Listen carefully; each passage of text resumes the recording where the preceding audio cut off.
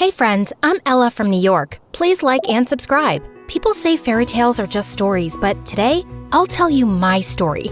And you'll see how this is wrong because I can confidently say that I'm a modern Cinderella. I'm an only child, and my parents loved me so much and cared a lot about my musical talent, which they noticed when I was only 6. I played the piano, wrote songs, and sang too. She's gonna be a famous star one day. She sounds like an angel. Believe me when I tell you, I love music. I spend all my time singing and playing or listening to music. When I was 10, I even wrote my first song. Sadly, everything changed when I turned 13 and Mom and Dad divorced. Mom left us and we were devastated. But after 2 years, my dad met someone new. I didn't like the idea at first, but I didn't say anything because I wanted to see him happy again. One day, he told me that he had invited this woman and her 2 daughters over for dinner. You're gonna like the girls, I promise. They're so nice, and they're your age as well. You can finally have the sisters you always wanted. When they finally came over, my soon-to-be stepmom Lindsay and her 2 daughters, Anna and Joanna, pretended to be nice to me, but I don't know why I felt like they were lying the whole time. Oh my, look at you, aren't you a dear? I feel like we'll be best friends. I like your hair so much. Can I see your room? My dad and Lindsay got married after a short time, and she and her daughters moved in with us. Our house is bigger than theirs, so we'll all fit in nicely together here. Anna and Joanna will keep you company all the time. Isn't this amazing? Yeah, Dad, it is. I'm so, excited. I really didn't like the idea because there was just something weird about them, but I didn't have the heart to say that to my dad. Not long after the wedding, my father came home one day looking extremely happy. Girls, guess what? I got promoted. Really? Congrats. How much will they pay you? I don't know yet, but I'll have to travel every now and again. It's a very important position. But Dad, I don't like having you away for long. Don't be silly. He'll make a lot of money. He has to take the job. When are you gonna travel? What will you bring for me? I need a new phone. Please. What about me? I want a new laptop. Mine is old. Baby, I've always wanted a diamond ring. The golden one is not so nice. Can you please get me one? What about you, Ella? What do you want me to get you? Nothing, Dad. Just don't stay away for too long. See, this is the sad part. I discovered that Lindsay had married my dad for his money, and she literally cared for nothing else. When Dad started to travel a lot, Lindsay, Anna, and Joanna showed their true colors. They were terrible. They treated me horribly. They were only nice to me when he was around. Just stop playing the stupid piano. Your playing sounds like nails on a chalkboard. You think you're a musician? Such a loser. Oh, yeah, stop it, will you? You're giving me a headache. Just like that, Lindsay didn't let me play the piano anymore. She didn't let me do anything, basically. Wait a minute, is that my shirt you're wearing? It was your shirt. I liked it, so I took it. Do you have a problem? Anna, why is your stuff in my room? I'm bored with my room, and it's very small. I want yours. It's bigger and nicer. Get the rest of your stuff out of my new room now. That was the last straw. I couldn't take it anymore. I planned to tell my dad everything when he got back. Oh my God, I never did that. You told me you wanted us to exchange rooms. I'm really hurt. Didn't you give me this shirt because you took my orange one? I didn't take anything from you. Oh my, I didn't let her play the piano? Why would I ever do that? If anything, I encouraged her to practice more. What? What are you saying? I'm not lying. Ella, I am very disappointed in you.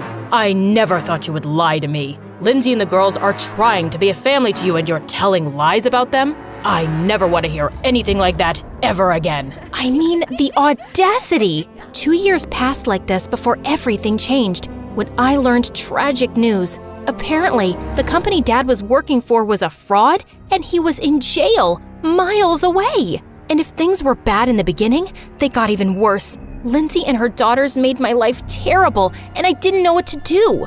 Music was the only thing that helped me. When I saved enough money, I bought a secondhand microphone and downloaded an app that would let me play different kinds of instruments on it. I kept writing songs and music and recording them on my laptop and listening to them because I couldn't live without music. Wait a second, why don't I upload one of my songs online?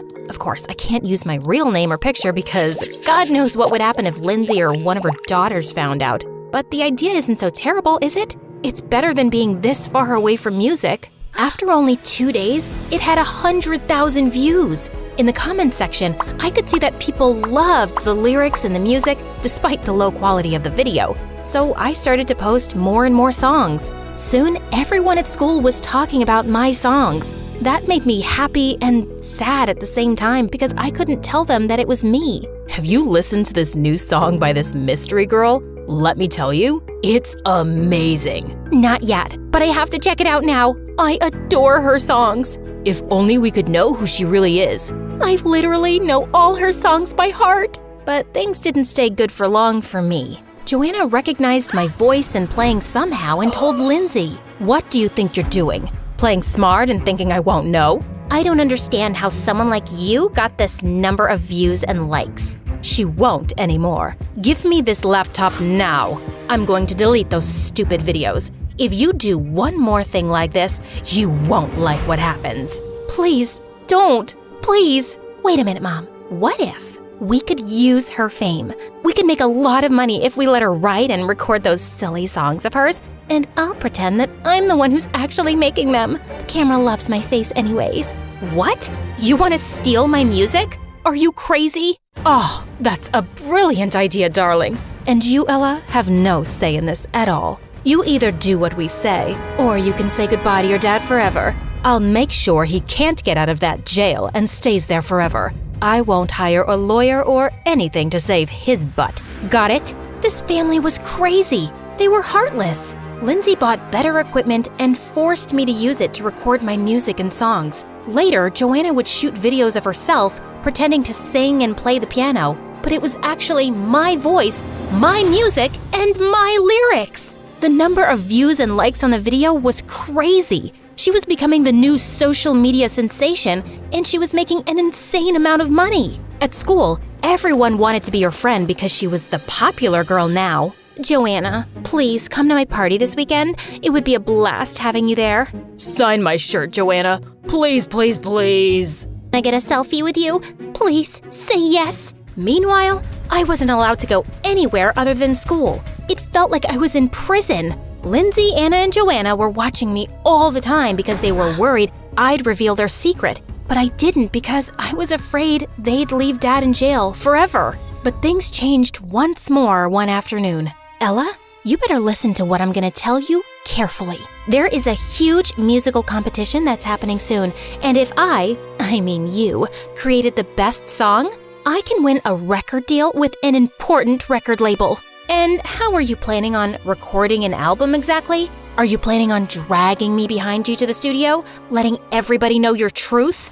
That's none of your business. My mom will think of something. Start working on that song now. I had no choice but to write a song on the required theme and record it. Now, I need to shoot a video for this song, but it needs to be perfect because I have to win this competition. Guess what happened then? She won.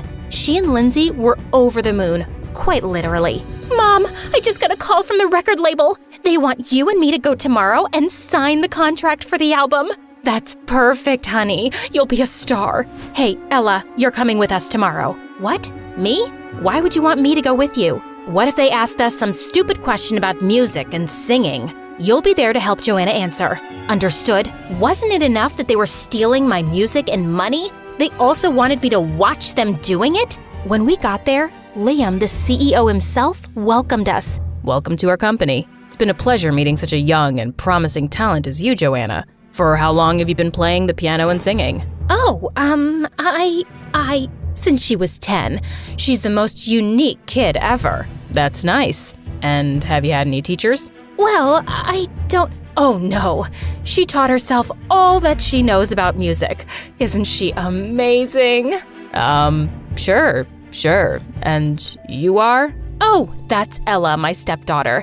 She's one of our family and we love her dearly, just like she loves us. Right, darling? What?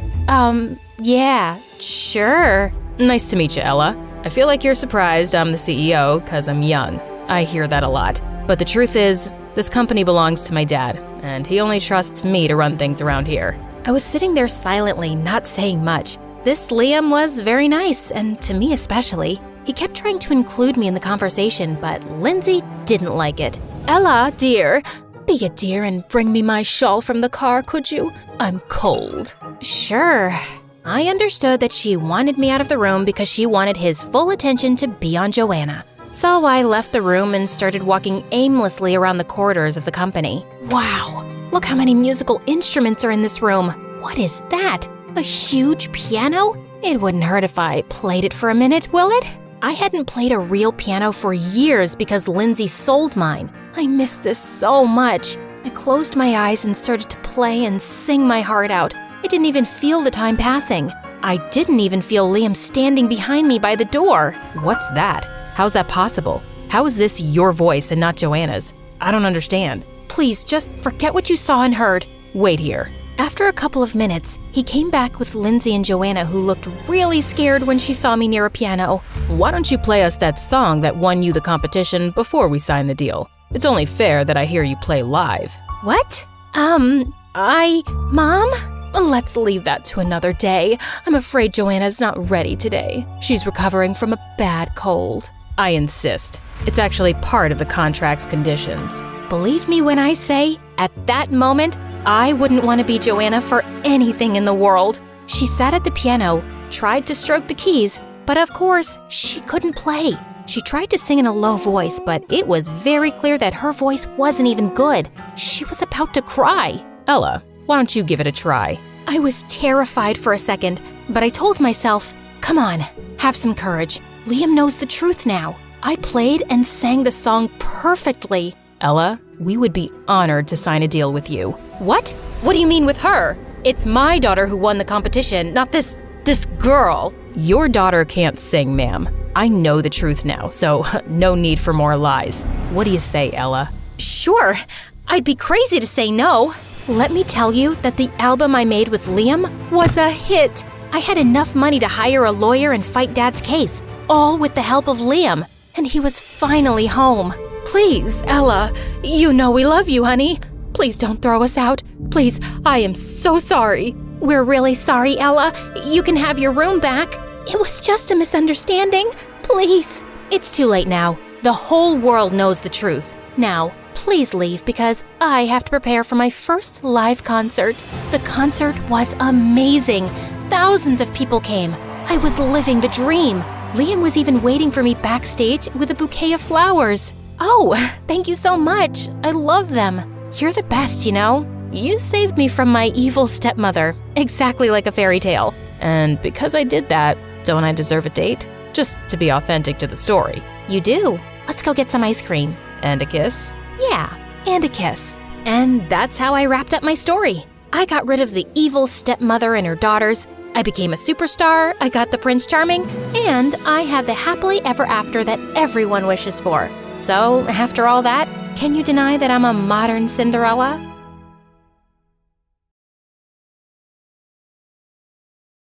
Hey there, I'm Natalia, and I just moved from Moscow to LA to live with my grandma while my parents are still in Russia. Don't forget to like and subscribe. Imagine being a young girl from Russia, starting 3rd grade in an American elementary school without your parents by your side. That's me. My parents sent me to live with grandma, and they said they would come when they got the opportunity. Fitting in at this American school wasn't easy, especially the language barriers. They can lead to some hilarious misunderstandings. One time I said, "Excuse me, can anyone tell me where the strawberry is, please? Are you trying to find a fruit or a place to read?" I meant the library. "Excuse me, can I borrow a racer, please?" "Sure, Natalia. Do you want a Ferrari or a Lamborghini?" "Oh, I meant an eraser. Excuse me, can I have a sheet of paper, please?" "I have a cow of paper. Would that work?" "Hey guys, cut it out. She's new here and learning the language. We all make mistakes, right? Here you go, Natalia. Here's a sheet of paper." I don't know why, but I just hugged Jake and mumbled a thank you. The whole class laughed even louder.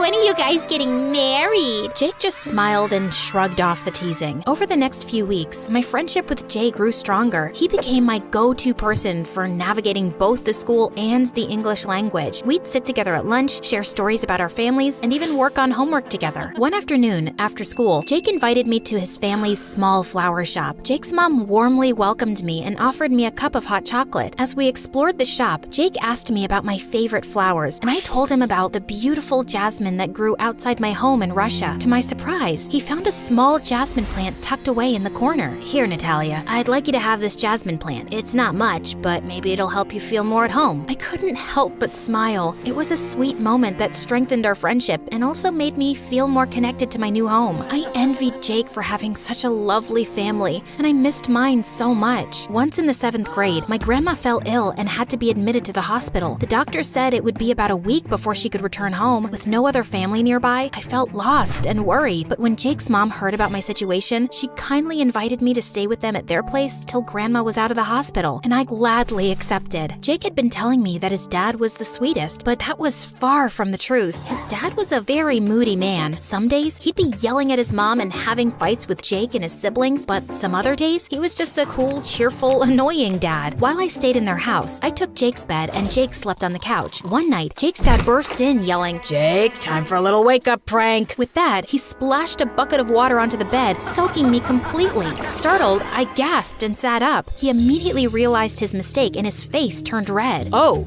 Natalia, I am so sorry. I thought Jake was in here. Are you okay?" But just then, Jake came in looking super angry. He pushed his dad away. Can you just behave normally? Like a normal dad? It's not always the right time to joke or prank. You're the most... It's okay, he was joking. Stay out of it, Natalia. My dad is crazy. I don't know why he's here instead of being in a mental asylum. Suddenly, his dad started crying like a little boy. It was so loud that he woke everyone up. This was crazy. But what happened in the morning was crazier. When Jake's dad saw me, he started yelling at me and threatening me for shouting at him yesterday. "No, sir, it wasn't me." Shut up. Just leave my house. Jake held my hand and took me out. He started apologizing and told me that his dad had some issues and he was very ashamed. There's nothing to be ashamed of, Jake. Some parents just love their children in their own way. The important thing is to understand them and respect them. Respect a crazy psycho like him?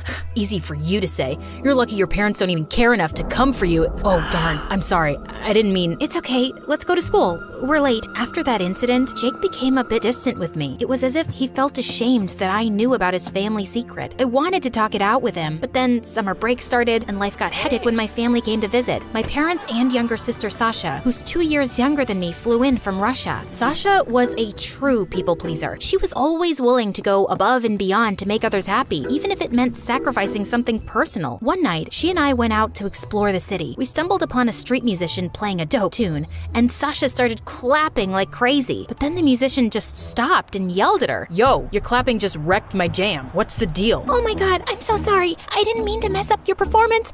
Let me make it up to you." She quickly grabbed some cash from her pocket and dropped it into the musician's hat. "Here, I hope this helps. Seriously, I'm so sorry. Okay, fine. Just take all my money. Here, please smile." I stopped her and took the money back from the musician's hat. In fact, I took everything and we both ran like crazy. I mean, I didn't take all the money, but he started it by being a rude person. When we got back home, I started yelling at Sasha. "Can you stop being such a fool? Just be okay with making people upset, especially those who deserve your anger. Sasha, my sister, I love you. That's why I'm insulting you. Please listen to me." Just then, Mom barged in. Lucky for her, she has her entire life to listen to you. We're going back to Russia next week, and Sasha's going to stay with you and Grandma. We're coming to live here as soon as we can, honey. On the first day at school after summer break, Sasha was super excited to join me. As we walked through the hallways, I introduced her to my friends, and soon enough, we bumped into Jake. "Hey, Sasha, nice to meet you. Your sister's told me a lot about you." "Oh, really? I hope it's all good stuff. Because, sometimes I can be a disappointment. And I'm not saying this because I'm nervous or anything, but I mean, in general, I am a disappointment." Just then, the principal walked in, tripping on her own shoelace and accidentally dropping a stack of papers. Sasha immediately rushed to help her. "Oh, looks like school's off to a flying start, huh?" The principal laughed at her joke, and everyone around joined in. I liked that side of Sasha. She's kind and always rushes to help. I could see in Jake's eyes that he was also impressed. Maybe also because Sasha was prettier and taller than me. Maybe now he'd like her and something romantic would happen between them. That didn't bother me, right? Jake is only my friend. I think you need to go stop your sister. She's giving away all her school supplies to some girls. Oh God. Things between me and Jake started to go back to normal, and the three of us spent a lot of time together, and Jake even started coming more often to our home. He almost felt like a family member. One day, Grandma fell ill again, and we were very worried about her. To make us feel better, Jake offered to stay next to Grandma all night, especially since Sasha and I had exams the next day and needed to sleep well. I think maybe he'd also take any chance to spend time away from his dad. During the night, I heard some loud noises. I woke up and didn't find Sasha next to me. I rushed downstairs to find a group of shady-looking boys about to leave the house with Sasha, who seemed unsure and anxious. "Sasha, what are you doing?" Hearing my scream, Jake dashed downstairs. Hey, let her go. Jake threw a punch at one of the boys, making him stumble back. Get out of here and don't come back. The boys realized they were no match for Jake and scrambled out of the house. I turned to Sasha, feeling confused and shaken. "Sasha, what just happened? Why were those guys here?" "Please don't be mad. They said they needed me to help them with their science project, and they were scared that someone would see them and tell the teacher. That's why they wanted to work at night. I just couldn't say no." "Are you stupid? God knows what they wanted from you at this late hour. This is not about pleasing people. This is just pure stupidity, Sasha." She started crying, and Jake patted her back and winked at me to stop. Hey, Sasha is smart and I'm sure she won't do this again. Oh, by the way, I meant to ask you, Natalia, would you be my girlfriend? What? What a weird timing. No, it's perfect. I feel like I'm the man of the house. You know, just saved a damsel in distress.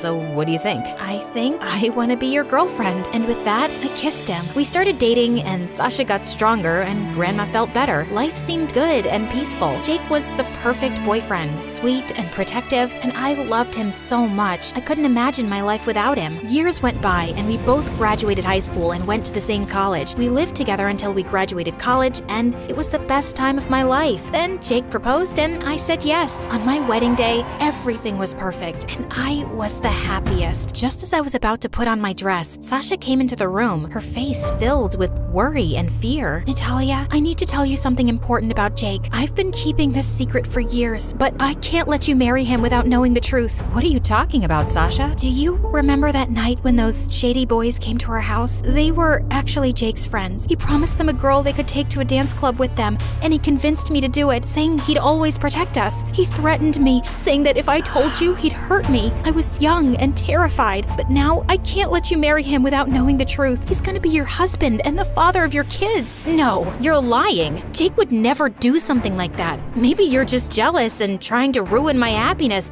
Why did you wait all these years to tell me?" "I was scared, and I didn't want to hurt you, but I can't let you marry him knowing what he did. Please, believe me, Natalia. Leave, now. You're not invited to my wedding anymore." Soon after the wedding, we left for our honeymoon, but it was cut short when we received a phone call that Jake's mom had been in an accident. We rushed back to see his parents, who we hadn't visited much since graduating high school. Jake had mainly kept in touch with his mom through phone calls and social media. At the hospital, Jake went into his mom's room while I sat in the waiting area. His dad, who was sitting beside me, started to berate Jake. "You know, my son is a heartless jerk. You never should have trusted him. You made a mistake marrying him." Just then, Jake walked in and heard his dad's words. "Shut up, Dad. You have no right to talk about me like that. I'm ashamed that you're my son. You never stood by my side. You were born a jerk, and I bet you're cheating on your wife." Jake couldn't take it anymore. He grabbed my hand and we left the waiting room together. I could see the pain in his eyes, and I chose to believe in the man I knew and loved, pushing away any doubts starting to creep in. A week later, we both returned to work. Jake left the house earlier than me, accidentally leaving his personal laptop open. On an impulse, I started going through his social media and stumbled upon his Instagram account, where I discovered he was chatting with several girls. Some of them were even sending him their pictures, to which he responded with compliments like gorgeous. I couldn't believe my eyes, and anger surged through me. But the next moment, I felt a strange sense of relief. Despite everything, he had chosen me in the end. I began rationalizing his behavior, thinking maybe he'd grown bored of being with just one woman for so many years, and that somehow made it acceptable. I started to blame myself, thinking maybe I'd been too busy with my studies, work, and life in general. In that moment, I made a promise to myself to become a better wife and to give Jake the attention he needed. Days went by, and I did everything to become a better partner to Jake. I even decided to become a stay-at-home wife, dedicating my life to our marriage. I also made up my mind to get pregnant, even though Jake had suggested waiting for 2 more years. I thought a baby would solve all our problems. Eventually, I got pregnant. I planned a romantic surprise dinner to share the news with Jake. When I finally told him, he snapped. "What? Are you serious? We agreed to wait 2 years. I don't want kids right now." I thought it would be a good surprise, and it might bring us even closer. "Look, I'm sorry for reacting like that. It caught me off guard. I didn't mean to upset you." Still horrified by his outburst, I told him I'd be sleeping on the couch that night. I said I'm sorry, but if that's what you want, then fine. The next morning, I apologized to Jake for my mistake and asked for his forgiveness forgiveness because my reaction was exaggerated. He simply said, "I forgive you." Weeks went by, and it seems like my plan didn't work, as I could still see Jake smiling at his phone, and I started getting depressed. One day, while pregnant and cleaning the house alone, I slipped. I called Jake multiple times, but he didn't answer. I had no choice but to call Sasha, who rushed me to the hospital. After the doctors examined me and said everything was okay, Sasha came to me. "Hey, I'm glad you're okay, and so is the baby. Jake is on his way. I'm gonna talk to him outside your room. Please, pretend you're asleep and just watch." Soon enough, Jake arrived and met Sasha in the waiting room where I could see them, but he couldn't see that I was watching. He held Sasha's hands and touched her cheek in gratitude. I was stunned. Then Jake entered my room and kissed my forehead while I pretended to be asleep. As he leaned down, I grabbed the vase next to me and hit him on the head. "I've had enough of you, Jake. Just leave me and the baby alone. He's been hitting on me since forever." I sent him a message an hour ago telling him I agreed to be his girlfriend, and the rest you saw, Natalia. Don't listen to her. She's lying. Shut up, you lying jerk. Your dad was right about you, you heartless snake. I choose to believe my sister, to believe my own eyes, and what I saw on your laptop. I'm such an idiot for putting you first, but I know better now. I come first. I'm an amazing woman, and I deserve better. Just get lost, or I'll start screaming until security takes you out. Go to hell, Jake. You're such a witch, a stupid immigrant that I felt sorry for and took care of. And this is how you repay me? An ungrateful monster? He kept screaming like a madman till security guards took him away. I knew I'd never allow Jake to come back into my life again. I turned to my sister and I hugged her tight.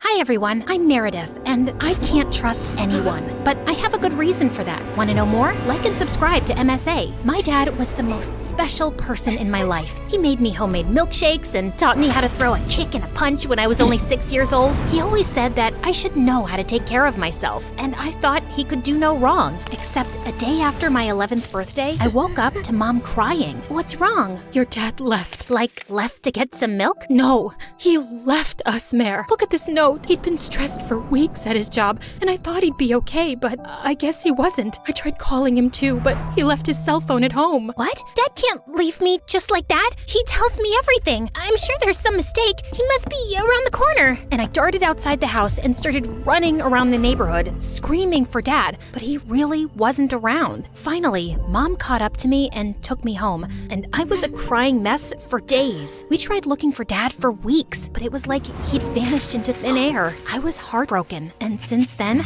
I just couldn't trust anyone around me. What made it worse was that Mom started dating soon after, and she had the worst taste in men. This one time, Mom invited her boyfriend over, and he ended up stealing all her jewelry. And another time, she introduced me to this guy who was arrested a week later for robbing a bank.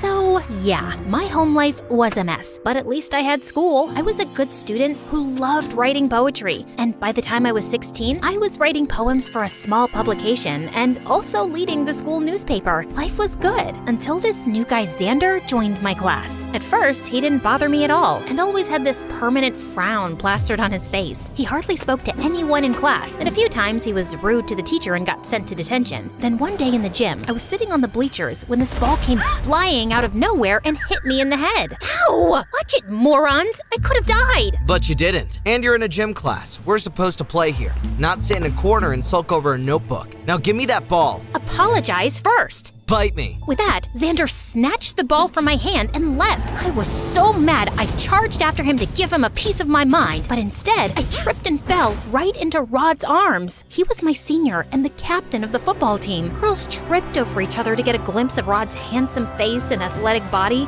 and looking into his green eyes, I could see why. I'm sorry, I just lost my balance. And I think I lost my heart. Are you okay? I'm fine. Sure about that? You could have a concussion. You know, we've never had a chance to talk, but I think we'll have a pretty good conversation. How about we find that out over dinner? I don't eat dinner. Coffee? Nope. Water then? I'm late for class, but thanks for the help. And I just quickly left before Rod saw my knees shaking. I knew most girls would kill for a date with him, but all men were jerks, so I decided to ignore Rod. But boy, Rod was persistent. He would send me flowers in class, leave chocolates and notes in my locker, and one time, he even showed up at my home in a limousine. I was just trying to figure out how to get rid of him when Mom walked into my room. That boy looks fancy. Yeah, whatever. I'm not interested. He will break my heart like Dad broke yours, yours, and you don't know that. Not all men are the same. Now get dressed and go. I reluctantly agreed to go out with Rod, and it wasn't so bad. He was cute and fun, and he took me to this cool pizza place. So I was wondering, you could date anyone. Why me? 'Cause you're smart. I've never dated smart girls before. Did you just call me a nerd? No, I called you a pretty nerd. You're sweet, unlike that rude Xander. He's such a brat. You'd know him, actually. He's on the football team. Xander has always had temper issues. If I were you, I'd stay away from him. Anyway, let's not spoil our date by talking about him and concentrate on more important things, like me. Rod reached for my hand, and my stomach felt like it was in knots. We ended up talking some more before Rod dropped me home, and soon after, we started dating. School was twice as fun with Rod around. We'd have lunch together, and Rod would take me to these amazing parties, and things were going well. But then one day, I walked into my class and saw Xander bullying a student. I barged in and pushed Xander off. What's your problem, weirdo? Just mind your own business. I will when you stop treating people like trash. I was just asking some questions about chemistry. I'm not blind or stupid. Just get away from this poor guy, or what? You'll hit me, princess? Xander inched closer, and I could feel his breath on my face. I wanted to move, but I just felt numb. And seconds later, the teacher walked in, and we all went back to our seats. I tried to ignore Xander after that, but I guess luck wasn't on my side, because a week later, I was picking up a cake for Mom's birthday at the local cafe when someone tapped on my shoulder. May I take your order, You! I don't remember the last time I turned around and didn't see your face. I don't like looking at your face either. It doesn't look like that. In fact, it looks like you're stalking me. Excuse me, but before I could get another word out, my stomach made a loud rumbling noise. Xander's face softened and he smiled. Looks like someone's starving. I'm fine. Just come with me. You can be angry while you eat. I wanted to say no, but my stomach made another really loud sound. Xander took me to the back kitchen and quickly fixed me a sandwich. As I gulped it down, a cat crawled in and Xander filled a bowl of milk for it. I watched him play with the cat and he looked so calm and peaceful and really cute. If you keep staring like that, I'll get uncomfortable. Thank you. You're good. I mean, the sandwich is good. It's my specialty. My mom taught me. And you're staring again. Sorry, I was just wondering. You're rude to teachers. You barely have friends and you pretend like you're mean, but you're actually soft. You're nothing like I imagined. You're nothing like I imagined either. Meredith, why are you with Rod? What do you mean? I mean, he's not what he looks like. I know it's not my place, but I don't think he's right for you. You're right. It's not your place. And why should I listen to you? You're literally the biggest bully in school. Just because you fixed me a sandwich doesn't mean you get to comment on my personal life. You're taking this the wrong way. I guess I was taking it the wrong way. But now everything is clear. Thanks for the sandwich and bye-bye. And with that, I just picked up my cake at the counter and left. But I couldn't stop thinking about what Xander had said. What did he mean that Rod wasn't what he looked like? I wanted to talk to Rod about it the next day in school, but he was absent. I tried calling him, but his phone wasn't reachable, so I decided to go to his place. I was at the gate when suddenly I saw Rod screaming at some woman. What do you mean you can't do the job anymore? Tell Xander that I still have the video proof, and I will send him to jail if he doesn't get me what I asked for. But he's already done so much for you. Please, sir, we are poor and vulnerable, but you're rich and kind. Please understand. Don't touch me, you filthy woman! And just tell your son that if he doesn't deliver the papers by tonight, I will show the video to my dad and have him arrested. Rod pushed the poor woman away and she fell on the ground while he simply smirked and left. I rushed to help her up, but before I could ask her anything, she started wailing and ran away. What was happening? Xander's mom knew Rod, and from what I heard, Rod had some video he was using to blackmail Xander. What was this video? And what papers was Xander delivering? I wanted to get to the root of everything, so I waited all evening outside Xander's cafe where he worked and then followed him. To my surprise, he parked his bike outside Rod's house, slowly making his way to a slanted door on the ground. Xander opened the lid of the door and jumped in. I left my bike behind as I made my way to the same basement door and saw Xander throw a huge envelope on Rod's face. These are all the exam papers you wanted. We're done. And one more thing, if you ever touch my mom again, I swear I will bury you alive. Don't be so mad, pretty boy. Also, we're far from done. You still have to write me that essay for my college application. Make sure it's perfect, or you know what I can do, don't you? I've already done everything I can, Rod. Just quit torturing me. It's nothing to what you'll go through in jail. All I need to do is make one phone call and tell the police how you stole from my dad. Rod smirked at Xander in the most evil way before moving closer and spitting in his face. Xander lost it and hit Rod, and the two of them got into a huge fight. I wanted to do something, but before I could, the basement door I was leaning on broke, and I dropped to the floor. Thankfully, it wasn't too high, or I would have ended up breaking my bones. Both Xander and Rod looked at me in shock as I got up. Meredith! Oh my god, are you okay? I'm fine. Step away from her, she's my girlfriend. What are you going to do, spit in my face again? You bet I will. Rod tried hitting Xander again, but this time I got in the way and pushed him away. Don't hurt him! Why are you so worried about this worm? You like him, don't you? I dated you even though you're way beneath me. You should be thanking me, but instead you're choosing him? I'm not choosing anyone, but I do know now that I don't want to be with a psychopath like you. Rod turned to me with crazy eyes, and I thought he was about to hit me when suddenly his dad barged in. He must have heard the noise when the door crashed. What is this mess? Xander, what are you doing here? Dad, Xander is a thief! Remember you lost your favorite watch? It was Xander who took that. See, I have proof.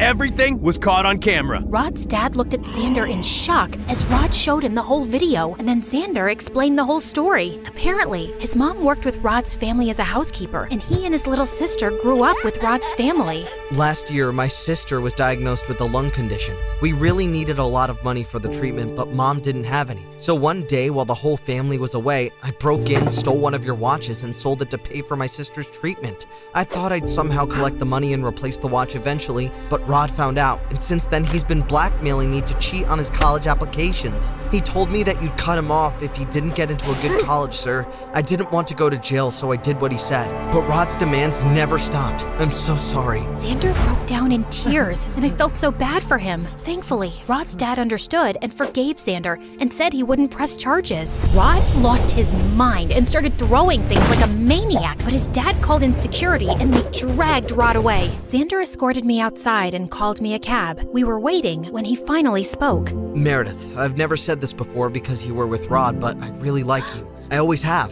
You're a good guy, Xander, but I can't be with someone I can't trust. You should have just told Rod's dad the truth. I know, I was a coward, but I felt I didn't have a choice. You always have a choice. You had the choice of being honest. Meredith, I want to go. Saying that, I slid into the cab and left, leaving Xander alone. I didn't hear from Rod again, but Xander tried calling me a million times, and I ignored him. I didn't even want to go to school and felt totally lost. I guess Mom saw that because one night she walked into my room and asked me what happened, and I ended up spilling everything. I loved your father, and I know you did too. He suffered some hard knocks and didn't deal well with it, and it hurt us, but that doesn't mean everyone else will be the same. Well, Rod turned out to be crazy, and what if Xander is dishonest again? Look, he shouldn't have stolen from Rod's dad, but he did it for his family, not out of some greed, and that says something about him. Go talk to him, Meredith. I hugged Mom and rushed to the cafe Xander worked at, but he wasn't around. Luckily, the manager recognized me from before and handed me Xander's address. I went to his place and knocked, and seconds later, a cute little girl answered the door. Hey,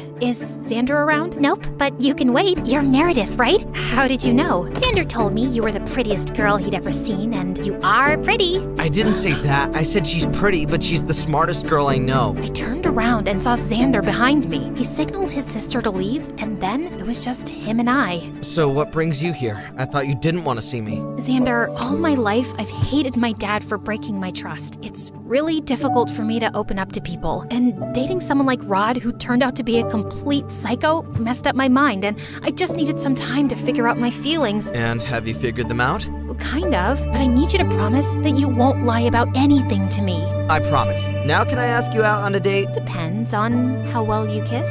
Let's find out.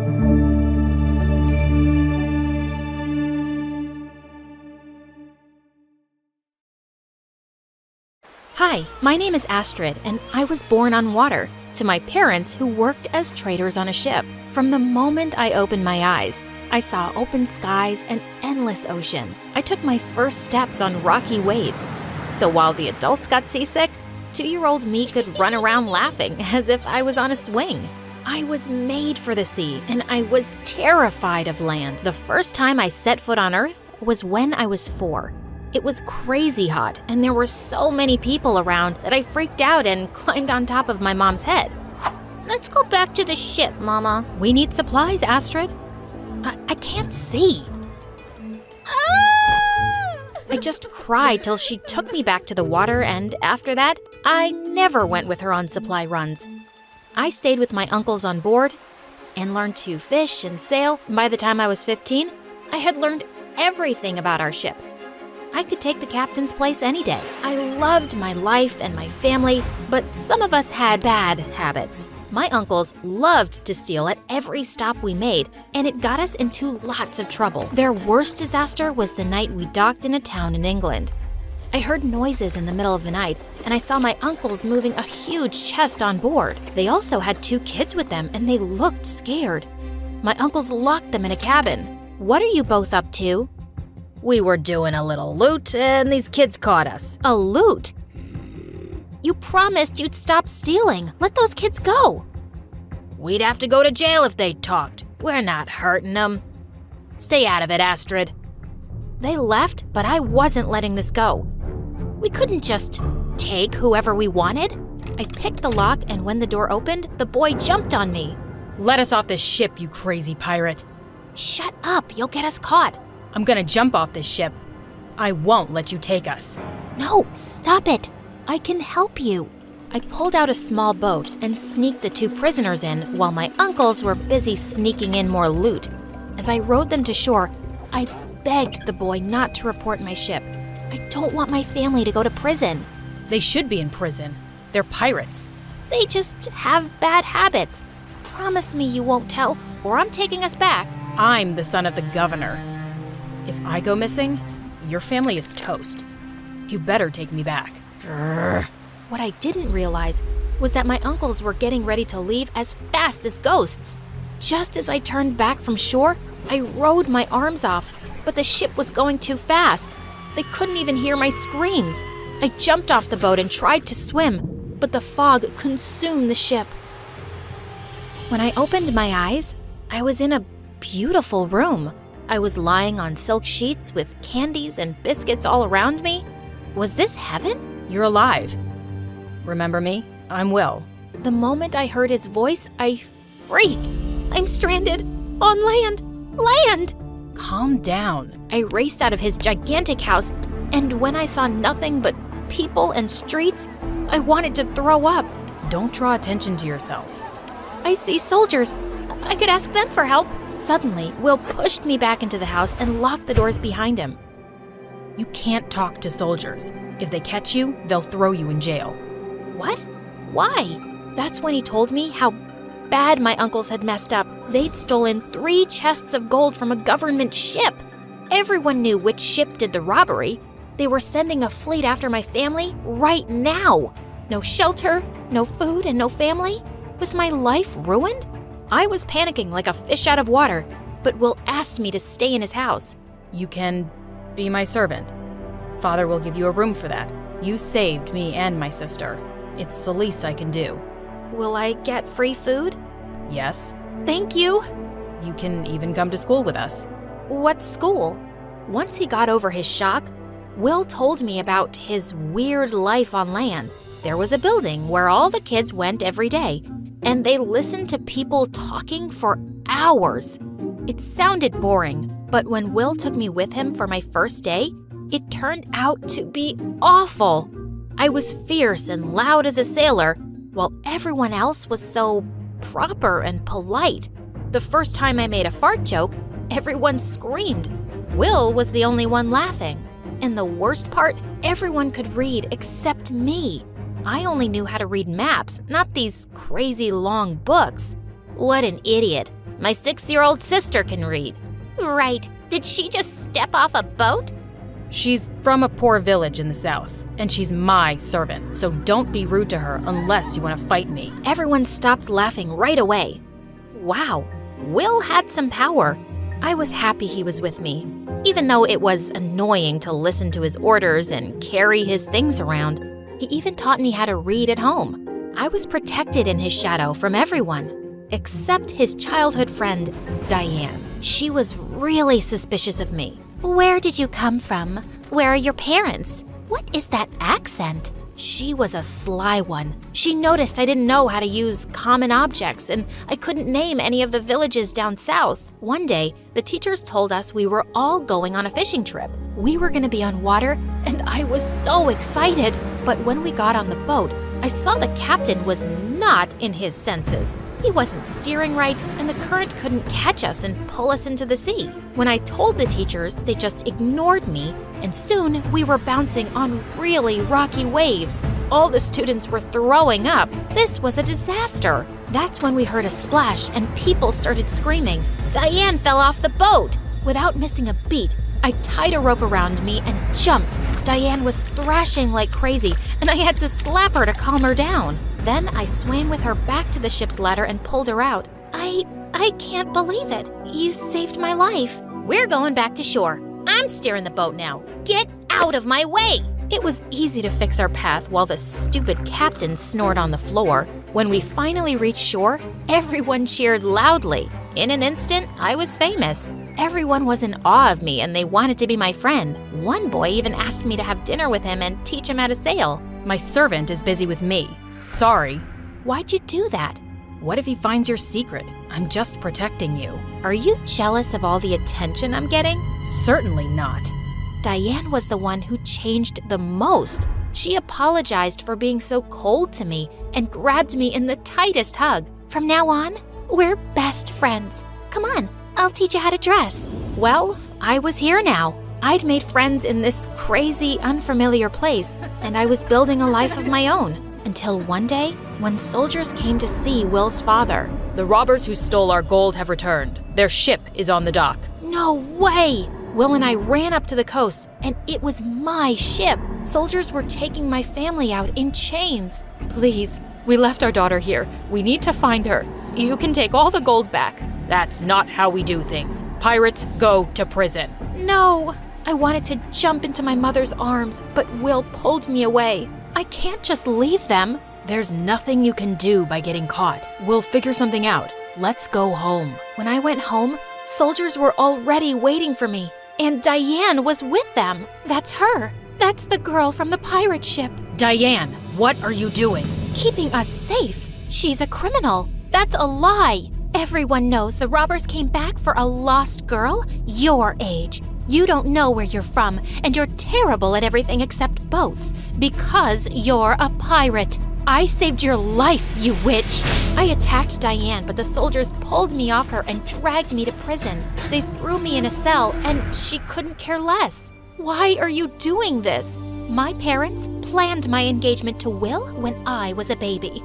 I'm not letting some dirty pirate steal him from me. I would never marry someone like you. Will, I just... Before I break my rule and hit a woman, get out. I spat in her face before she left. She could hit me in my cell. I was going crazy with anxiety. What was going to happen to us? The only visitor I saw all day was Will, who came to see me at lunch. He tried to get his father to release us, but he kept failing. And then one day, everything took a turn for the worst. I woke up one night because my whole cell was shaking. It was an earthquake. People were running outside, and I was just locked in here. Thankfully, it died out soon, but the real disaster came the next morning. There were no birds in the sky, not one. Everything was silent. Even the ocean was quiet, and it was slowly shrinking. This was bad. Guards! A giant wave is gonna hit the town. You have to ring the alarms. Obviously, they laughed at me. No one here had heard of waves taller than buildings hitting shore, but I'd heard stories on the ship. That afternoon, Will showed up to my cell with his father. He'd finally convinced the governor to release me. Sir, the earthquake last night, it's gonna flood the town. You have to tell the people to run. What is she talking about? Look at the sea. It's shrinking, as if all the water is getting sucked in. That water will return in huge waves. No one here will survive. How do you know this? Because I'm a pirate. I know the sea. And ask the other fishermen, they'll tell you. When the governor saw the fishermen already packing their things and running away, he finally called the alarm. Release all the prisoners and animals. All citizens run inland, now. My family was finally freed, and the soldiers gave everyone horses to make our escape. I'd never ridden a horse before, but Will took my hand and pulled me up behind him. The horses galloped inland just as the ocean broke through the shore, destroying buildings like an angry god. Mother Nature was terrifying. I saw Diane on a horse with her father, and when she saw me with my arms around Will, she screamed and fell off. Oh my God. I yanked on Will till he stopped the horse and ran to get her back. Why do you keep saving me? I hate you. Just shut up and run. I literally threw her on our horse, and we didn't stop riding until we reached the next town. The town's governor agreed to help us and gave all the refugees food and shelter. I hugged my parents tight, sobbing loudly. I miss them so much. How did you survive here? Who took care of you? I introduced them to Will, and they literally fell to his feet with thanks. Suddenly, Will's father marched up to us, and Will said, No, you can't put her parents back in jail. Actually, I'm here to thank Astrid. We lost our town today, but we could have lost all our people, even my son. According to Will's stories, this is the third time you've saved his life. Trouble does follow him around. You're an impressive young woman. I believe you should train to join the Navy. Wait, England's Navy? He was serious about this. He agreed to mentor me and put me in for training, and he even pardoned my parents. He did put my uncles in jail, and honestly, they deserved it. I found Will alone later and hugged him tight. Thank you for everything. I'm gonna be in the Navy. Can you believe it? I can. You'll be brilliant. I wonder, though, will you be too busy to be my girlfriend? What? You're the most incredible girl on land and sea. I'm never letting you go. I threw my arms around him and kissed him. I'm yours.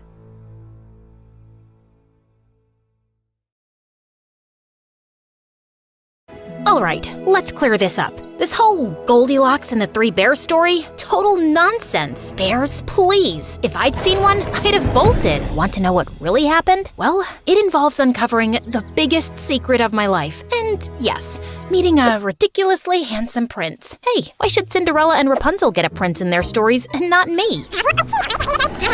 I'm Goldilocks, and I'm from Belgium. I grew up in a tiny cabin in the woods, surrounded by endless trees and animals that, spoiler alert, don't burst into songs like in the movies. It was just me, Mom, and Dad. Dad was a carpenter who made furniture out of fallen trees, and Mom sold crafts at fairs, our version of Amazon Prime. We lived simply, growing our own food, reading by candlelight, and with no electricity or Wi-Fi. I had no clue what I was missing out on. I was always super curious by nature, and Mom always warned me that it would get me into trouble, but I never listened. Goldilocks, what are you doing? The door says, do not enter. Remember, curiosity killed the cat. Yeah, but don't cats have 9 lives? I'm just trying to live my best one. What happened when I told you not to touch the beehive? But we get honey from there. How cool is that? Not when your face swelled up like a balloon. Some things are better left alone. You should play it safe, like your dad and me. We work hard and life isn't always easy, but at least it's real. And by being real, you'll always fit in. But everything changed when I started high school in a small town outside the forest. After being homeschooled, I knew things would be different. I had an epic meltdown before I left. Please, just button up your shirt. You don't want to be late on your first day. But it's too tight. Then wear the blouse. It itches. I know, my t-shirt is just right. Oh no, but it won't match my shoes. High school was a whole new world. No more dodging tree branches or picking berries. Suddenly, I was navigating crowded hallways and trying to crack the code of cafeteria cliques. No matter how hard I tried, I just didn't fit in. Also, it took me so long commuting back and forth from school, and it was super tiring. So when I spotted a neon flyer at school advertising available spots in new on-campus housing, I saw my chance to make some real friends. Sure, there would be chaperones around, but I'd also finally have a little space for Mom and Dad. Be yourself, and please, trust that your new roommates will see how brilliant you are. And maybe this time, try not to do the whole which seat is the most perfect analysis out loud. Noted.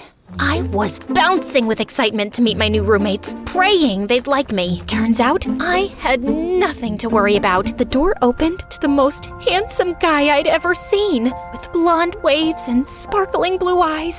Hi, I'm Rupert. Let me get those bags for you. He casually lifted my heavy suitcase with one muscly arm like it was nothing. Winnie was like a walking fashion magazine, with highlighted curls cascading down her back. Ooh, what fun. Somebody needs a makeover. You can borrow my clothes anytime. And you should. Teddy was this cute tech hippie who was always meditating in designer clothes. Your aura is amazing. Now, tell me everything about yourself. Finally, someone who wanted to know about me. We all clicked instantly. Even when I started my usual Goldilocks seating analysis, they didn't flinch. Okay, so sitting on this end of the sofa would give me a chill because it's by the door, and the other end is no good because you can't see the TV. But the middle, it's just perfect, halfway to the kitchen and the exit. Wow, I've never thought about it that way. So cute. You should live in my pocket. Please, tell me more about your seating philosophy. At first, they seemed like an absolute dream. Winnie and I would spend hours laughing as she styled me. You're practically my twin. You must come to New York and meet my family. They'll probably want to adopt you. Rupert always offered to help put up shelves and fix stuff and always wore a tool belt. Sometimes it's hard being this beautiful. I've heard it can stall your career. Teddy always complimented me and had my favorite frothy coffee in hand. Here's a little thank you. Now that you're here, the room's brighter, and the energy levels have skyrocketed. I felt most at ease with Teddy. I couldn't help wonder if he liked me, and a part of me hoped he'd ask me out. But just as I was settling in, things got weird.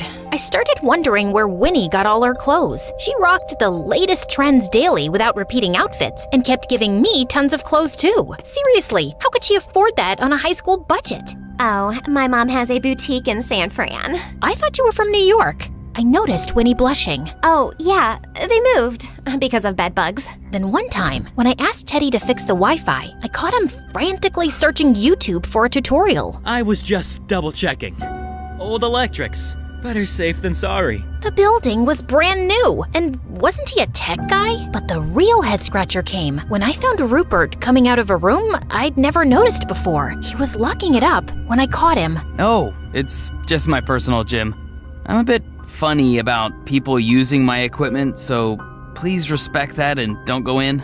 Here's the thing, he was never sweaty afterward. My curiosity got the better of me, and one day, when everyone was out, I stood in front of the mysterious door. Rupert must have forgotten to lock it. Mom's warning about curiosity killing the cat echoed in my head, but I couldn't resist. Just as I reached for the doorknob, I felt a presence behind me. I spun around to find Winnie. You will love this top. Let's try it on. I saw her impeccable timing as a sign to stay away. I soon had no time to think about the door as Teddy roped me into organizing his costume party. He kept piling on tasks. Food, entertainment, costumes, and I didn't have the heart to tell him I was struggling. I spent most of my time fixing my mistakes to make sure his party was perfect. Finally, on the day of the party, as my roommates were getting dressed up, I was sitting out snacks when something shiny caught my eye. The key to Rupert's room. I grabbed it and rushed to the mysterious room. I put the key in and the door opened. Inside was a dimly lit room with monitors showing live feeds from the communal areas. The lounge, kitchen, hallway, even outside Rupert's so-called gym.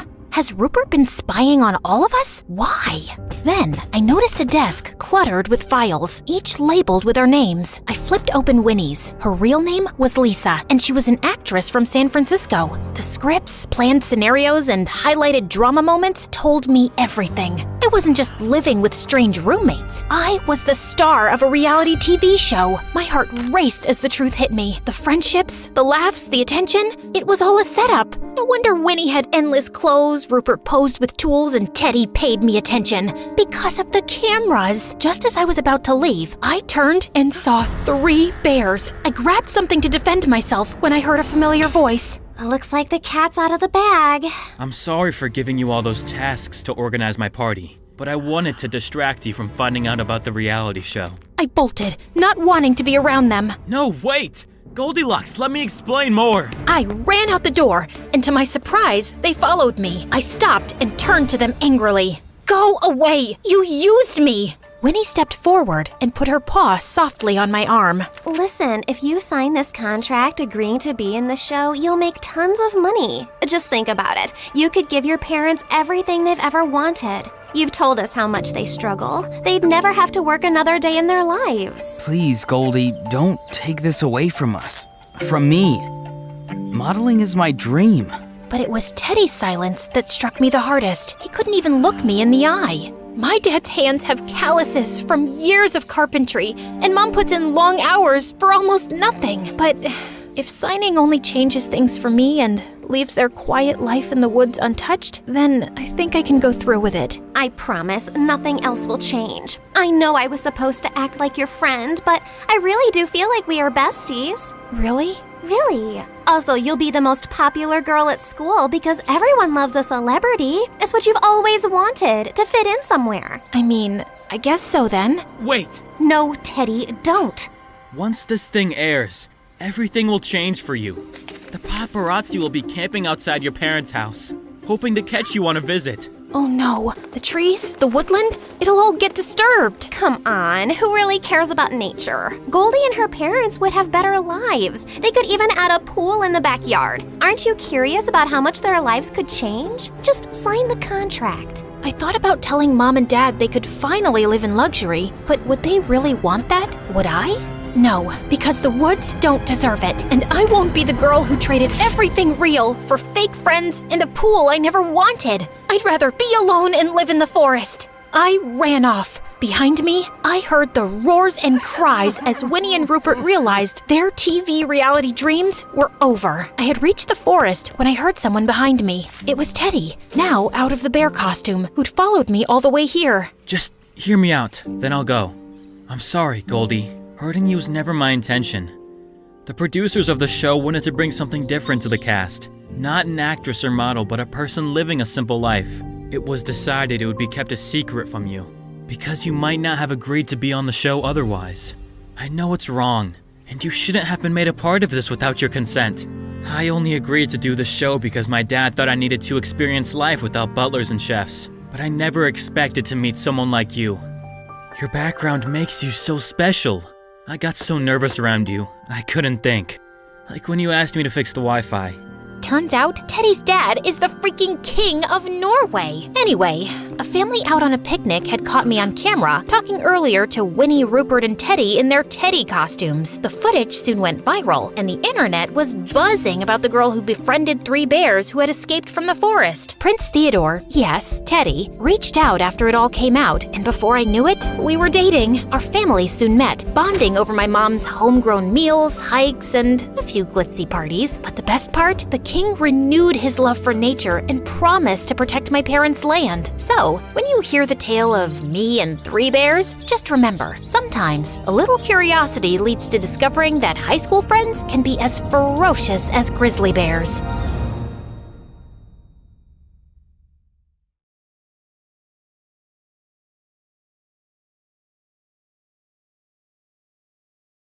Hi, my name is Owena, which means sunrise in Native American. And this is... You thought this was my sister? She's actually my mom, Sachin. To know more about our story, please like and subscribe. My mom had me when she was in her final year of drama school.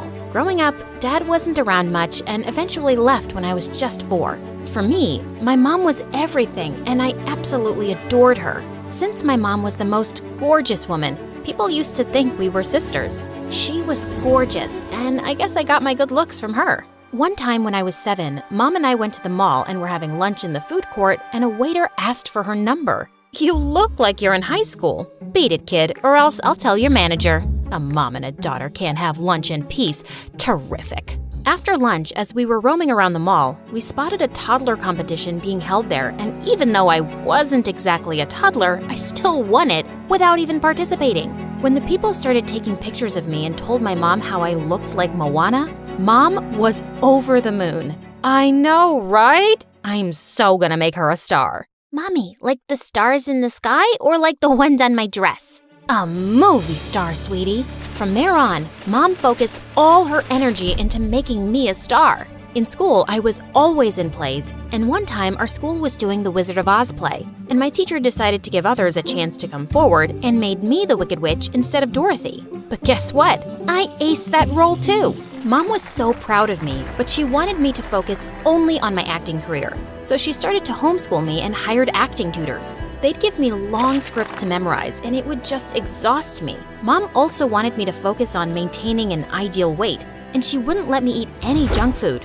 And worse, no ramen noodles, which was my favorite. It's for the best, my love. Remember, a moment on the lips, forever on the hips. Oh, that wasn't all. Mom also had the knack of embarrassment and stressing me out. No, it's not ghiaccio. It's pronounced ghiacciu. What am I paying you for? Mom, please. He is Italian, you know. I think you should let the professional do his job. But he's not doing it right. The audition is tomorrow, and we have so little time left to perfect your Italian accent. Well, the teachers stormed out, and I was left to practice with Mom. The next day, I was pretty nervous because I had a lot of trouble remembering my Italian lines. Right when I decided to have another look at the script, I realized it was gone. Just then, I spotted a girl looking really sneaky. It was Chloe. She used to be my friend when I started out my career, but the more roles I got, the more she hated me, and she didn't even try to hide it. We were always up against each other for every advertisement. I followed her, and what I saw made me scream. Chloe ripped my script and flushed it. What are you doing? So, you're not just bad at acting, you also have bad eyesight. I'm getting rid of it, duh. I want this role. I hate it when my mom keeps comparing me to you. I am better than you.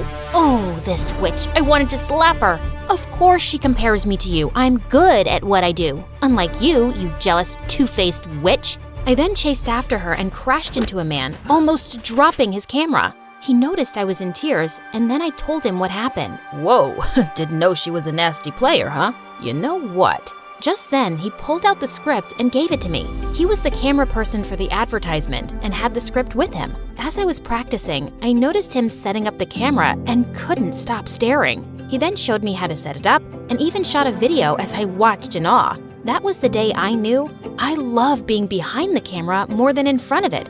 Oh, and I got the ad. Time flew by, and on my 18th birthday, I received the best news ever. After the party while cleaning up, I heard the sound of glass breaking and my mom screaming in the kitchen. Mom, what's wrong? Are you hurt? You got it. Oh my God, you got it. Mom, slow down. You got the audition for Elijah's film. Elijah Miller's film? The one who works for Disney? What? You see, Elijah Miller was the biggest award-winning director. I was a big fan. Not only was he handsome, but he was extremely talented too. I guess it was the first time I felt like I could really be a star. I worked hard, really hard, and seeing me so focused, Mom looked pretty happy. There is no way you aren't getting this role. Mom, I am excited, but don't get my hopes up. Why shouldn't I? Always have your eye on the prize. Got it? A day before the audition, I felt very stressed, so I took my camera and stepped out to get some fresh air. I bought the camera after an audition years ago. I began shooting videos every time I felt overwhelmed with the stress of auditions. But the most I did was make reels and put it up on Instagram under a different account. The videos did very well, and many people appreciated my work and even suggested I send it to filmmakers. But I had to focus on becoming an actor, Mom's dream and all. The day of my audition had finally arrived. I was shaking with excitement and nerves. Mom was there, as always, to support me on this big day. We suddenly saw some of the actors run with their friends and family members towards the door. My eyes almost popped out of my socket when I saw the Elijah Miller walk in. What happened next, however, dropped my jaw on the floor. Sachin? Oh my God, Elijah! It's been a long time. You still remember me? My mother knew Elijah Miller? What the heck? They kept talking and laughing like they've known each other for years. And they did. Turns out, Elijah studied at the same school as Mom and knew each other. She then introduced me to him, and I tried my best not to throw up, scream, and cry all at the same time. The fangirl in me was doing her very best to stay calm. Owena, it's nice to finally meet you. The last time I saw you was when you were a baby. It's nice to meet you too. I'm a big fan of your work. Elijah Miller saw me as a baby? What? Okay, Mom talks about everything under the sun to me, and she keeps this important information to herself? But oh my God, Elijah Miller knows me! Mom sent me away so she could talk to Elijah. As I walked towards the room, I felt someone's leg before I tripped and fell, screaming in pain. Everyone came rushing towards me, and I noticed my ankle was beginning to swell up. It was that snake again, Chloe. Oh my God, Owena, are you all right? How dare she? And then I heard Mom yell like crazy, and soon Chloe was taken away. Looked like everyone saw her trip me. Let me go! She's always taking my roles! Wow, I didn't know she hated me that much. I'm fine. I have to audition. Mom helped me up and took me to the room where my audition was taking place. Even though I tried to do my best given the situation, I still felt on edge and began stuttering. Mom then suddenly walked up to Elijah. She is good. Trust me, it's just the foot. Just let her finish. And then Elijah did the most weird thing. He handed Mom my script. I trust you, Sachin. After all, she is your daughter. Well, the audition went well. Or so I thought. But days had gone by, and I stopped waiting by the phone to hear news about my audition. I had almost given up hope. But one day, when Mom and I were watching a movie at home, her phone rang and she went ultrasonic after she cut the call.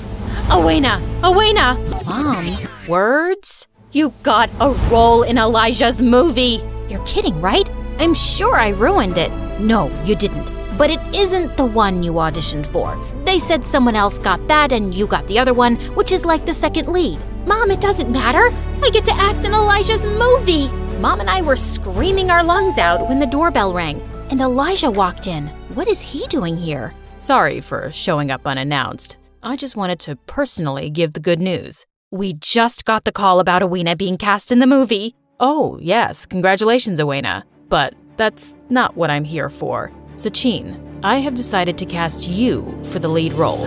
I know you didn't audition, but What the what? Exactly. Elijah, I didn't audition. but I want you for the role. Only you. Oh my, really? Owena, isn't that great? I felt so hurt and betrayed, and when Elijah left, I spat. You're kidding, right? You can't take this role. Why not? I can't believe this. I walked away from Mom and ignored her for days. My anger towards this whole situation was just increasing. One day when I stepped out to clear my mind with my camera, I passed by some cute kittens near a restaurant window. I immediately started recording a video of them, and as I was zooming out, I saw Elijah in the frame. He was sitting in the restaurant with my mother. Here I was, struggling with my sprained ankle, feeling guilty, betrayed, and used because of her, and she's having lunch dates with him. I cannot believe her. The minute she reached home after her date with Elijah, I exploded. How could you? This is why you came along with me to the audition. You wanted it all along. You put this big dream over my head for years just to snatch it away? Honey, what are you talking about? There's some misunderstanding. Owena, you know I would never do that. It's always been my dream to see you become a big star. Why would I? Yeah, right. Your dream to see yourself become the star, not me. You are a selfish person. You used me to get this audition, and now you're flirting with Elijah to get this role. The role you prepared me for all these years. You know something? I didn't even want to be an actor. I wanted to do it for you, to make you proud. But, Owena, honey, I thought you liked it. Why didn't you ever tell me you weren't into this? Oh, forget about it. I wish I left with Dad. Maybe then I wouldn't have been used like this. The second the words left my mouth and I saw my mom's face, my heart broke. But the feeling of betrayal overpowered me. Days passed by, and every time I saw Mom around the house, I would walk the opposite way. She tried to talk to me and would get me food, but I ignored all of it, and even let my anger get the best of me once when I flung a plate of food against the door. One day, I decided to stay out the entire day. I didn't want to see her face and say awful things to her again. Great. I'm still thinking about how she'll feel. As I was busy recording some videos, I saw a car with tinted windows slow down next to me. Like my life wasn't bad enough, and now I have some creep who might kidnap me. Right as I was about to try and run, the window rolled down and I saw Elijah smiling at me. He offered to drop me home, and I accepted only because of my sprained ankle. So, still angry at Mom? How did he know? That day, I wasn't exactly out of the house yet when you... Anyway, I wanted to tell you that it's not Sachin's fault, you know. This was her role from the beginning. Her role? And then Elijah told me the most shocking thing. He has always had an elephant-sized crush on Mom since school, and he wrote this script with her in mind. He asked Mom several times to act in the film, but she kept denying. And when she agreed, she found out she was having me. I told her that she can do this role after you were old enough as well, but she said being an actor wasn't her dream anymore. You were. But I never stopped trying. I even met her one afternoon to convince her, but she said no. Looks like I'll have to scrap the idea to ever make this movie. I was in a state of shock and felt extremely guilty. As soon as we reached home, I thanked Elijah and rushed inside, straight to Mom, and hugged her. Owena, where have you been? Mom, I am so sorry for saying such awful things.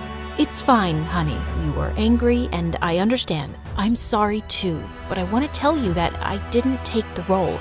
I don't want anything to come between us, ever. But you have to take the role. It's been yours from the beginning. I know. Elijah told me everything. He won't do the movie without you. But honey, I can't. No buts. Now please let Elijah know before he announces it publicly that the movie is scrapped. Okay, but let's first have this. Mom then gave me a bowl of steaming ramen noodles, and I almost screamed with happiness. The next morning, Mom contacted Elijah to let him know that she would take the role. Elijah even offered me the role of an intern so I would learn more about filmmaking. A few years after the movie, Elijah asked Mom to marry him, and she said yes. And me? I went to film school and got a degree in filmmaking. So you see, it's never too late to achieve your dreams. And if you were thinking my story has ended, well, it has just begun.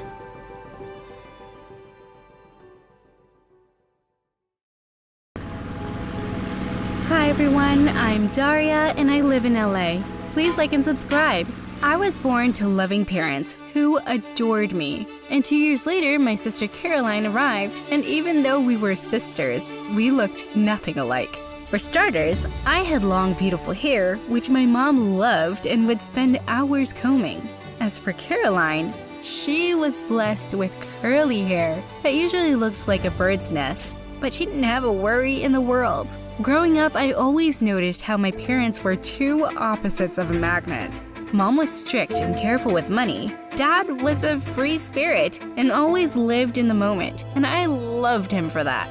One time, all four of us visited the museum, and it was there I saw the most amazing thing ever. Lockheed Vega, Amelia Earhart's plane. I had read about her in my history class and was totally fascinated by her. Dad, psst, Dad, I want a picture inside the plane. Inside? It's not allowed. Pretty please. Fine. But promise to share your kiddie meal, cause your mom won't let me have another one. Deal.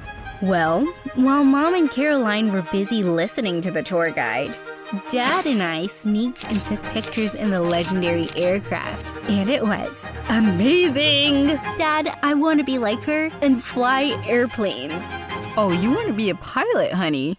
That's so nice. Since then, Dad would show me movies on pilots, flying, and everything related to it. I so wanted to be like Amelia. Things were fine until one day my parents noticed something was wrong with my eye.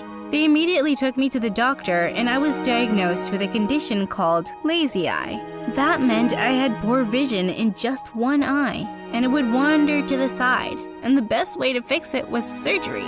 This made my life very hard at school. For starters, I had to wear big glasses, and then the problem of my wandering eye was there. Are you looking at the board or the teacher's butt? No, I'm not. I was looking at The teacher's butt. I know! I so hated when people did this to me. Mom began saving every penny for my surgery, which would happen when I was 10. But luck was against us.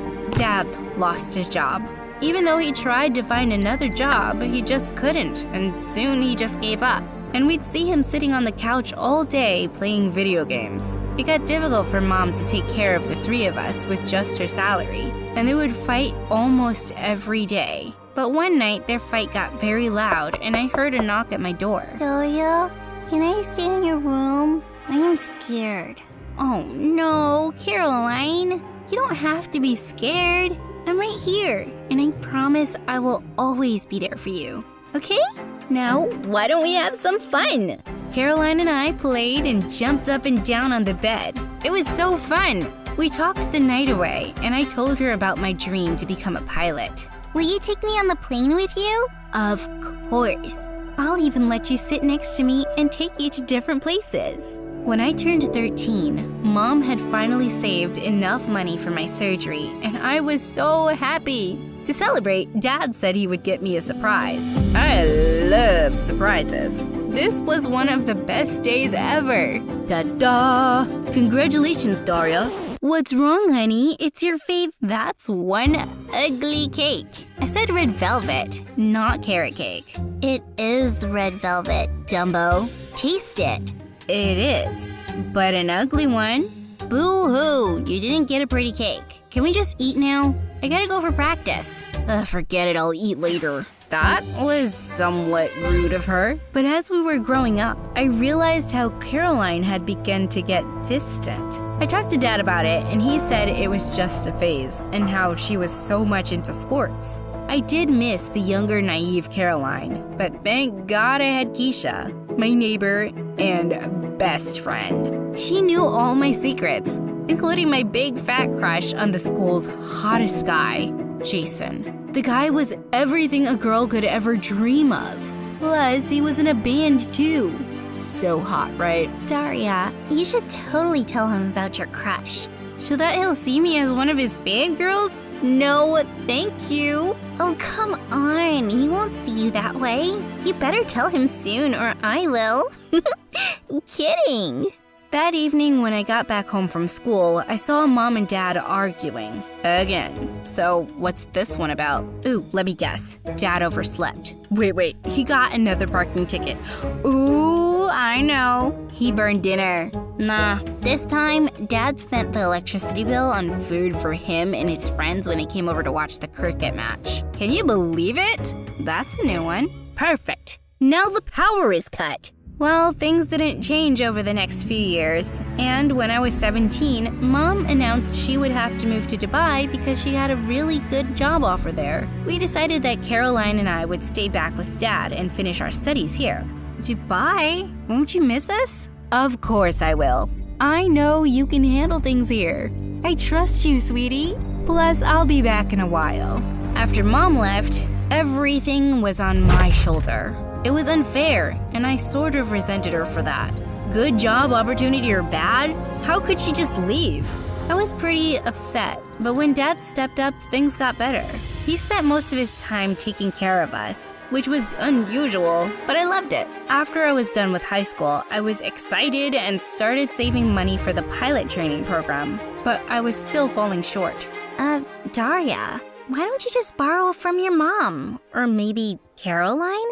Oh, Mom said she will give, but I can't ask her for the entire amount. And Caroline? She won't give it up so easily. She keeps an account of everything. She's a little weird in that way. So, why don't you take it and give it back later? She doesn't have to know. Borrow from Caroline?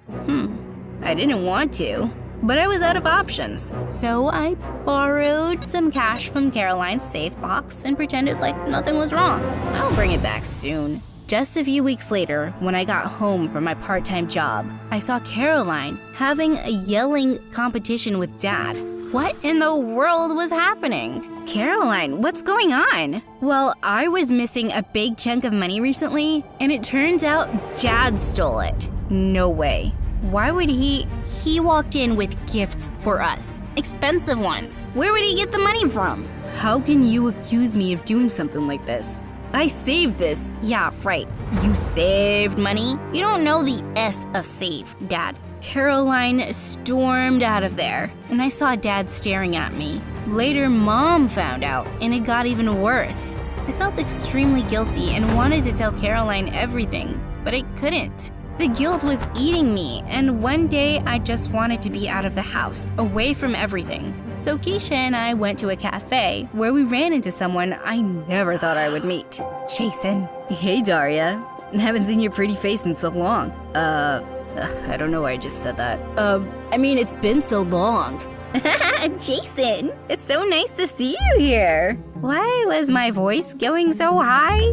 Since that day, Jason and I had been constantly texting and calling, and soon we became really good friends. I even confessed about my elephant-sized crush on him, and he said he liked me too. A couple of weeks later, I invited Jason for Caroline's birthday. After all of her friends had left, it was just the four of us and Dad, and we decided to watch a movie. But Caroline was still not talking to Dad, so he left saying he was feeling tired. I felt so bad for him. The guilt was eating me alive, and I wanted to confess to Caroline immediately. But the outfits worn by the actors distracted me. Oh, that's a lovely design. Maybe if the dress was in red and not orange, it would have looked better. What are you talking about? That dress is red. Do you need glasses now, Grandma? Oh, shush. But that is orange, right? No, it's red. Like really bright red. Maybe the contrast in color looks different from the angle you're sitting at? Yeah, maybe. But I let this go and focused on my test for the pilot training. But when it was time for the vision test, I was left in shock. I had color blindness. But I got my eyes fixed and had surgery. This happens a lot. Color blindness can often go unnoticed. But look at the bright side. It's just partial color blindness. Just partial? This cannot be happening. Does this mean I still can be a pilot? I'm afraid you can't. I'm sorry. I ran out of there and locked myself in my room as soon as I got home. This was single-handedly one of the worst days of my life. To add to this, all Mom did was call and talk to me for a little while because she had to rush to a meeting. It's like she didn't even care. I was beginning to hate my life. I was sick of staying at home and decided to go over to Keisha's place, and even bought our favorite milkshakes on my way, but I was not prepared for what I saw. Oh my god, Daria! Are you freaking kidding me? Daria, how could you do this to me? Let me explain. I wasn't talking to you. I can't even look at your face. Keisha, how could you? You weren't dating him. I liked him too since high school. And before I knew it, we kissed at Caroline's birthday. Hold up! At my sister's party? Under my roof? And you sat next to me and held my hand while watching the movie. You know what? I don't need a backstabbing friend like you. And a jerk. I'll pass. You both deserve each other. I was fuming with anger, and I'm pretty sure I looked like a steam engine. I threw the milkshake at them and stormed out of there. I cut off all contact with both Keisha and Jason and avoided them. I felt so betrayed. Why was all this happening to me? My life was the worst. Before I knew it, Mom ended up coming back to check up on me. Wow, look who decided to show up. Finally got some time off of your work to check on your family? Don't talk to me that way, Daria. Do you have any idea how much I've been through? And what about what I've been through? Huh? You didn't show up when I got to know about my colorblindness. Instead, you showed up now.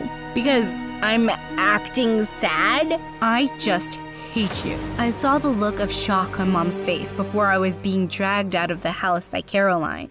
What is wrong with you?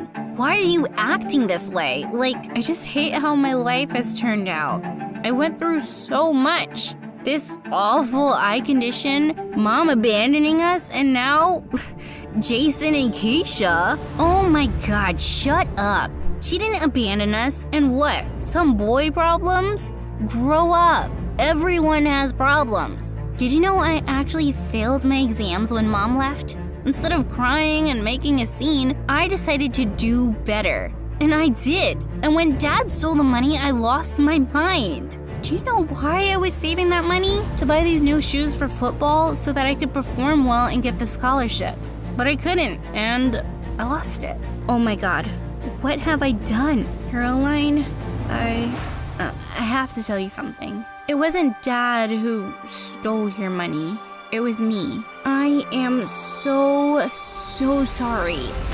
Before I could complete my sentence, Caroline slapped me across the face. You selfish person. Are you happy? Ruining my life? My relationship with Dad? You know what? I'm glad Keisha and Jason are together. You don't deserve to be happy for what you did. Caroline, please listen. Since that day, Caroline had refused to speak to me. I apologized to Dad and Mom for what I did, especially Dad. I should have said something that day, Dad. I wasn't strong enough. You know, I had seen you take the money from Caroline's safe, but I wanted you to tell her yourself. What you did was hard for me to believe, but I am glad that you came clean. In the end, that's what counts. Mom and Dad didn't forgive me right away, but eventually they did. However, my sister didn't. Every time I tried to talk to her, Caroline acted as if I didn't even exist. Dad told me to give her some time, and I did. A couple of months had passed, and I was still at home with no idea what I'd do with my future. But one day, Dad gave me the brochures of some universities. So what? You can't fly a plane. You can help build one. Aircraft engineer? Why didn't I think of... Thanks a lot, Dad. I'll apply for it. I did. And the day my acceptance letter arrived, I was over the moon. And there was only one person I wanted to tell this to. Caroline. I decided to get her those shoes. But once again, I was short on cash. But then I had the best idea. Once I had the shoes, I put them outside Caroline's room and waited for her to see. Do you forgive me? I'm still mad at you, but thank you for this. Why are you wearing a cap? What did you do? I sort of sold my hair. Don't worry, it'll grow back. I'm just happy that you're happy. I can't believe you did this for me. Thank you so much, Daria.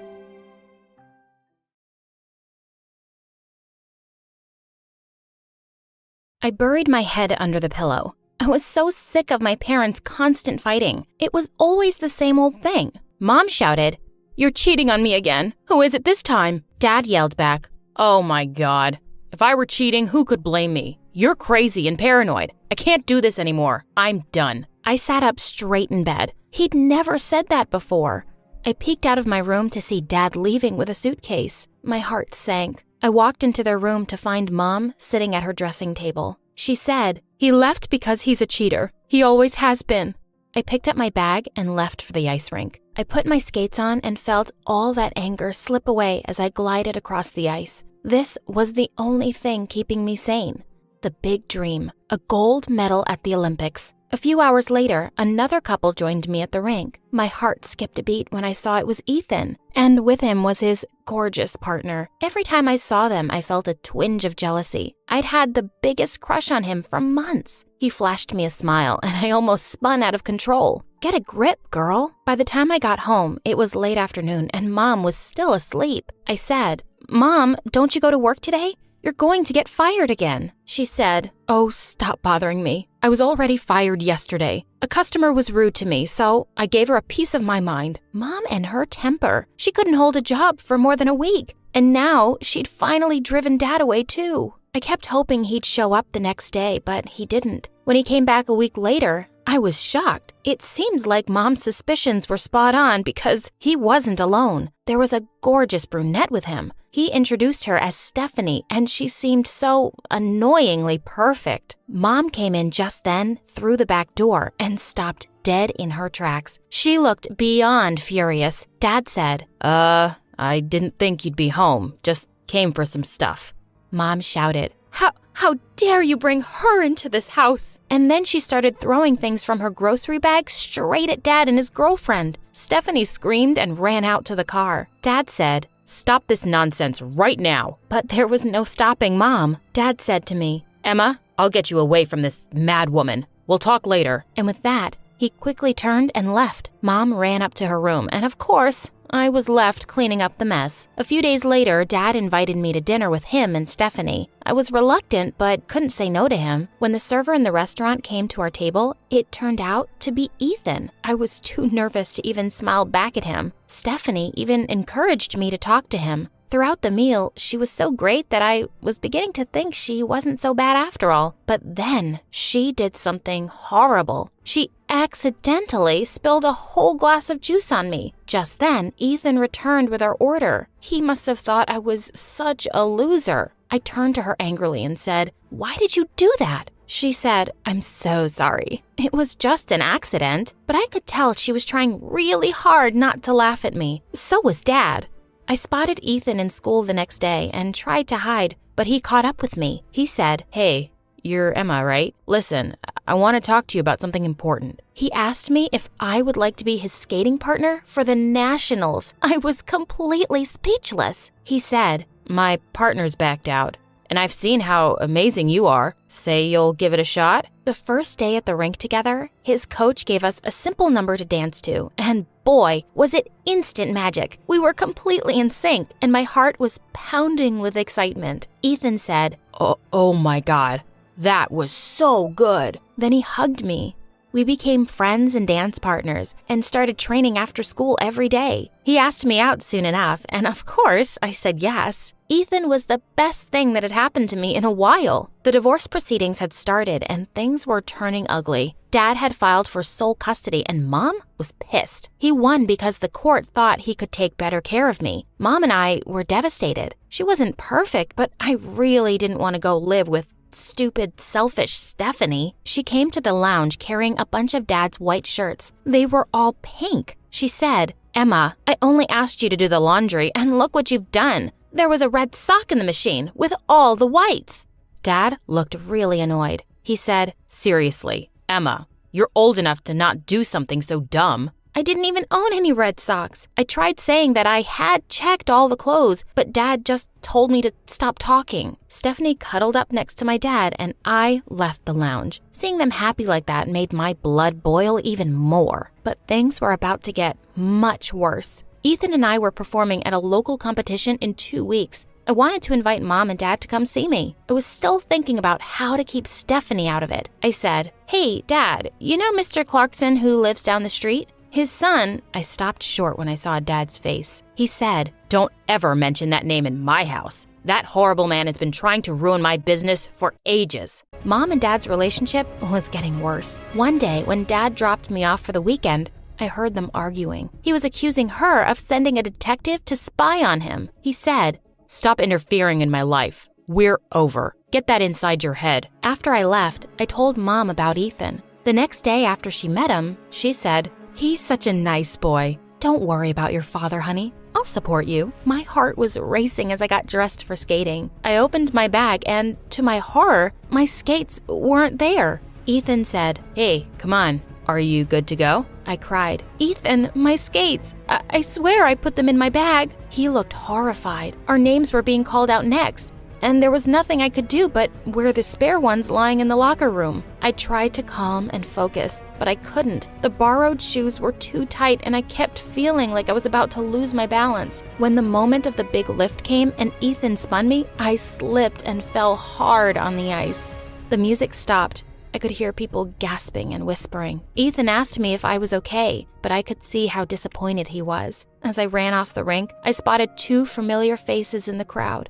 Dad and Stephanie. I hadn't even invited them. And Stephanie was smiling? When I got home, Dad was waiting for me in the lounge. Before I could even speak, he said, "So, not only are you dance partners with Clarkson's son, you're also dating him?" I shouted, "That's what's important right now? I just had a terrible fall in front of everyone and lost the competition. You want to ask me how I'm doing? And I'm pretty sure your lovely Snoopy girlfriend took my skates out of my bag." Dad said, "That's enough nonsense out of you. I've had enough of a paranoid woman. You better stop seeing that boy or I won't be paying for your lessons anymore." He was so selfish. Had he asked for my blessing or Mom's before dating that horrible, evil witch? After school ended, I told Ethan what had happened. I was scared of losing him, but Ethan reassured me that he wasn't going anywhere. Then he said he had a gift for me, matching bracelets to celebrate 6 months together. We promised to wear them every day. When I got home, it was as if I was walking into the aftermath of a hurricane. The entire apartment had been trashed.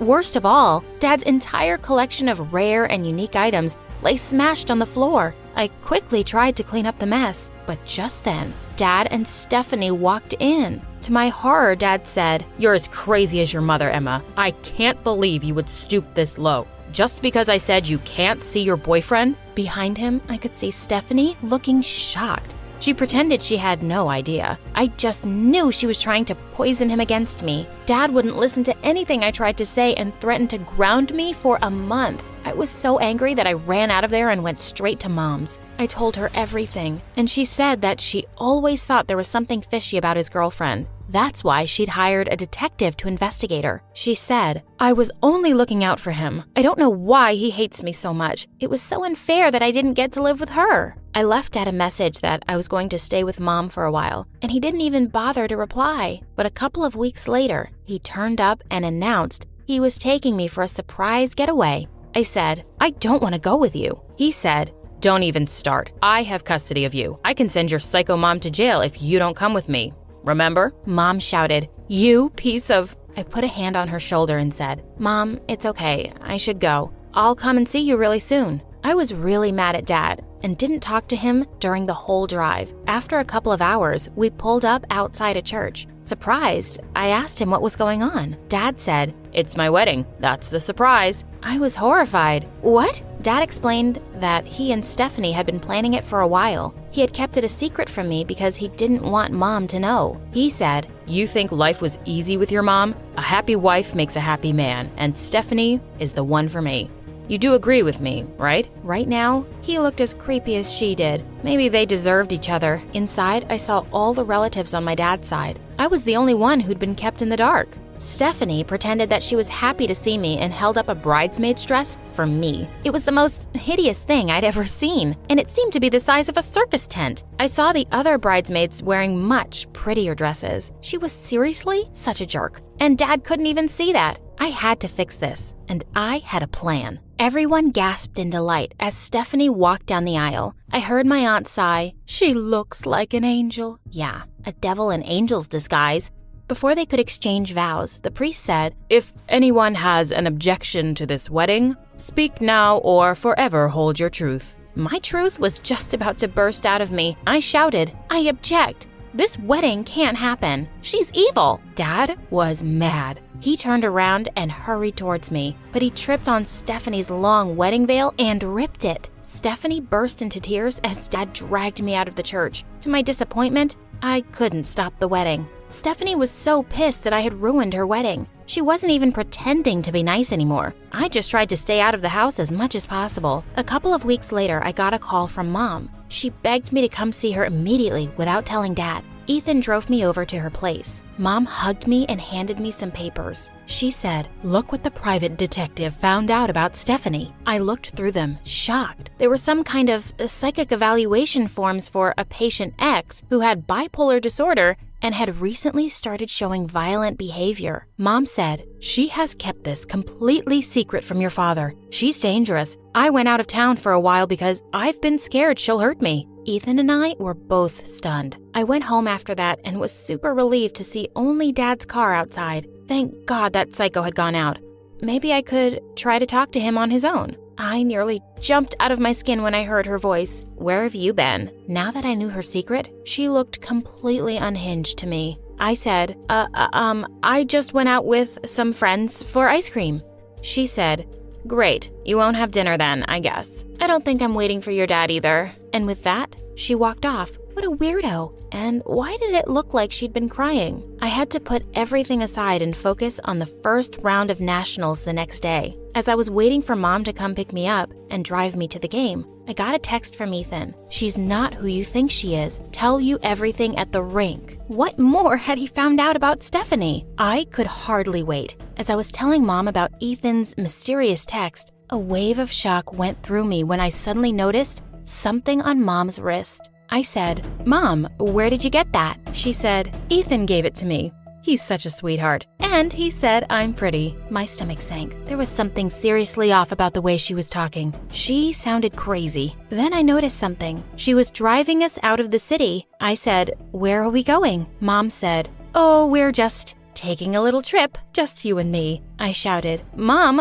what are you doing? I have to go to the rink. What's going on with you? She looked at me and said, Emma, just shut up, will you? And put your phone where I can see it. I'll explain everything later. After an hour on the road, we heard police sirens. I looked ahead to see there was a police car blocking our way. Mom frantically tried to make a sharp turn to go back, but another car blocked us from behind. She was busted. To my surprise, Dad was with them, and so was Ethan. Ethan said, "I dropped my bracelet at your mom's place. I went back for it this morning and I overheard your parents arguing. I snuck away before anyone saw me." Dad said, "I'd gone over because her doctor emailed me her latest report, and I was convincing her to go to rehab again. She ran away the last time." Dad went on to explain what I had already realized. Mom was patient X. He said, "She's been getting out of control. I realized soon enough that she trashed our place. And also, she's the one who told me about you two dating, to get on my good side." I couldn't believe it. She had been manipulating me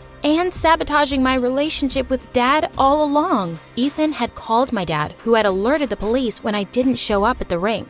I felt guilty for all the things I'd thought about Stephanie, but then I remembered the missing skates and the bridesmaid's dress. My mom might have been a psycho, but my stepmom was no angel either. Mom was taken away in handcuffs, and she didn't even look guilty. She said, "I'll come for you one day." When we got home, Stephanie was putting suitcases in her car. Dad rushed over and said, "Babe, what are you doing?" Stephanie said, "Get your hands off me, you cheating scumbag. I know about you and that new secretary, and I'm leaving you." Jeez, I needed to move out soon. I didn't want to turn out like either of my parents, and my mom treated me as if I was the one who divorced her. I'm not your ex, Mom. Hi, I'm Becca from Wisconsin, and this is the story of how I finally left my comfort zone and what I found on the other side. I grew up very comfortable on a lovely farm in the country. Our family had cows, chickens, and even two pretty silly pet alpacas, Salt and Pepper. When I was little, Dad let me steer our huge yellow tractor on his lap. It was thrilling. Whee! I'm on top of the world! Becca, when you're in the driver's seat, you can steer in any direction of your choosing. Always remember that. But when I steered us right into an apple tree, oops, my bad. Dad banned me from touching the tractor again. Being independent and doing something new meant disaster and punishment. I remembered that. But after so many years, I was starting to crave adventure, though it scared me to death, especially since the girls at school would always make fun of my ripped overalls and faded sneakers. Look at her face. Was she scrubbing the fireplace? Nah, she's probably playing with her farm animals. They're her only friends after all. They called me Beccarella, like Cinderella. It wasn't very original, but the name stuck. But things finally turned around one day when an exchange student arrived at our school from Germany. I had never met anyone from another country before. I loved that book. Isn't Mr. Darcy dreamy? He's so romantic. We became fast friends. Lena visited the farm and met my alpacas. We'd go shopping and stay up all night having sleepovers while reading about flirting in girly magazines. It says here that flirting is all about eye contact. Like this? Maybe dial it down a little. You look crazy. Lena was all about trying new things, unusual foods, taking risks, visiting new places. I can't wait to see New York one day. New York? I could never. I liked comfort and predictability. When Lena asked me to try a German dish I'd never heard of before, I wasn't so into the idea. It's so delicious. What are those green things? Thanks, but I'll stick to pasta. I like what I know. How do you know what you like until you try it first? While Lena made a good point, I wasn't so easily persuaded into leaving my comfort zone. Sadly, Lena's time quickly came to an end. You have to come visit me as soon as you get the chance. But imagine all the fun we would have lost out on if I had been afraid. She was right. I promised. Then she left and I was sad, and I missed her terribly. Then something magical happened. Our principal told us that we could apply for a semester abroad in Germany. I was terrified of leaving home, but with Lena there, it would be way less scary. But when I saw how much the program cost, my eyes practically popped out of my head. There was no way my family could afford that. But I made a promise, and where there's a will, there's a way. Slow down, Rufus! Stop tugging so hard on the leash, Lily! Shh, it's okay, it's okay. Your parents will be back soon. Should I sing you a lullaby? Ka-ching! Another knitted hat coming right up. My plan was working. I was making money. Germany, here I come. But on the morning I was supposed to fly to Europe, Lena called. It sounded like she'd been crying. Becca, I'm so sorry, but my mom just accepted a teaching position in Australia. We leave tomorrow. Tomorrow? But what about our plans? Our adventures? I'm so sorry. This was all so unexpected and last minute. But you made a promise. Yeah, to you. And I expect you to keep it. You can't stay on the farm your whole life. Go live, see the world. I told her I would think about it, but the idea of going to a new country alone without my friend there was way too scary. So I told the study abroad coordinator that I wanted to back out of the trip. She told me she wished she traveled more when she was younger. And then Lena's words rang in my head again. How do you know what you like unless you try it first? Reluctantly, I agreed.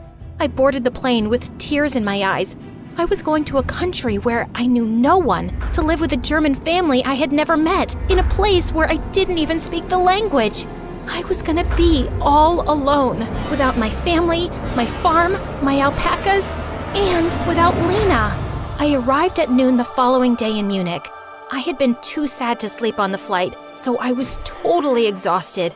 My host family picked me up at the airport with a cardboard sign that read, "Welcome to Germany, Becca." They were really kind, but my host brother Klaus rolled his eyes at me when I asked him why Europeans use military time. I couldn't help but notice he was cute, but his rudeness mostly distracted me from that observation. Everything felt unfamiliar and confusing. I didn't understand how the windows in the house worked, how to set the thermostat, or why my clothes came out crispy after washing. I began to feel very homesick. I missed my parents, my siblings, salt and pepper, my cozy bedroom, even my school. But I told myself that I'd try to enjoy the experience to the best of my ability. I had worked so hard to get here, and I wasn't going to waste all that money and sacrifice. The next morning at the breakfast table before school, Klaus joined me and stuffed scrambled eggs into his mouth like he hadn't eaten in days. I barely nibbled at mine. Why don't you refrigerate your eggs here? You really know nothing about Germany, do you? It's just a question. And why does Germany use Celsius and not Fahrenheit? Let's go. We're gonna be late for school. He drove us to school every morning, and I pestered him with questions about his home country. His cold demeanor melted a bit, and he started actually answering my questions, and even started asking me some questions back. I couldn't help but notice how attractive he looked in his knit sweaters that emphasized his pronounced biceps. So, do you really refrigerate your eggs in America? How unusual. And the grocery store even designates people to bag our groceries. If I come to America, would you be my one-on-one tour guide? I need to see this for myself. I'd love to show you around. I couldn't tell if he was flirting with me or not. Was he making eye contact? I was pretty sure he was, and I had to admit, I didn't mind it. School was a mixed bag. Learning German with a tutor was difficult. It felt like I was born with the wrong tongue. But I studied each night and began to master the basics. I even had a short conversation with the bus driver in German about the weather, which was exciting. At lunch one day at school, Klaus handed me the house keys and told me he wouldn't be able to take me home as usual. He had to study with a few friends for a math test. I told him it was fine, but I ended up taking the wrong train home and ended up in a totally different city. I called him, and he had to pick me up instead of studying. I'm so sorry, truly. That was my only time to study. I can't fail. I've been so busy with swim practice. You're ruining everything. I'm sorry. I'm still learning how to navigate here. I don't know my way around yet. When we got home, I couldn't find the keys he gave me. It was pouring, and we had to stand in the rain till his parents got home. He was clearly upset, but remained silent. I vowed to myself I'd master the German public transportation system after that. Later that night, he knocked on my door in his pajamas. I opened it. Yeah? I'm here to apologize. You didn't get lost on purpose. You're not from here, and I was rude. Can you accept my apology? No worries. All is forgiven. He cracked a smile that made me feel like melting ice cream on a hot summer's day. Do you need a study buddy? Actually, I'd appreciate that. We spent the night on the couch. I quizzed him with flashcards, and then we spent the rest of the night just laughing and talking and sharing stories. It was so romantic, but I wasn't sure if he still just saw me as a friend. The girls were really nice to me. They asked me to sit with them at lunch, but often they'd speak German really quickly, and I had no idea what was going on. The whole experience made me admire Lena even more. She didn't seem to be fazed when she had been in America. She had adapted quickly, yet I felt like I was majorly struggling. I felt like a baby. I called Lena. Was it scary for you to live in the States? Of course, but you're building strength and resilience. You can do this. I'm proud of you, and I know we'll reunite one day. Talking to Lena always made me feel better. She also was certain that Klaus had feelings for me. After the call, I went to the kitchen for some tea, and Klaus came running into the kitchen with a huge grin on his face. He showed me his test. He had aced it.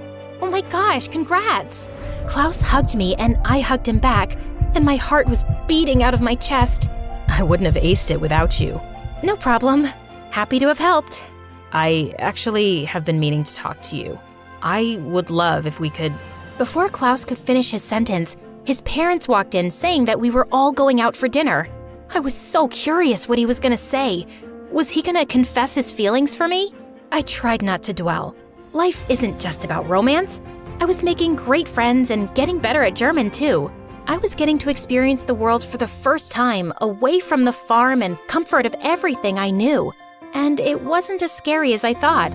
Actually, it was pretty great. On the morning of my 16th birthday, Klaus knocked on my door. He stood there with an ice cream cake singing happy birthday to me in German. I was touched that he remembered my birthday and my favorite ice cream flavor, mint chocolate chip. I blew out the candles and we ate the cake in the kitchen. This is really delicious, thank you. Give my compliments to the chef. That would actually be me. You baked this? I thought this was a professional cake. I may have woken up at 5 a.m. to bake it for you. Wow, thank you. I love it. It means a lot. Since my birthday was on a Saturday, he drove me to the city where we shopped, took photos, and explored some art museums. We were having a lot of fun together. Maybe he did see me as more than a friend. Are you having a good birthday? Yeah, it's the best day ever. Thank you. I really like you, Becca. You do? Yeah. You're interesting and beautiful and unexpected.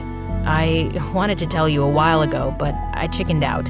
I thought maybe you saw me as a friend. I've liked you for some time, but since we both live under the same roof, I didn't want to make things awkward.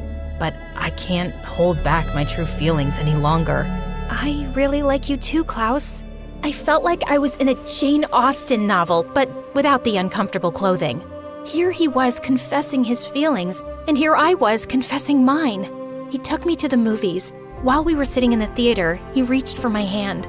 The warmth of his hand sent electric bolts throughout my whole body.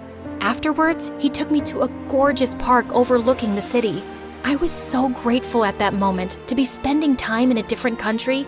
I was so proud of myself for having the courage to leave everything I knew behind. I was learning so much and becoming the person I was meant to be. So, what did you think of the film? To be honest, I was a little too distracted to focus. Me too. And then he kissed me. My first real kiss on my birthday of all days. His lips were so soft. I hoped I was kissing correctly, and I tried to remember what the magazines I had read with Lena advised, but I got so lost in the moment, and it was magical. He put his arm around me and we watched the sunset. It was the most romantic moment of my life and the best birthday ever. I was so happy. My study abroad semester wrapped up and I was not the same person I was before. Klaus and I promised to stay in touch. I was sad to leave him, but I knew I'd be back someday soon. I returned home to the farm and my family could see my transformation. I gave my alpacas big hugs and even brought them lederhosen. At school, Claudia approached me and called me Beccarella again. I'm sorry that you feel so bad about yourself that you need to project your insecurities onto me. I feel bad for you, but I'm no longer your punching bag. I walked away, leaving Claudia speechless. She never bothered me again. A few years later, I headed to college in New York City, the Big Apple. At the dorms, I watched the city through my window. Everything was new and different and overwhelming, and I was ready for it. I heard a knock on the door. Klaus was standing there. Hey, What are you doing here? I was in the neighborhood and wanted to stop by. What? I'm going to school here too. He kissed me. It felt like no time had passed at all. I was on cloud 9. Then he told me he had arranged a surprise for me. Another one? Then Lena came in. Was I hallucinating or something? Hiya, roomie. Oh my gosh! That's right. Lena was my new roommate. We were finally reunited. This was the best day ever. We all walked together, ready to explore this new and strange city. I remembered how surviving my study abroad experience had felt impossible at first, but I ended up thriving.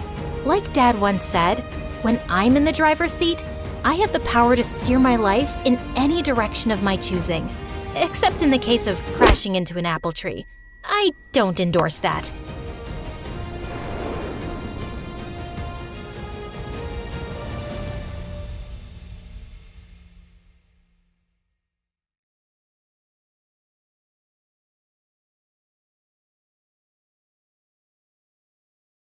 Hi, my name is Lola and I'm from Atlanta. Please like and subscribe. When I was a kid, my parents and I had adventures all the time. We played hide and seek, we fought monsters in our backyard, and I even saved Mom from a mean old pirate who tried to steal the last piece of pie. My life was fantastic, but when I turned 3, Mom gave birth to an evil witch named Genevieve. From the moment Jen was born, she used her beady blue eyes to cast a spell on my parents and turn them into her evil minions. Genevieve, we love you more than anything in the world. Here you go, honey. Hey, I was playing with that. Jen started walking at 9 months old. At 2, she could write her own name. And at 3, she could do the alphabet without making any mistakes. When Jen was 7, she won her first national spelling bee.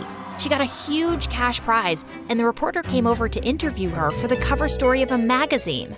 I'd like to thank my parents. I couldn't have done this without them.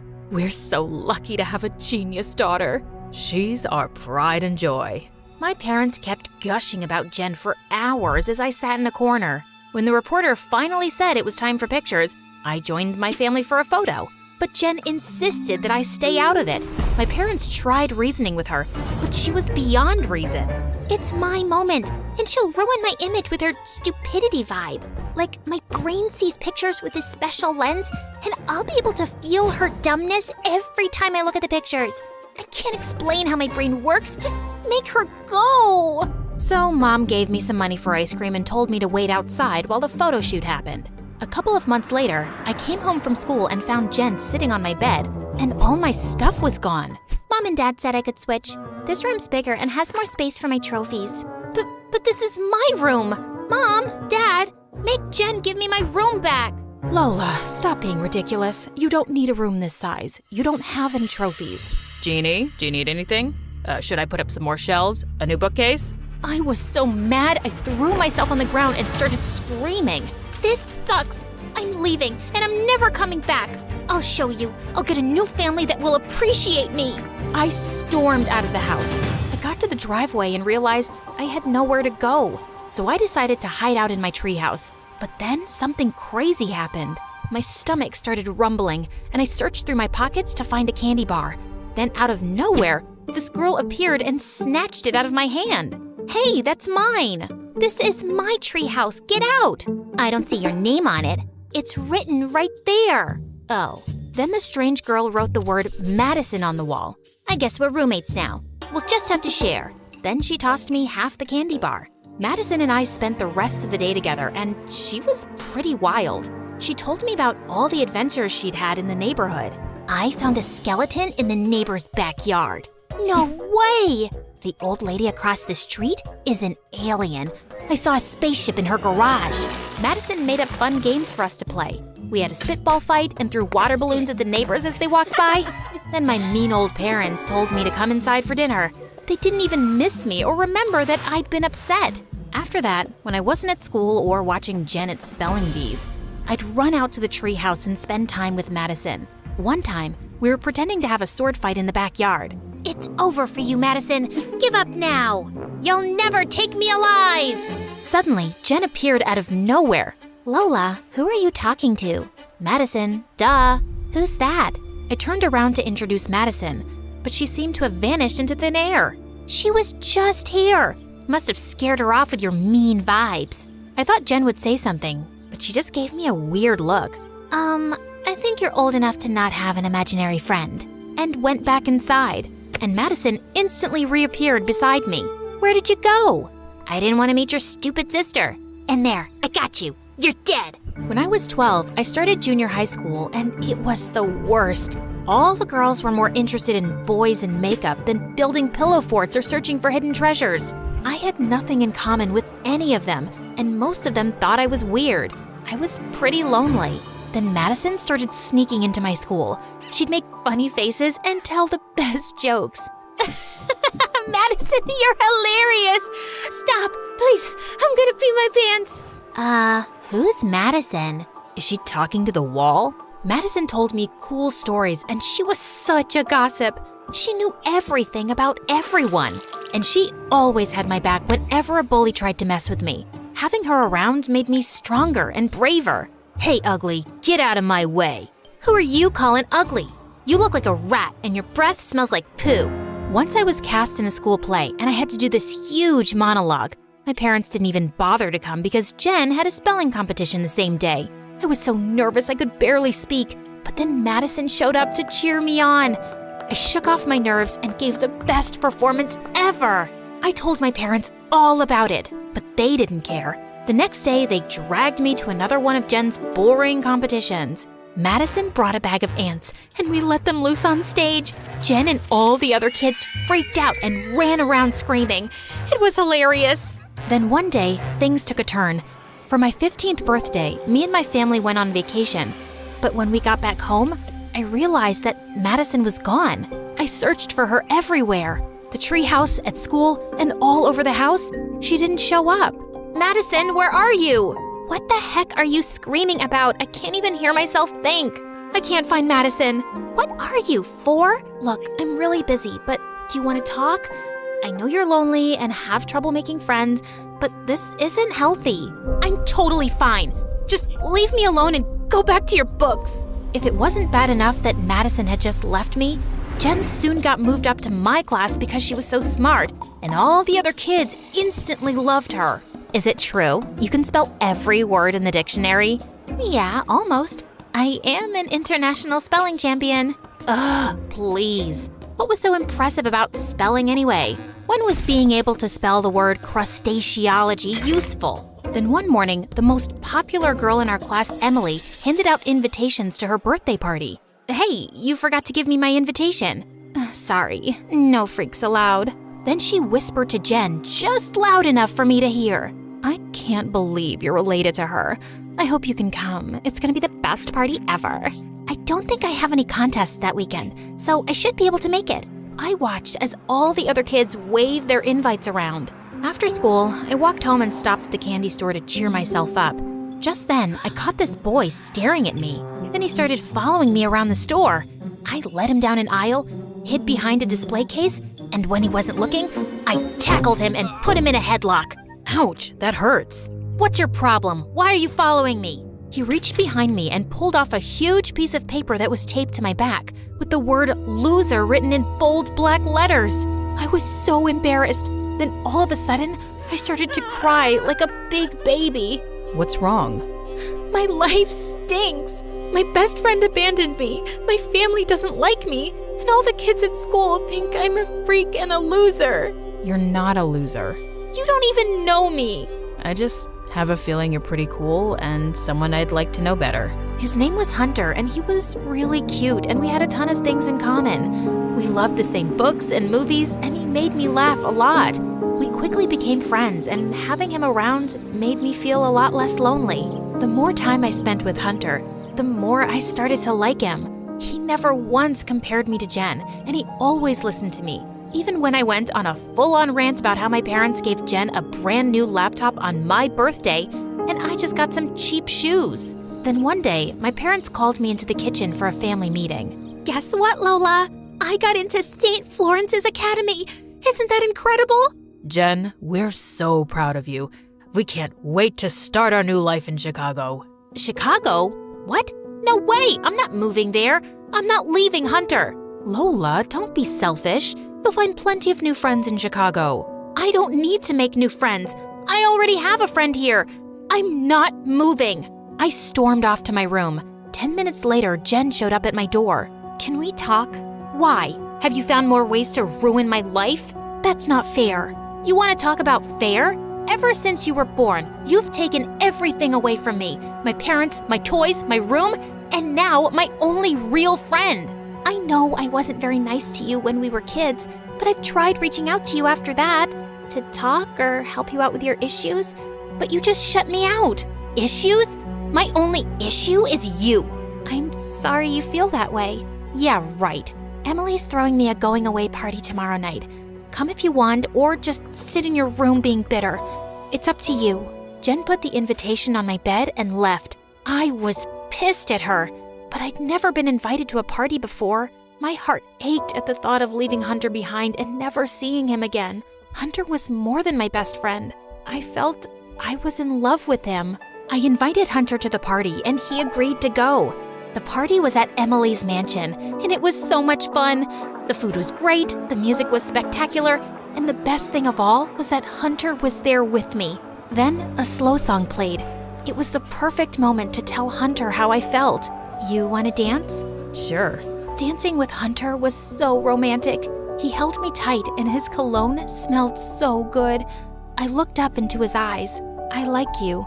I like you too. You want to kiss me? I really do. We had the most magical kiss, but then something strange happened. I opened my eyes to find everyone staring and laughing and pointing at me, and Hunter was gone. Hunter? Lola, what's wrong? Where's Hunter? He was right there. I started to panic. Where could he have gone? Hey, look at the freak making out with her invisible boyfriend. Emily pointed at a huge screen on the wall. A video of me dancing alone and kissing the air played on a loop. I wished I could curl up into a tiny little ball and roll away. I ran out of there in tears and went straight to my treehouse. Minutes later, I heard a knock, and Jen walked in. Lola, please talk to me. Tell me what's going on with you. I thought Hunter was a real boy I was in love with. How stupid is that? I'm a freak and a loser like everyone says. No, you're not. You just found a way to cope with your loneliness. That's nothing to be ashamed of.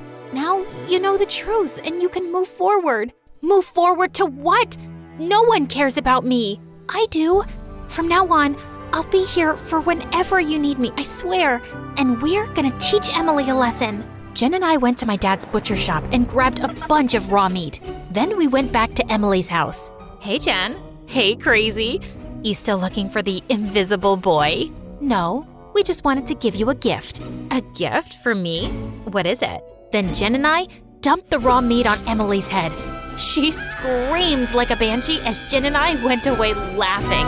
The next day, as the last of the moving trucks were being loaded, I made one last visit to the treehouse, and suddenly both Madison and Hunter appeared.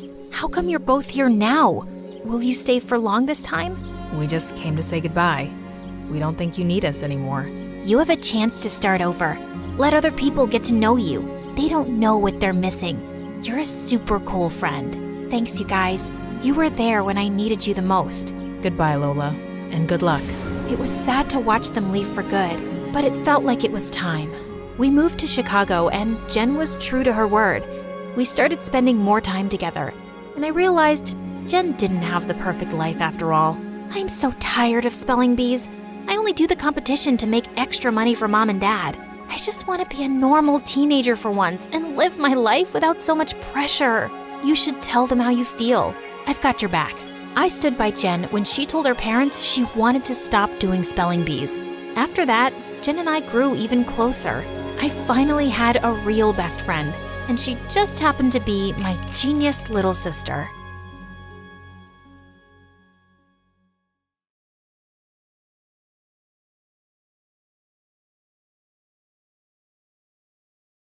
Hi, for a limited time, get up to 60% off our exclusive official merch. Don't miss out. Grab your favorites now. Visit our Amazon page through the link below and score these deals before they're gone. Hey people, I'm Danielle, and this is my story. Please like and subscribe. Growing up, I thought my mom was the coolest. Dad was always traveling for work, and we'd never gotten close. But I loved being with Mom because she was so unpredictable and fun. She didn't fuss over balanced meals or strict routines, and bedtime was always flexible, depending on how far our living room fort was coming along, or if we hadn't finished our movie. She was all about letting me explore and being creative without caring about a messy house or dirty clothes. It's like she crafted her parenting style from a child's wish list, and it was awesome. A child needs some discipline. We don't want people thinking she's being raised by wolves. I don't think a lot about what other people are thinking, and a child needs to enjoy their childhood. You only get it once. But nothing topped the birthday party she threw me when I turned 10. She turned our backyard into a carnival with swings, food stalls, bouncy castles, and a petting zoo. The whole neighborhood was invited, and everyone was having a blast till things turned a bit chaotic. We suddenly had goats headbutting kids, llamas chasing neighbors down the street, and alpacas uprooting everyone's lawns. And to make things 10 times worse, Dad turned up early to find the house looking like a tornado had swept through. It didn't help that we also got a massive fine from the city council for unauthorized livestock. Dad was beyond furious, and after a huge fight, he told Mom he'd had enough and wanted a divorce. He moved out the next day, and soon after the divorce was finalized, we found out he got remarried. Mom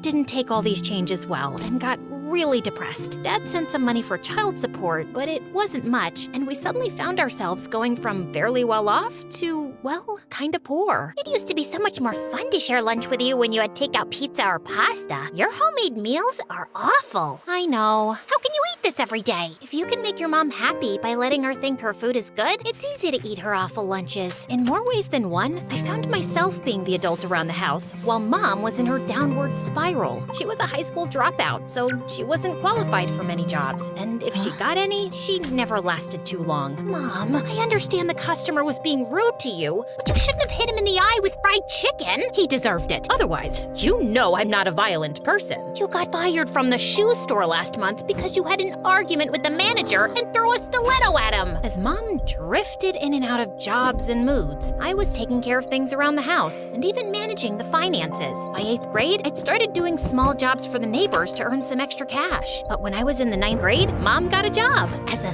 singing telegram. Yep, she got paid to dress up in the wackiest costumes, from a tap dancing banana to a rapping dinosaur, and deliver messages in song. Happy birthday, dear Max. It's time to wear your party hat, even though you're getting older. At least you're not as old as that. Betty, you give me diabetes, 'cause you're so sweet. Say yes to marry me, and I'll kiss your feet. They weren't always happy messages, though. Don't worry, Mike, you're not about to die, but you are getting fired, so pack your things and say bye. For the first time, Mom seemed to be doing something she enjoyed, and I was happy for her. One evening, she was going to a fast food restaurant to deliver a birthday message, and she asked me to come along so we could eat there later. I watched in amusement as she sang and danced, but just then, I heard loud laughter at the table behind me. It was a bunch of popular girls from my class with their queen bee, Mila, and they were laughing at Mom. Gosh, how pathetic would you have to be to take up a job that has you acting like an idiot in public? It made me really angry, but I couldn't help feeling embarrassed too. I didn't want to be seen by them with Mom. I slid under the table, crawled towards the fire exit, and escaped. I waited in the car till Mom came, saying she'd been looking for me everywhere, but I just pretended I wasn't feeling well and wanted to go home. And when career day came around and everyone was asked to bring in their parents, I made sure Mom just never got the notice for it. So imagine my shock when Mom walked into the classroom dressed up as a giant cupcake. And when she introduced herself as my mom, I wished a sinkhole would open up. How come you didn't tell me about career day? I found the notice under your bed while cleaning. I forgot. You looked uncomfortable with me being there. Well, you know what kids are like, Mom. They can be mean. If you were planning to come, you could have said you'd do something else. Why? I know some moms who came are lawyers and doctors, and their jobs are really important to them. But I also like mine, and it pays the bills. That's all a job is supposed to do. I don't define my worth by it. I was almost annoyed with Mom for choosing this moment to sound so wise and mature. Why couldn't she understand that high school kids were judgmental and wouldn't let me live it down? Which, of course, they didn't. Wow, you got the lowest grade in the math test. If you keep up like this, you'll end up failing high school and become a singing telegram too. You're signing up for dance club? Danielle, if you dance anything like your mom, don't even bother. One day, I was walking into class when I tripped on a school bag and face planted to the floor. Oh, wow, girl. You're just as embarrassing as your mom. I'd had it. I was about to pounce on her when the door suddenly opened and the teacher walked in with the most gorgeous boy I'd ever laid eyes on. He introduced himself as Antonio, and everybody swooned over the mysterious exchange student. Antonio, you can sit here. She pushed her minion right out of the chair next to her, then smiled at him innocently. But to my shock, the teacher insisted Antonio sit with me. As he walked over, he ran his fingers through his blonde hair, and his bright blue eyes mesmerized me as he gave me a smile. Oh, was I kidding? He'd never be interested in me. So I just got on with the day and watched the really pretty girls fall over themselves to talk to him, which was so embarrassing. Hey, Antonio, please zip up my lab coat. Oh, silly me. It has no zip. Can I touch your hair? Just for 1 second. It's for science. To my surprise, Antonio walked past all the other girls at lunch and asked if he could sit with me.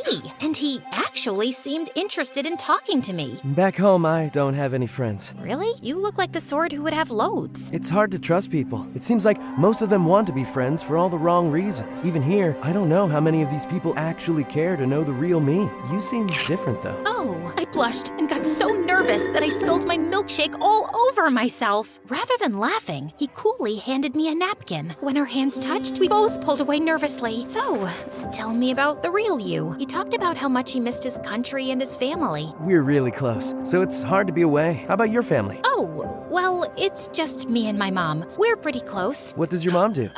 She's a singer. Oh, really? What kind of singer? Come on, think fast. A jazz singer. Really sophisticated and cool, you know? Antonio was super amazed by that. But then I suddenly realized he would discover the truth soon enough. So I lied to Mom. I've joined a club before and after school, and the timings won't suit you, so no need to drive me over and pick me up. I'll take the bus. I had to go to a cafe to kill time, before and after school, but it was worth it. Antonio and I were getting closer. Want me to come around tonight to study? Where I'm staying, I don't get much privacy. My mom's rehearsing with her cool and sophisticated jazz band.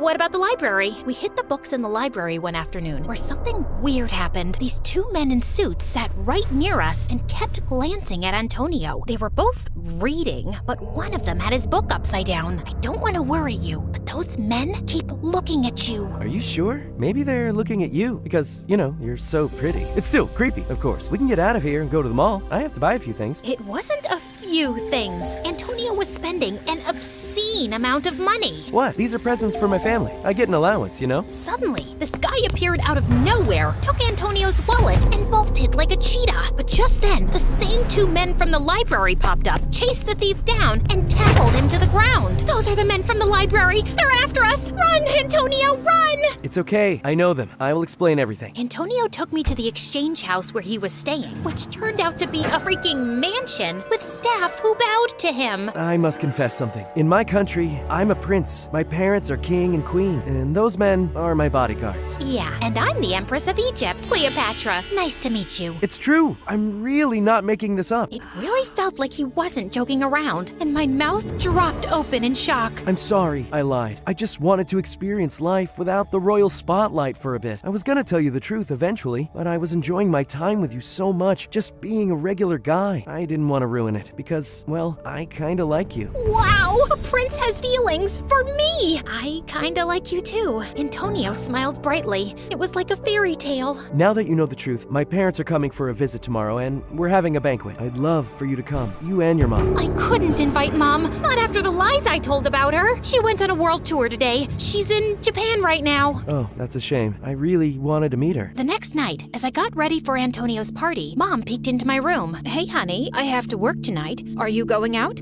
Yes. I'm hanging out with some some friends. I'm happy to hear that. But lately, I feel like we hardly spend any time together. Any chance you want to tag along to work? We can do something fun afterwards. I told you already, Mom. Hanging out with friends. Mom looked a bit sad as she nodded and left, and I felt kinda bad. But my mind soon shifted back to Antonio's party. I wanted to look my absolute best for it. The party was amazing, and everyone there looked super glamorous. Antonio introduced me to his parents, who were both lovely. Everything was going well when suddenly Antonio grabbed my hand. I have a surprise for you. The lights darkened and the stage lights lit up. Then, to my absolute horror, Mom walked on stage dressed as a queen with a fake crown and velvet robes. I closed my eyes as tightly as I could, hoping I could teleport to another planet. But, spoiler alert, it didn't work. I found the cutest way to send a message. It's called a singing telegram. Ever heard of it? This message is for you. Then, my mother started to sing an opera about love. Everyone cheered her on, but I wasn't even listening. I was hoping she couldn't even see me from the stage. But then, she got off and started walking into the crowd towards me. As she got closer, her voice cracked and she stopped singing mid-sentence. Danielle? You know her? I guess, a little, yeah. She's my mom. I thought your mom was a jazz singer in Japan on a world tour. I looked at Mom as realization of what was happening dawned on her face. I'd never seen her look so sad and disappointed. Then she just turned and ran out. I'm sorry, I have to go. I ran after her as fast as I could, but she'd already left, so I took a cab home. When I got there, she had already changed out of costume. Mom, I'm sorry. You are that embarrassed of me that you pretended I was in another country? I know, it was awful, and That was my last job as a singing telegram. It's over. Mom, You don't have to save it, Danielle. You got what you wanted. A normal mom. I'll never embarrass you again. she wasn't the only one angry at me. Antonio was ignoring me in school the next few days too. And eventually, I had to climb the rope right behind him in gym class to get him to talk to me. What are you doing? I just wanted to apologize about that little mix-up. Little mix-up? You lied to me. Hello, Mr. I'm a secret prince? Lying about that is different. And I told you the truth eventually. I liked you because I thought you were genuine, unlike the others, but I was clearly wrong. His words hit me so hard that I fell off the rope. Ouch. I know I shouldn't have cared what people thought of my mom. A part of me just wanted to have a stable parent with a normal job. But what was so bad about the one who didn't? Growing up, I'd loved that she wasn't like other parents. Mom had just picked up a waitressing job at her friend's cafe, and I decided to dress up and apologize to her publicly as a singing telegram. But when I got there, I found her in a cat fight with her friend. Why won't you believe me? Why would I lie about my daughter dating a prince? If he's a prince, he could literally date anyone. Why Danielle? You're saying my daughter isn't good enough for a prince? What's wrong with my Danielle? She's pretty and smart and the picture of grace. I couldn't help smiling. She really was one of a kind. Mom, I've been a jerk. We both know it's true. I'm really sorry that I made you feel blue. You deserve the best day and night. Please quit this job. Let's make it right. As Mom and I went smiling outside, I pulled her into a hug. You always let me do whatever I wanted. I'm sorry I wasn't as supportive. I know I haven't been the ideal parent at times. You're the parent I want. Let's go eat something, shall we? Any chance your prince boyfriend would join us? He's not my boyfriend. And you aren't supposed to go around announcing he's a prince. I don't think anyone believed me anyway. Yeah, that's true. And I guess we'll have to see if he'll give me another chance. Either way, tonight I'd rather just hang out with you, Mom. It's been a while.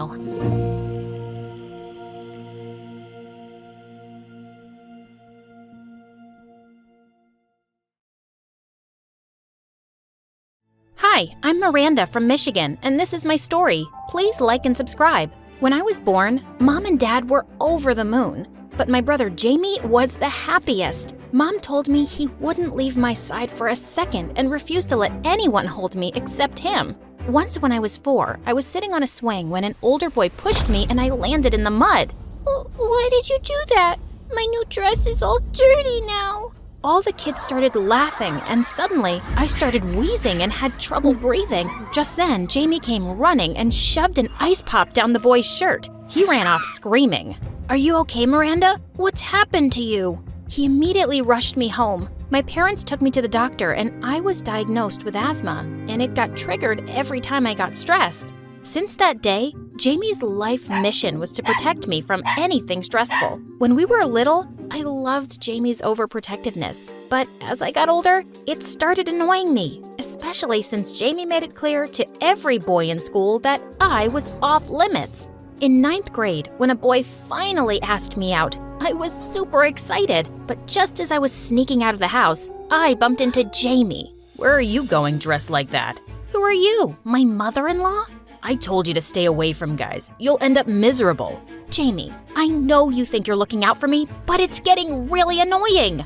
I slammed the door in his face and left. But my first date was awful. The guy was a new admission and he kept talking about his fancy old school. At one point, he started wailing loudly about how our school was a garbage dump and everyone here was so tacky. I walked out in the middle of our meal. But when I got home, I found Jamie waiting for me. I told him the date was amazing. I wasn't gonna tell him that it sucked. My friends thought having an older brother was awesome since I got to hang out with his best friend and our school's heartthrob, Sheldon. But I thought both of them were pigs. They talked about wearing the same underwear for days and held burping contests and made me the judge. Ew! And they were always getting into trouble at school for bunking classes and were even caught smoking once. They made me swear I wouldn't tell Mom. I had to keep their stupid secrets. But one afternoon when I got home, I saw Sheldon's car in our driveway, and he was cleaning its windshield with his t-shirt. I couldn't stop staring at his gorgeous, toned body. Like what you see, eh? Gosh, that was so embarrassing. I wasn't staring at you. Hey, wait. I wanted your friend's number. You know, the one with the curly hair. And why would I give it to you? I know how you treat girls. You're a serial heartbreaker. Some girl is crying in the school bathroom every week over you.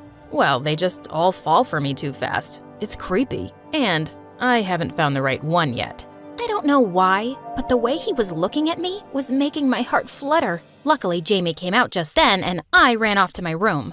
The next day when I went to the school cafeteria, I was shocked to see Jamie and Sheldon talking to the guy who'd asked me out. The poor guy looked terrified. I was determined to give those two jerks a piece of my mind later, but as I was walking back from school, I saw a heavily pregnant woman on the roadside all alone, looking distressed. Hey, are you okay? She told me she was about to go into labor. I quickly called an ambulance, and even though I was kind of freaking out, I went with her.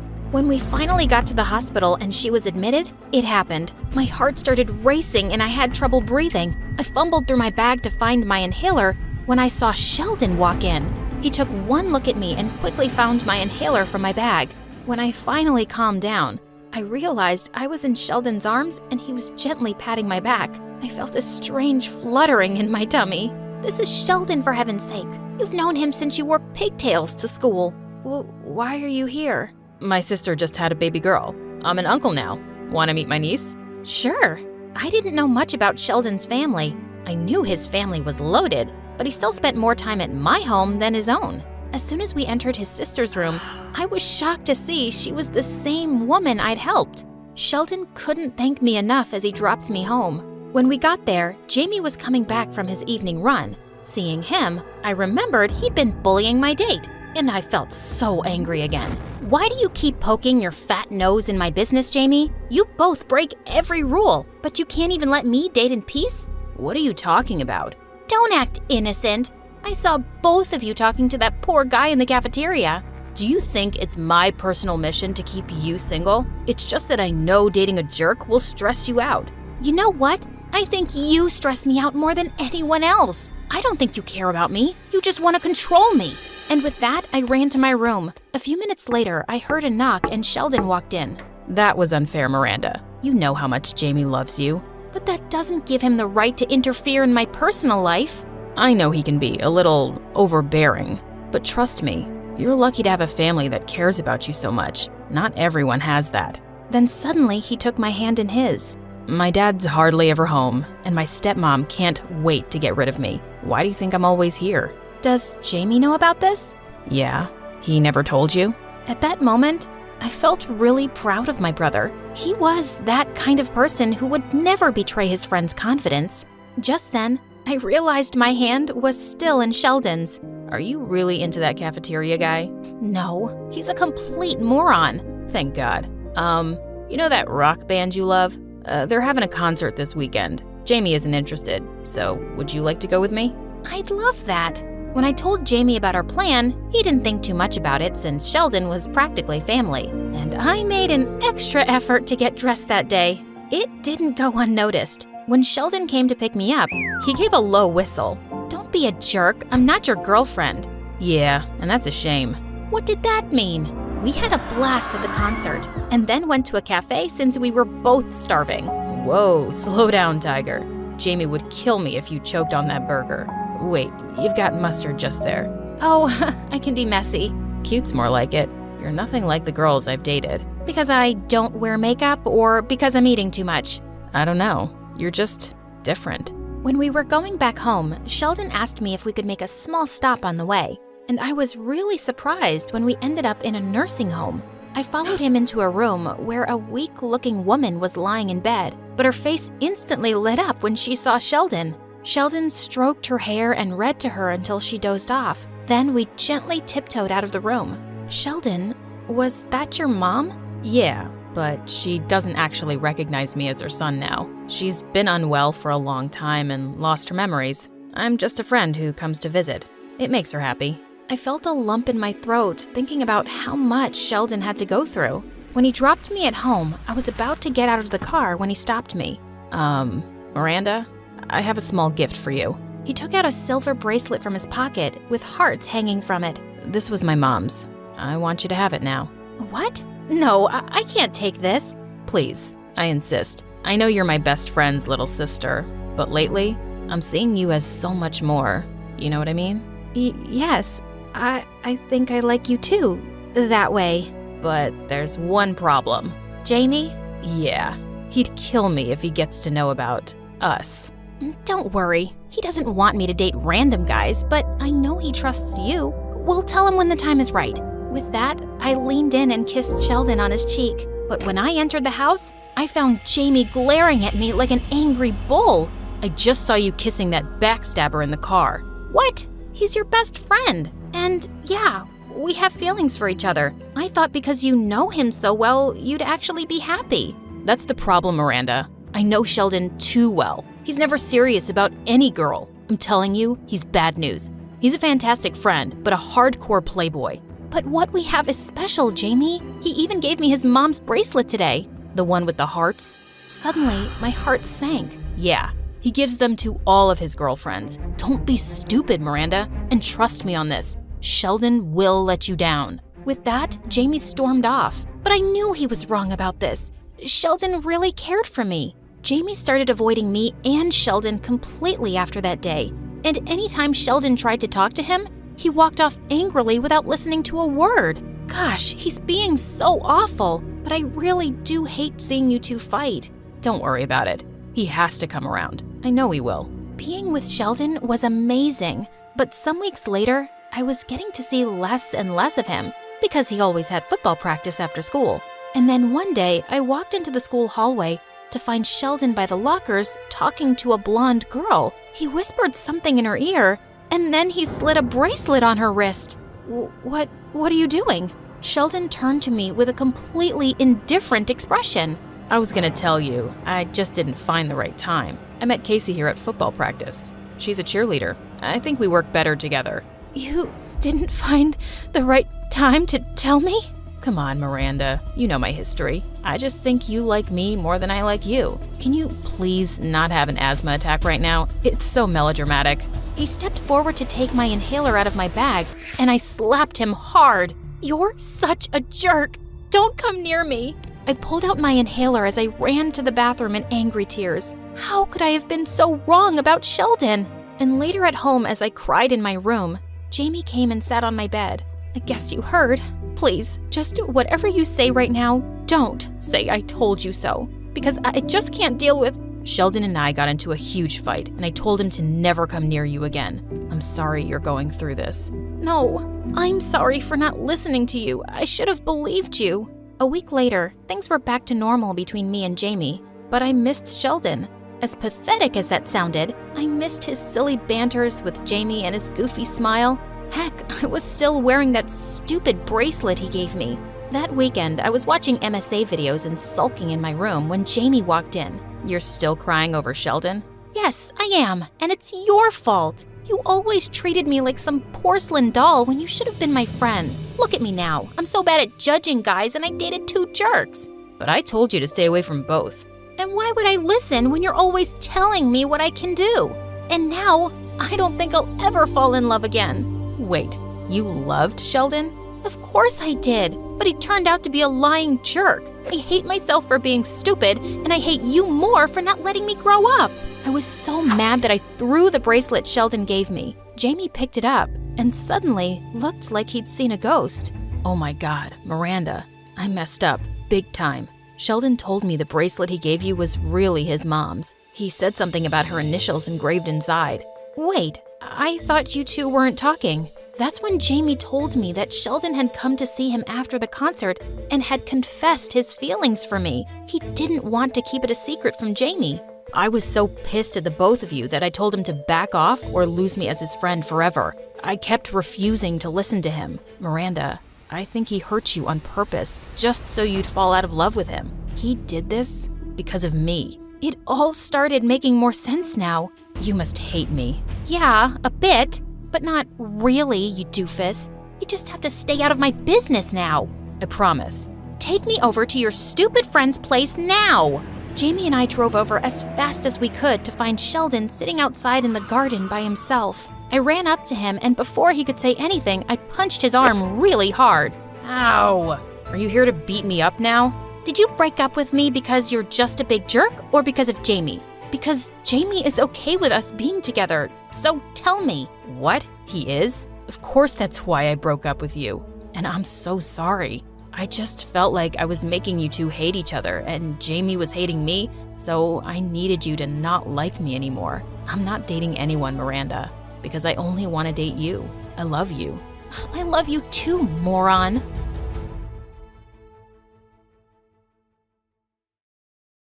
It was midnight, and there was a creepy silence all over the place. I opened the main gate to find him standing there with a stupid smile on his face. I dragged him inside. Get in here now, and don't talk. Don't whisper. Don't even breathe, or else. His smile disappeared, and he followed me up the stairs.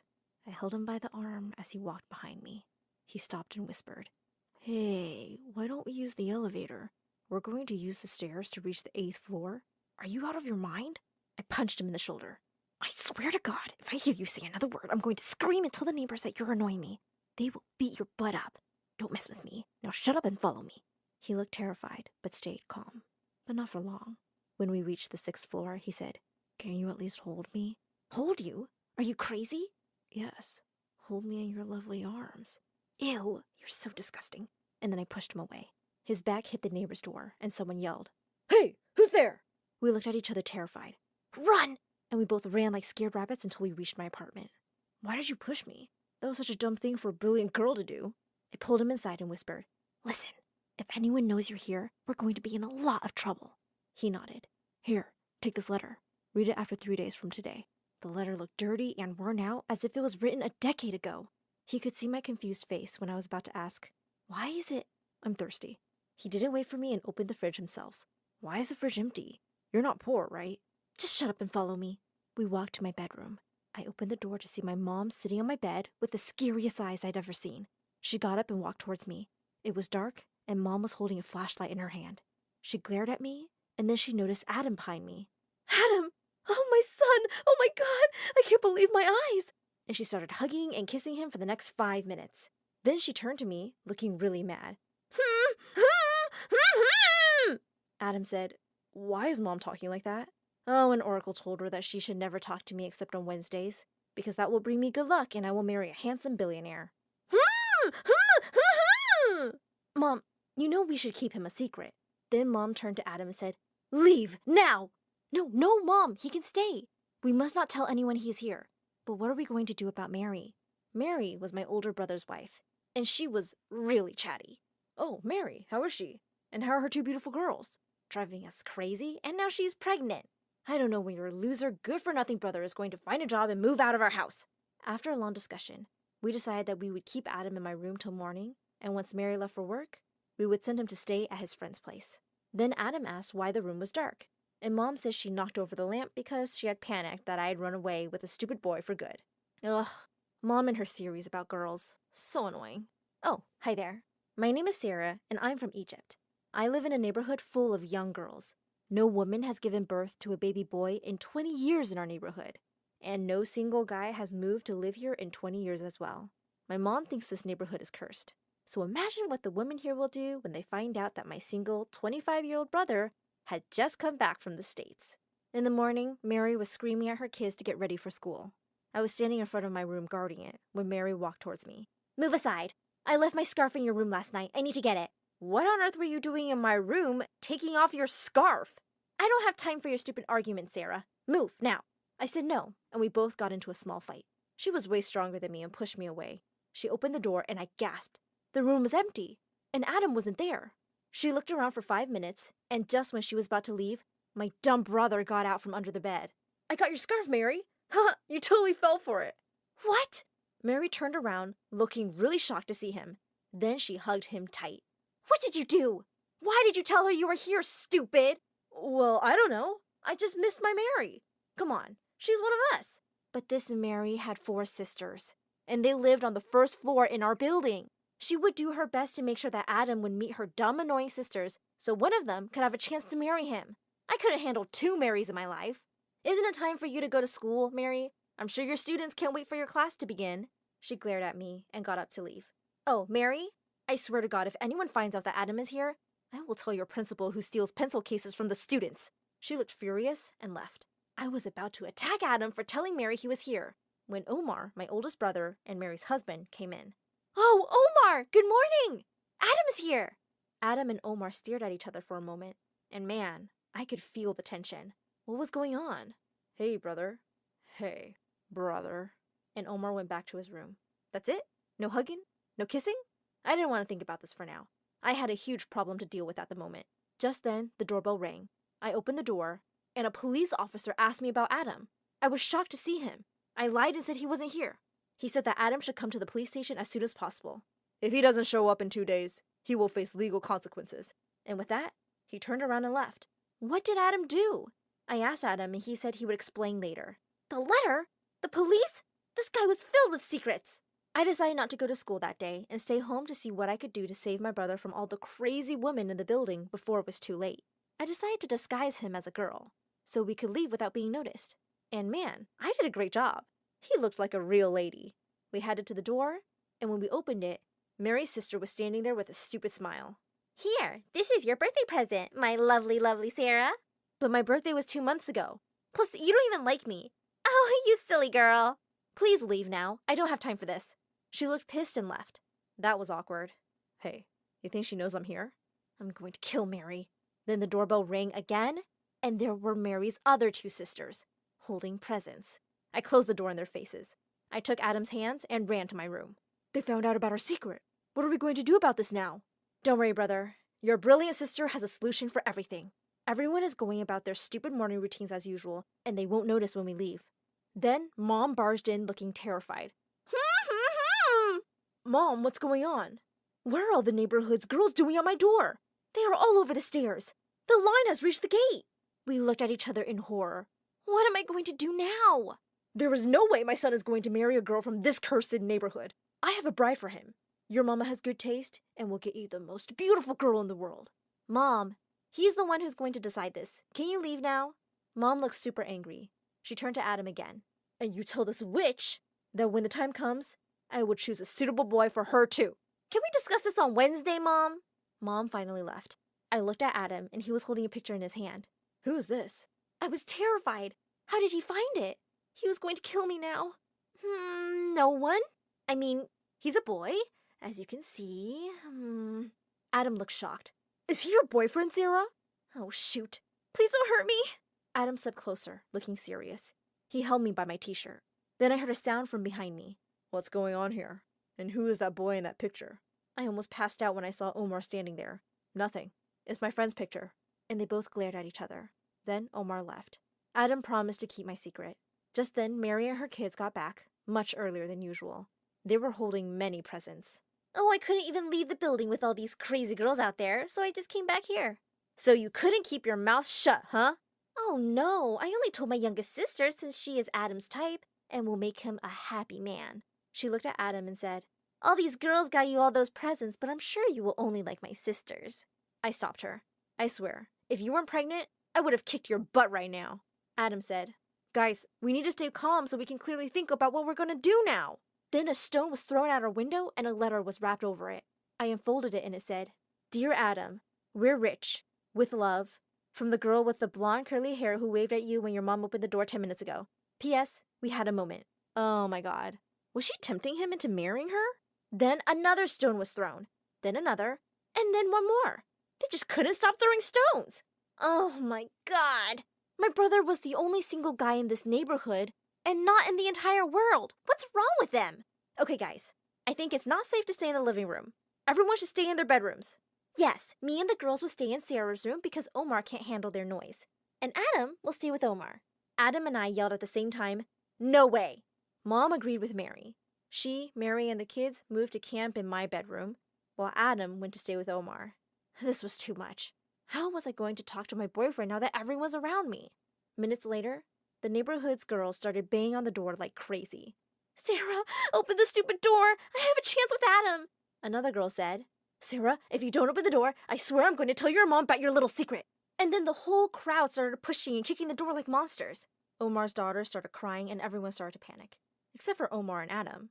They both were busy screaming. Omar pushed Adam out of his room. "Take your spoiled, successful son away from me, Mom. It's not my fault that you're such a loser. You can't hate me for that. I hate you for being born. And now you're getting all this attention that you don't even deserve." Adam was about to punch Omar in the face when I stood between them and he almost hit me. "Enough! We have enough drama going on right now." The girls were still screaming and pushing the door. My phone rang, and I answered immediately. "It's Dad. He said he can't get in because of the huge crowd out there." Mom heard the news and passed out. Ugh, she is always like that. So dramatic. Just then, Omar's daughter started screaming and crying. They were hungry, and so were the rest of us. Mom asked Omar if he went to the grocery store like she told him to. But he gave her a cold look, which meant he didn't. That loser kept the money for himself. The fridge was almost empty. I had a great idea. I opened the window and screamed, "Girls, we need 8 hamburgers here with french fries. Once we are well fed, we will have a family meeting to decide who Adam's fiancé will be." As if. And the girls were like, say no more. "Don't forget, lots of ketchup, please." But suddenly, we heard police sirens coming closer, and Dad was sitting on the back of the truck with a speaker. "Move! Move!" The policeman managed to make everyone leave the place, and I could see my dad's furious face. But when he entered the house, his face lightened up when he saw Adam, and they both hugged and kissed. Dad whispered to Adam, "Everything is all right now, son. I talked to the police officers. You're clean." And winked at him. What was going on with Adam and the police? I looked from the window, and I saw the crazy girls starting to gather again. One of them yelled, "We're not leaving!" These girls are impossible. I decided to sneak out to meet with my boyfriend before it got really crowded. When I got to the gate, the whole neighborhood's girls were camping there. Literally. And Omar was there behind a food booth selling fast food and water to them. Oh my god. Just then, a group of girls came running to me and begged me to give their love letters to Adam. I wrinkled up my nose and walked away to the back of the building, making sure no one followed me. When I got there, I ran to my boyfriend. We were talking and having a great time until, "Girls, she is here!" Suddenly, I nearly went blind when a huge spotlight turned in our direction out of nowhere. I felt like a deer caught in a car's headlights. The girls were screaming and running towards me. The noise was so loud that all the neighbors had opened their windows and were now enjoying the commotion. Suddenly, Mom yelled, "What are you doing down there with that boy, Sarah?" I was terrified, and my boyfriend ran away. The coward. "Mom! You talked to me! I'm not going to marry that billionaire. Happy now?" Then suddenly, Mary opened her room's window. "My water broke!" Everyone gasped in shock. A few minutes later, Omar was down at the gate, holding Mary in his arms. "I don't have time! It's coming out!" One of the girls screamed, "I'm a nurse! Girls, follow me!" And they put Mary in one of their tents. Mom and Dad also followed and waited outside the tent. Oh no, Adam was now alone. I quickly ran up there. I found him sitting on the floor, crying. He looked at me, and my heart went out to him. "It's about the letter, Sarah. It's..." Suddenly, we heard noises from behind us. The crazy girls were running towards us. I had to run to the door to lock it, and I managed to do it on time. I turned around and Adam wasn't there. Where did he go? I panicked. I called out to him so many times, but I heard nothing. I looked in all the rooms, and he was nowhere to be found. I remembered the letter and ran to my room. I opened it and started reading. Oh my god! I rushed out of the apartment and ran downstairs, calling out Adam's name in horror. All the girls were looking at me. Find me, Adam! Everyone was running around like crazy, and Mary was still screaming in that tent. It was insane! Seconds later, a girl got out from behind the bushes, carrying Adam around her neck and yelling, "I found him!" The girls were all celebrating and jumping around them. "Put me down, for God's sake!" I ran to them and helped Adam stand on his feet. Mom got out of the tent and glared at me. "Shame on you. Can't you just make me proud like your brother Adam? I can't wait for the day to see him happily married to a girl of his own choice. Oh, and see his lovely children." "Mom, I'm already married, and I have a boy." Mom gasped. She and all the girls looked like they were about to pass out. Then one of the girls stepped closer and slapped Adam and said, "I can't believe you did this to me. I don't even know you," and pushed her away. Mom said, "Is she, I can't even say it." "Yes, Mom, she is American." Mom put her hands on her head and was about to fall on the ground when I held her in my arms. "Mom, love doesn't recognize cultures or any differences. The heart wants what it wants." Then we heard the baby's first cries. Mom said cheerfully, "The baby is out. My third granddaughter is here." She glared at us. "I'll deal with you two later." And she ran away to the tent. When she got back, she was holding the baby and her face looked pale, as if she had seen a ghost. "Are you okay, Mom?" It's a boy!" "Oh my God." I ran to Mom and hugged her, and so did Adam, and she hugged us back. One of the girls said, "Yeah, well, I know this is emotional and all, but get lost, Adam. Let's go, girls." No, we're not leaving, idiot, one of the girls yelled. "This is the first boy we've had in 20 years, and I'm going to kiss his foot." And all the girls lined up behind her and kissed the baby's foot to be blessed by him. I asked Adam why the police wanted him, and he said it was just something related to his wife and son's immigration papers. Wait, had my dad known the truth all along? Dad winked at me and joined our hug. Hey friends, I'm Daisy from Texas, and this is my crazy story. Please like and subscribe. I was born to a single mom who was thrilled to see that I was a beautiful baby. Everyone at the hospital wanted a glimpse of me because my mom was a superstar figure skater. OMG, look at her eyes, just like her mom's. Gosh, her eyes, nose, lips, everything screams perfection. Of course, she is my daughter. She can be nothing less than perfection. Growing up, Mom wanted me to follow her footsteps and become a world-class figure skater, and I wanted that too. Watching Mom on the TV mesmerized me. When I was just 3, Mom hired the best coach for me and even built an ice rink in our mansion. When I was 6, I won my first gold medal, and Mom made my routine even tougher. I had to wake up early and practice every day, no matter what. I so hated the routine, and I wanted to be like normal kids, have fun, have friends, and yeah, go to school. So on my 7th birthday, I asked Mom to send me to school, but she totally freaked out. School? Gosh, among common people? Never. What? Fine then, I'll never skate. By making me practice all the freaking time, you've already sucked the fun from it. Saying that, I threw the worst tantrum ever and ended up kicking the cake off the table. Well, Mom was pretty pissed, but I was as stubborn as she was, and I stood my ground. When I didn't practice for weeks, she had no choice but to cave in. I was pretty excited for school, but it wasn't exactly what I expected it to be. All my life, I was used to wearing shiny clothes and makeup, but when I entered the school, I felt all eyes on me. The staring and whispering really made me nervous, and I didn't even see a girl coming my way with a glass of slushy in her hand, and we both ended up bumping into each other. Oh my God, I can't breathe. This jacket costs more than $4,000. I'll have to send it to France for dry cleaning. Huh? This trash? Gosh, you're a rich snob, aren't you? You should thank me that I dropped slushy all over that ugly jacket. It really looks better now. And then all the kids standing around us started to laugh. I just ran to the bathroom and washed my face and took off the shiny jacket. I so wanted to be normal, and my first day started off on the wrong foot. As for studies, I learned I had a lot of catching up to do.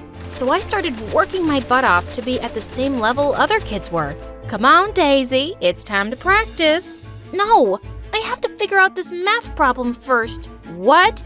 That's why I was so against you going to school. Seeing Mom lose her marbles, I had to leave my homework and practice. But the next day, when the teacher saw my notebook, She was furious and said I wasn't taking studying seriously. I was made to stand in a corner and I so wanted to just magically disappear. Kids avoided me and I was even called the Ice Princess just because I felt nervous talking to people, and they'd already decided I was a snob. When someone thought I was being rude, I was just struggling inside to say the right thing.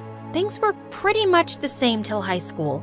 I was doing figure skating and also studying, and because of the many breaks I had to take to compete, my studies were suffering. One time, I came back from school feeling angry because I'd gotten a C on a math test, and the moment I entered my bedroom, a crazy-looking girl hugged me. Oh my God, stop it! Who are you and why are you in my room? Someone help me and get this crazy girl away! But the girl just gave me a goofy smile and started saying something in a language I didn't understand. Who was she? Right then, my coach came running and moved the girl away from me. Daisy, I'm so sorry. This is my niece Gabriella from Spain. My sister sent her to me. She wants to be a figure skater and she's kind of your fan. Just fan? No, I am your greatest fan. Daisy, you are like my idiot. She means idol. Her English is not the best. I then got to know that Gabriella was staying at our place with her aunt. But the next day, when I was getting ready to go to school, I was shocked to see Gabriella with a backpack. Turned out, the coach had gotten her in the same school as me, and she was even in my class. Bummer, because I knew how ruthless kids could be towards new students. The entire way to school, I kept telling her how I had her back. If anyone messes with you, you tell me, and I'll tell the principal. Don't let anyone bully you. The girl instantly grabbed my hand and started kissing it. Oh, Daisy, you're so kind. I love how you synthesize with me. Synthesize? You mean sympathize? Yes, that! At school, I kept Gabriella with me. I was protecting her like a mother goose. I wasn't gonna let anyone make fun of her. But during our health education class, something bizarre happened. The teacher was giving us a lesson on how to rescue someone who might be drowning. And seeing a dummy in the water, Gabriella just lost it. I save her. Nobody panic. I got her. But Gabriella, it's just a dummy. No, Daisy, you can't call people that word. She then jumped in the water and dragged the dummy and performed CPR on it. Don't you dare die on me! Don't you dare! The whole thing looked like a scene from a movie. In the end, when Gabriella realized it was actually a dummy, she started laughing, but right then the teacher clapped, saying that she had never seen any kid take CPR lessons so seriously. And she was proud of her. What? I literally can't even. I soon realized I didn't need to worry about Gabriella at all. Even though the girl seemed to have an IQ lower than a plant, all the teachers and kids loved her, and I just kept wondering how. Even worse, it seemed like every guy in school had a crush on Gabriella. All the boys would be talking about how cute and funny she was. Every day when Gabriella opened her locker, chocolates and love notes would fall out. Sometimes I think this school is Hogwarts. Hogwarts? Why? Every day, I wish for chocolates, and I get chocolates. Totally magical. Here, have some. I didn't get why everyone liked her so much. One time, Gabriella and I were sitting in the cafeteria and having lunch when a guy came and sat next to me, making me so nervous that I couldn't even look up. He was the school's most handsome guy. So I was wondering if you would like to go out with me this weekend. I don't think so. I have to practice for a tournament. How about next week? Oh, Daisy, don't get so ahead of yourself. I would never want to date the Ice Princess. Gabriella, what do you say? OMG, I felt so embarrassed. And when I realized that everyone was looking at me like I was some animal straight out of a zoo, I ran to the bathroom and locked myself in. I felt humiliated. A while later, I heard Gabriella knock, and right when I opened the door, she looked worried.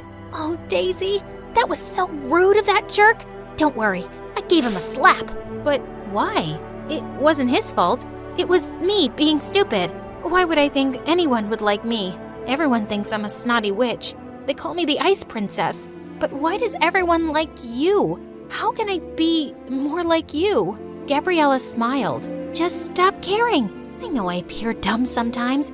Okay, maybe a lot of times. But I don't care what anyone says or thinks.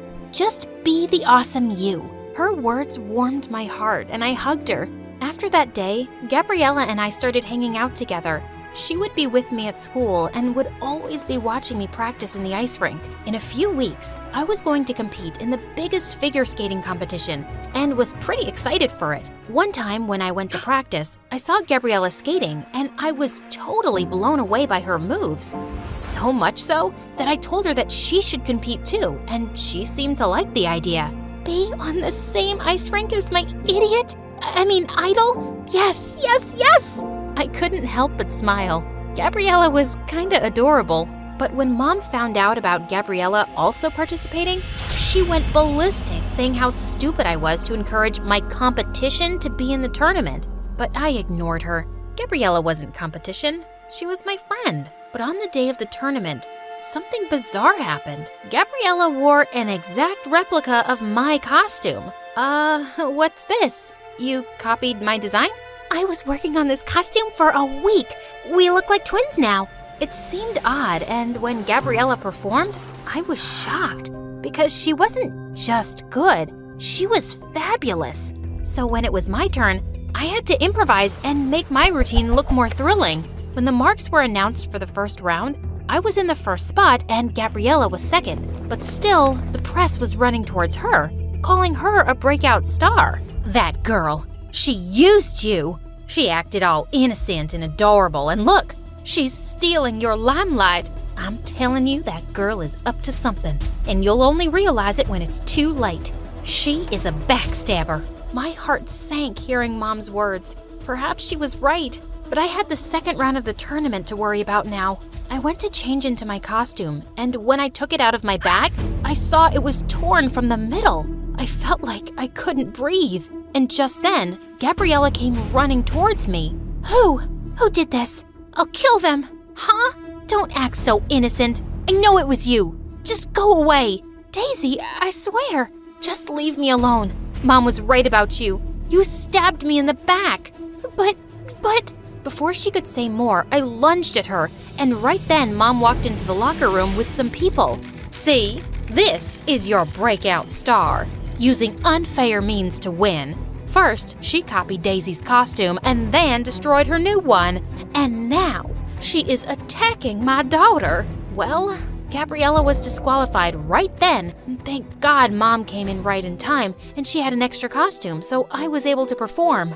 In the end, I was one of 3 contestants selected for the final round. At home, Gabriella came to talk to me, but I slammed the door shut on her face.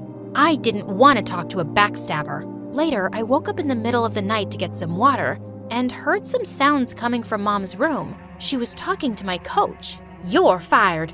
Pack up your things and get out. I hired you to make my daughter the best, not bring in a competition for her. If I hadn't taken matters into my own hands by ruining that dress, my Daisy would have lost the title. Take this money and get lost. She then wrote a check and threw it in my coach's face. What the heck? It was because of Mom that Gabriella was out of the competition? I felt horrible. At that moment, I knew what I had to do. The next day when Mom and I reached the stadium for the final round, I had a surprise for her. After the first contestant performed, it was my turn. Are you ready? Yes, but are you sure? Never been more sure in my life. Show them what you got, bestie. Saying that, I hugged Gabriella and sent her to the ice rink. Seeing her enter the ice rink in my place, Mom totally lost it and was running towards the organizers, but I stopped her and told her how I knew the truth. You stupid girl! In life, you have to play dirty to get to the top. So what if I played a little dirty for you? But you blew your big chance. I don't care. I choose to play fair. I then ran to watch Gabriella perform, and she was breathtaking. When she was done, the audience threw roses at her, and I could see tears of joy in her eyes, and I was so happy for her. It was no shock when Gabriella was announced the winner of the competition. As she received the trophy, she took the mic. This trophy was my dream, and I dedicate it to my idol, Daisy. Thank you, Daisy. Thank you for believing in me. Get over here, girl. Daisy and I waved at the crowd and then hugged. It was the sweetest victory ever.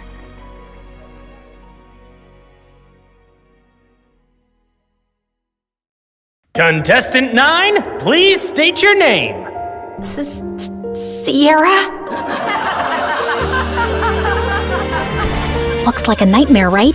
Hi, I'm Sierra, and ever since I could talk, I've had a stutter. I didn't think much of it until I moved to a new town when I was 6. Welcome to the neighborhood. I'm Dean. This is my daughter Kelsey. What's your name, sweetheart? Sierra. Why do you talk like that? It was the first time anyone had asked me that. It wouldn't be the last. My stutter happened frequently, but it got worse when I was nervous. My mom barely noticed or cared that I had a stutter, or that I really existed. She was always working. And my dad? Well, he left the picture a while ago. Most days, Mr. Dean would watch me after school, and Kelsey and I became fast friends. We did everything together. Played at the park, put on fashion shows, grabbed ice cream at Scoopy's. When we went out as a trio, I'd secretly pretend that Mr. Dean was my dad, and Kelsey was my older sister. In those moments, it felt like the family I'd always wanted. But things started to change when Kelsey's mom announced she wanted a divorce and moved out of state. After that, Kelsey started to change. She wasn't just upset. She was furious. She yelled at everyone, and once even smashed the living room furniture in a fit of rage. She lashed out in class and got held back a grade. And if her dad hadn't been the superintendent, she probably would have been expelled. By middle school, we ended up in the same class, and Mr. Dean dropped us off on the first day. Wow, your daughters are so beautiful. Aren't they? I'm a lucky dad. Kelsey looked like she was about to explode. I'm Kelsey. I'm his only daughter. My mistake. And what's your name? Sierra. Sierra? Why do you talk like that? Yeah, can you not speak properly? Or are you stupid? The class erupted into laughter, and I could feel my face burn. Since then, Kelsey wasn't my friend anymore. A real friend wouldn't do that. Through the years, Kelsey's hatred only grew. Anytime I had an accomplishment, she had to ruin it. Opening night of the school play, she stuffed worms in my costume. She threw her birthday party on the same day as mine every year and literally paid people to skip mine. At the science fair, she unplugged my volcano as the judges walked by, so it just looked like a sad pile of paper mache. And during my middle school graduation speech, she just had to make a scene. And so, I want to say how proud I am of our class. We did. What the glitch here is trying to say is we did it. Congratulations, grads. Party at my house tonight. Everyone's technically invited, but only cool people should show up. If it weren't for being her neighbor and still being close with Mr. Dean, I would have liked to never see Kelsey again. I'm sorry about my daughter. Ever since her mom left, she's been a different person. I just wish she wasn't so mean. You shouldn't be ashamed of something you can't control. At the end of the day, your stutter is something that makes you unique. I held on to that going into high school. My stutter didn't bother me much anymore. In fact, it was getting better with age. He was right. It did make me different, and I liked that. One Friday in English, we were doing a vocabulary spelling exercise, and I was totally killing it. ESOTERIC, esoteric. QUERULOUS, querulous. VACILLATE, vacillate. Everyone was surprised at how well I was doing, and honestly, so was I. Who knew I was that good at spelling? Sierra, there's a regional spelling bee in a few weeks. You should join. Who knows, you may make it all the way to nationals. That night, as I sat in my room looking over the spelling bee brochure, loud music suddenly rattled my walls. Kelsey was throwing a party in her backyard. A few classmates waved me over. Fine, just for a little. The party was fun, but I couldn't stop thinking about the spelling bee, and I decided I would sign up. I was about to leave when... What's this? She snatched the brochure out of my hand. A spelling bee? Oh, please. Like you could ever win one of these. In case you didn't know, you trip over your words. Give that back. Not so fast. I'll help you practice for your big day. She pulled out her phone and turned the flashlight on as if it were a spotlight. Some other people gathered around and did the same. I felt blinded by all the lights in my face. Why don't you show us what you got? Nothing screams fun like watching you butcher the alphabet live on stage. Your word is quiberate. That's not even a word. Okay then, your word is pathetic. I'm sure you're quite familiar with that. IRRELEVANT. Irrelevant. I'll use it in a sentence. Kelsey is irrelevant. Now give me back my brochure. But she ripped it into pieces and threw it up like confetti. I took a small step in her direction. Kelsey took a step back and fell into the pool. Ugh! You pushed me! Yeah, right. I didn't push you. Your attitude just slipped. She climbed out and stormed over to me, and I bolted. As I ran, I saw her shoving people in her way into the pool. I made it home and locked the door just as she started kicking and clawing at it. My heart was racing. By Monday, the whole school was talking about it. Someone had filmed everything, and she looked completely unhinged. I avoided her all day. After class, I asked my teacher if she would sign off on my spelling bee application, and she wrote a letter of recommendation. That night, I was recording myself practicing when I heard Mom come home early. I rushed downstairs to tell her about the bee, but she really wasn't listening, as usual. Sierra, that's great and all, but I'm working and I don't need any distractions tonight. And the Mother of the Year award goes to... Feeling annoyed, I went back upstairs and found Kelsey sneaking through my bedroom window. What are you doing here? Get out! Relax, Miss Broken Record. I'm just here to apologize. Apologize? Yeah. I saw the video from the party over the weekend. I looked crazy. It wasn't okay how I was treating you, so I'm sorry, okay? Thanks? I'm not really sure what to make of this. Yeah, well, we used to be friends or whatever. I think it's time to put the bad blood between us to bed, right? Trust doesn't just snap back into place, not after everything that's happened between us. I understand. I intend to prove it to you. Do you mind getting me some water? Climbing up the vines was harder than I thought. Uh-huh. Sure. This certainly wasn't on my bingo card for how the night would go. I brought her water, which she downed in one gulp. Thanks. I'll see you tomorrow. Maybe we can sit together at lunch? Maybe. Also, never sneak into my room again. Then she climbed out the window. What a strange interaction. But maybe we really were turning over a new leaf. The next day, I walked into class feeling good about the new era I was in, where I tried new things and made up with old friends. But that confidence vanished when I found my teacher waiting for me, looking pissed. Sierra, you will not be attending class today. I've contacted the spelling bee and pulled my recommendation for your application. What? What did I do? You should be ashamed of yourself. The principal is waiting for you in his office. What was going on? It has come to our attention that the English exam answers were sent to your entire English class yesterday. I'm sorry. I have no idea what you're talking about. That's strange. Given the exam answers were sent from your email address, you'll be suspended for 3 days. Your mom is on her way here to come get you. What? This wasn't possible. I didn't do it. When Mom showed up, the veins in her forehead were practically bursting. I begged her to believe me the whole way home, but she didn't say a thing.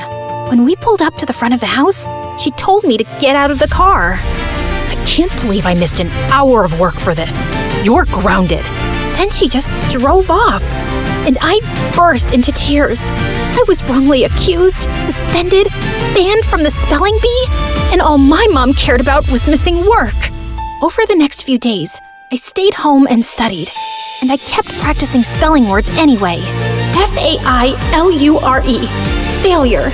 D-I-S-M-A-Y. Dismay. Okay, maybe I was leaning into the drama a little. When I finally got back to school, everyone basically hated me. A bunch of students had used the answers sent from my email, so the teacher failed the entire class, and now everyone was blaming me. The next few weeks were so lonely. I walked straight out of school one day and went to get an ice cream cone from Scoopy's, and Mr. Dean happened to be passing by. I told him everything that happened. Let's go talk to the principal right now. It was nice to have one person who actually listened and seemed to care. Back in the office, Mr. Dean demanded answers.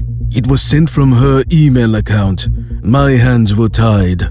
Steve, you're talking like you weren't the biggest troublemaker back in school. Honestly, I'm shocked you became a principal. Mr. Dean insisted on seeing the email with the timestamp. It was around the time I was practicing spelling. Wait, I had recorded myself doing that. I pulled out my phone to prove it. We watched me spelling, then leaving when Mom got home. Then Kelsey climbed through my window and went for the laptop, but I walked in. Once she sent me away for water, she sat down and typed out the email. She did this. They called her into the office. Dad, what are you doing here? You framed Sierra for stealing exam answers when she's completely innocent. I did not. He showed her the video. Of course you go to defend her. She's never been completely innocent, Dad. What had I ever done to her? The principal and I had front row seats to their screaming match.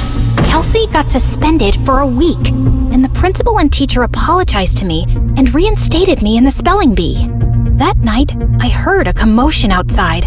I looked out my window and saw Kelsey stuffing suitcases into her car. I'm over you, Dad. Just like Mom was. She slammed the door, rammed the car into the garage, and peeled out of the driveway. I ran to Mr. Dean, who was covered in food. What happened? We were in a huge fight about what she did to you, and she threw everything in the fridge at me. I kicked her out, and she's gone to live with her mom. As much as I wanted to jump with joy at the thought of never seeing Kelsey again, I didn't want things to be like this. Mr. Dean looked crushed as he walked back inside, and I followed him to help clean up the mess. At school, word got out about what Kelsey did, and people started being nice again. Things weren't just back to normal, they were better. I gave an incredible anti-bullying speech at a school assembly that got a standing ovation. I started a support club where victims of bullying could share their stories. And at every free moment, I was practicing for the spelling bee, often with Mr. Dean's help. He still seemed down about being alone, but when I was around, he cheered up. He drilled practice words with me every day until regionals. And on that day, he was there in the audience. My mom wasn't. I got second place and was qualified for nationals in a month. Afterward, the top contestants did a group photo shoot. I was smiling for the camera when someone put an arm around my shoulder. I looked up. It was the guy who won first. You were a great competitor out there today. Congratulations. His accent, his eyes. Suddenly, I forgot how to breathe. Thanks. Where do you come from?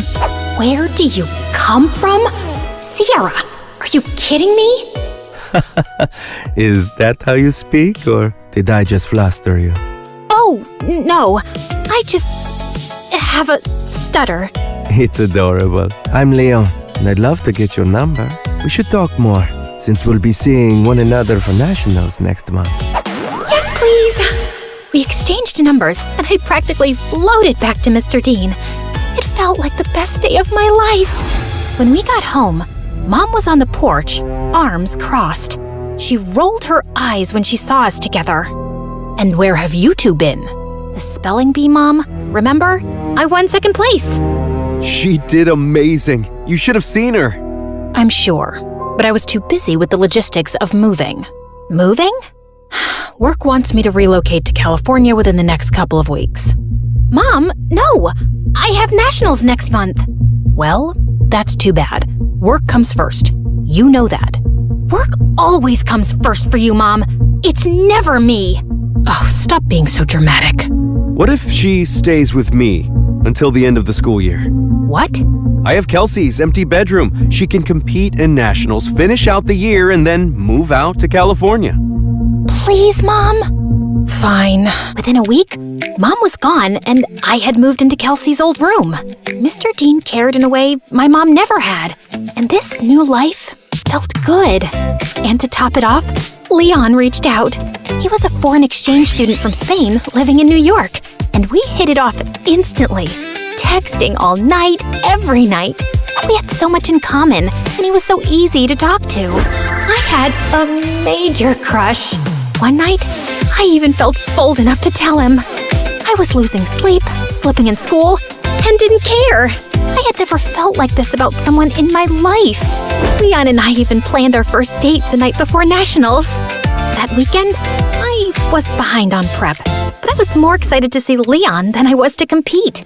We planned to meet at a park, and I spent hours getting ready. I waited for him at the park. He was 5 minutes late, then 15, then 30. After 2 hours, unanswered calls, and 20 unread texts, I gave up and walked home. I got in bed and cried.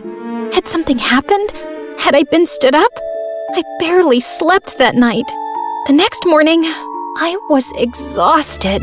Mr. Dean and I headed to the B. I checked in and looked for Leon. Nothing. When it was time to go on stage, I scanned the crowd. No Leon. But then backstage, I heard whispered voices. I turned and saw Leon talking to someone behind him. No, I can't keep doing this. Leon, come on! It's not that hard. He pulled away, and I gasped. Their heads snapped towards me. Kelsey laughed, while Leon froze like a deer in headlights.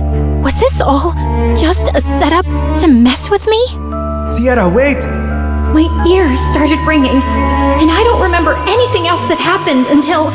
Contestant 9? Contestant 9, please step forward! A contestant sitting next to me tapped on my shoulder, and I walked up to the mic, trying to steady myself. Sierra, why do you talk like that? Yeah, can you not speak? Are you stupid? You should be ashamed of yourself. Like you could ever win one of these. In case you didn't know, you trip over your words. Contestant 9, please state your name. Sierra? Your word is vicissitude. Vicissitude. Vicissitude. That is correct. And just like that, my first round was over. With every ring of the bell that told me I got the word correct, my confidence rose. I shut Kelsey and Leon out of my mind. Contestants were dropping like flies, but I stayed strong until it was just Leon and I. Your word is appoggiatura. Appoggiatura. A-P-O-G-I-A-T-U-R-A. Appoggiatura. I'm sorry, that is incorrect. Sierra, if you can correctly spell the word, you will be our national spelling bee champion. Appoggiatura. A-P-P-O-G-G-I-A-T-U-R-A. Appoggiatura. That is correct! I did it! The audience went wild. I got my huge new trophy and went to the lobby to find Mr. Dean. But I heard Leon's voice behind me. Wait, Sierra, please! Leave me alone! Sierra, please, let me explain. It was all Kelsey. She put me up to this. She wanted to get in your head so you'd lose. Wait, don't go to the lobby. I walked through the doors, but Leon lunged at me and pushed me out of the way. The doors had buckets of slime and feathers on them, which all fell on Leon. Why did you push me away? I was trying to save you from this. Listen, Kelsey moved to my school and found out I was going to regionals for the spelling bee. She said she'd pay me to flirt with you and distract you from studying. I'm so sorry. I was just a game to you? I only agreed because I really needed the money for my mom's treatments. That's why I'm even competing in the bee. I didn't expect to end up having real feelings for you. When Kelsey found out, she stole my phone and smashed it. She even threatened to get me kicked out of school. Just then, my mom and Mr. Dean walked up. Mom, what are you doing here? Mr. Dean convinced me to attend. And I had no idea you were so talented at this. We're so proud of you, Sierra. And then Kelsey walked in. Of course, my dad is here to support perfect little Sierra. And Leon, I see you've betrayed me too. Guess your mom isn't going to get any better. Why are you so evil? What did I ever do to you, Kelsey? You stole everything from me. Everything! She didn't steal anything from you, Kelsey. Oh, really? Because I remember the night you and Mom screamed at each other when she found out about your little affair, when we both found out Sierra is your daughter. What? Oh, yeah. My neighbor was actually my half-sister, the girl who ruined my family and took my dad away from me. Is this true? Yes, it is. Even though this was the craziest day ever, the news warmed my heart. I'd seen Mr. Dean as my dad since I was a kid. You didn't lose your dad to me, Kelsey. You lost him because of you. You could have told me the truth. You could have been my sister. But you chose to be a liar, a bully, and a sad little lowlife who only feels powerful when someone else is hurting. I may stutter, but I never had to hurt people to be heard. And why didn't you guys tell me sooner? I'm sorry. He didn't know until I told him once we moved in next door.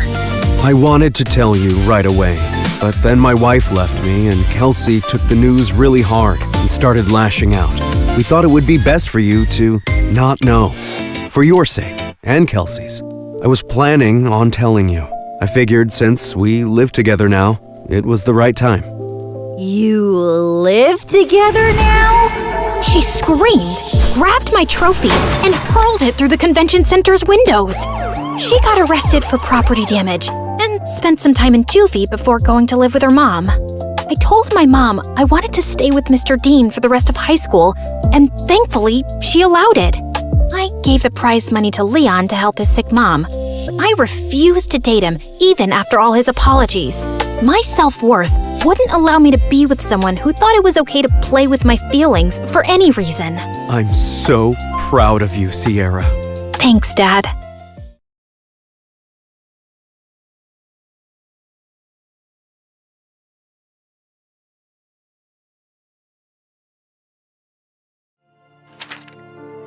Hi, I'm Rochelle from Iowa. Please like and subscribe. I was just a baby when Mom and Dad divorced, and growing up, my mom was pretty much my whole world. We did everything together, walking our dogs, swimming, and reading on rainy days. Once Mom took me to the playground and kids were playing hopscotch.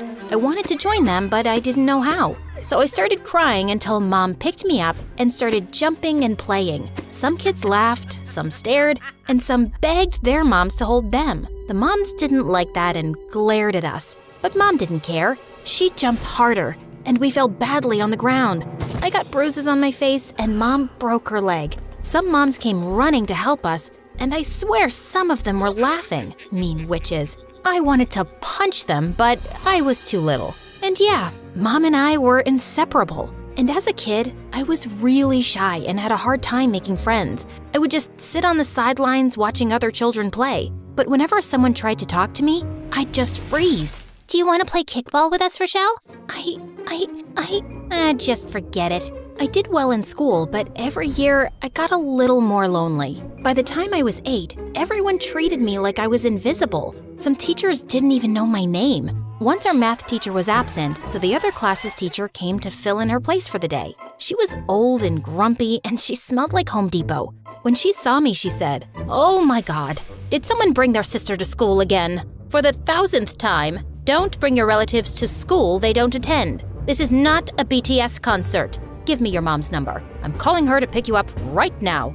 I swear I don't get paid enough to do this. But I'm the school... Excuse me? Then some of my classmates interfered and told her that I attended this school. She wasn't convinced until I swore on my grandma's grave. And then she checked the class list and left me alone. Duh, I'd been going to the same school since kindergarten. The only people who knew I existed were the mean kids who loved to pick on me. I never understood why, but I guess it was because I was an easy target and wouldn't fight them back. They'd be stealing my lunch, calling me a ghost and whatnot. I don't understand what I did wrong. They're always giggling when they see me. Is it my hair?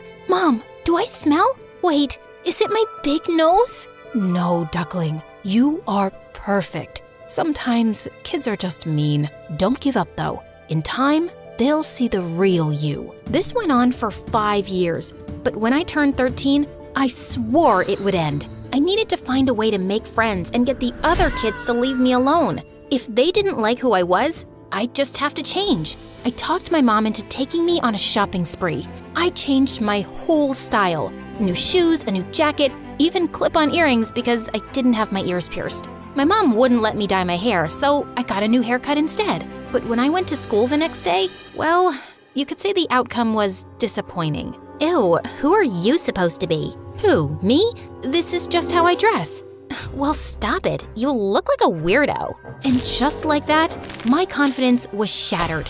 Julie, the most popular girl in my school, hated how I looked. I felt so stupid. I waited for the end of the day, then ran home and cried in my room. But then I had a moment of realization. What does Julie have that I don't? If she can be so popular, I can too. Fine, if a new look wasn't enough, I'd just have to do something more extreme. I'd be like Julie. I made a list of everything she did. The food she ate, the movies she talked about, the sports she played. Don't ask me how I got all this info. Shy kids have their ways. Shy kids are the scariest. Don't be a shy kid. If I couldn't get friends by being myself, I was ready to fake it till I made it. 3 weeks later, I sat down at the popular girls' table in the cafeteria. Everyone stared at me. I was panicking. Julie loved volleyball. I wanted to talk about it to win her over. Volleyball. Volley, according to the Oxford Dictionary, means a lot of bullets, stones, etc. that are fired or thrown at the same time. Ball. Well, it's kind of the same thing, but not a bullet or a stone or etc. and not thrown at the same time.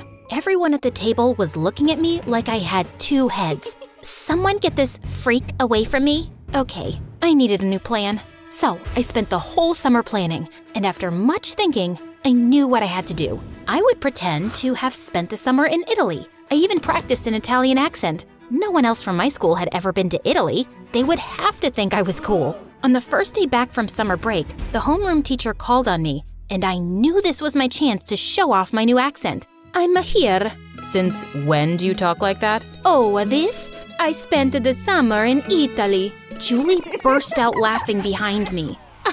No, you didn't, you little liar. Brittany saw you in the library. You're lying about going on vacation. Oh yeah, that's a new one. Thank God you didn't work in a zoo during the summer break. Imagine how you'd be talking now. Who lies about going on vacation? Someone whose mom died. I couldn't believe I said it, but it was too late to take it back. Julie stopped laughing, and everyone got quiet. The teacher was busy at his desk and didn't notice. Wow, I'm sorry, Rochelle. Sam was comforting me? I didn't remember the last time she'd even spoken to me. Yeah, I'm sorry too. I didn't know. Do you want to, sit with me at lunch or something? Sure, I guess that'd be okay. I didn't know why I said that. I just panicked. But suddenly, I had a spot at the popular girls' table. Kids who had always bullied me were now fighting over who got to buy me lunch. I'd gone from being the most hated girl in my school to being the most loved one overnight. Everyone was sympathizing with me and wanted me to feel better. Not wanting to lose all the attention, Julie took me under her wing and started acting like a big sister to me. We hung out between classes and she even walked me home after school. So, who's taking care of you now that your mom's, gone? My aunt is looking after me for now. I'll probably have to move in with her later. Her house is even bigger than my mom's, and she has a pool. Not that I'm okay enough to swim and have fun. I'm still sad, but I thought it was worth mentioning that she had a pool. I ran inside before Julie could ask any more questions. My mom was in the kitchen cooking spaghetti. Oh, hi, Rochelle. How was school? Sorry, Mom. Can't talk now. Lots of homework. I locked myself in my room and tried to catch my breath. How could I have lied about that? And about my mom of all people? But I couldn't go back now. everyone would hate me even more than they did before. Even my mom would hate me. I would just have to keep pretending my mom had died, forever if I had to. What I was about to do was crazy, but what choice did I have? It's okay. It'll be worth it. The next day, everyone at school was nice to me. Kids gave me their snacks and even offered to do my homework for me. All I had to do was walk around looking gloomy, and they did the rest. Teachers at my school were always super busy, so none of them even noticed what was going on. So, what happened? I mean, how did she pass away? Like, was she sick or something? The whole table got quiet. Julie elbowed Sam, but you could tell she wanted to know too. Luckily, I was prepared.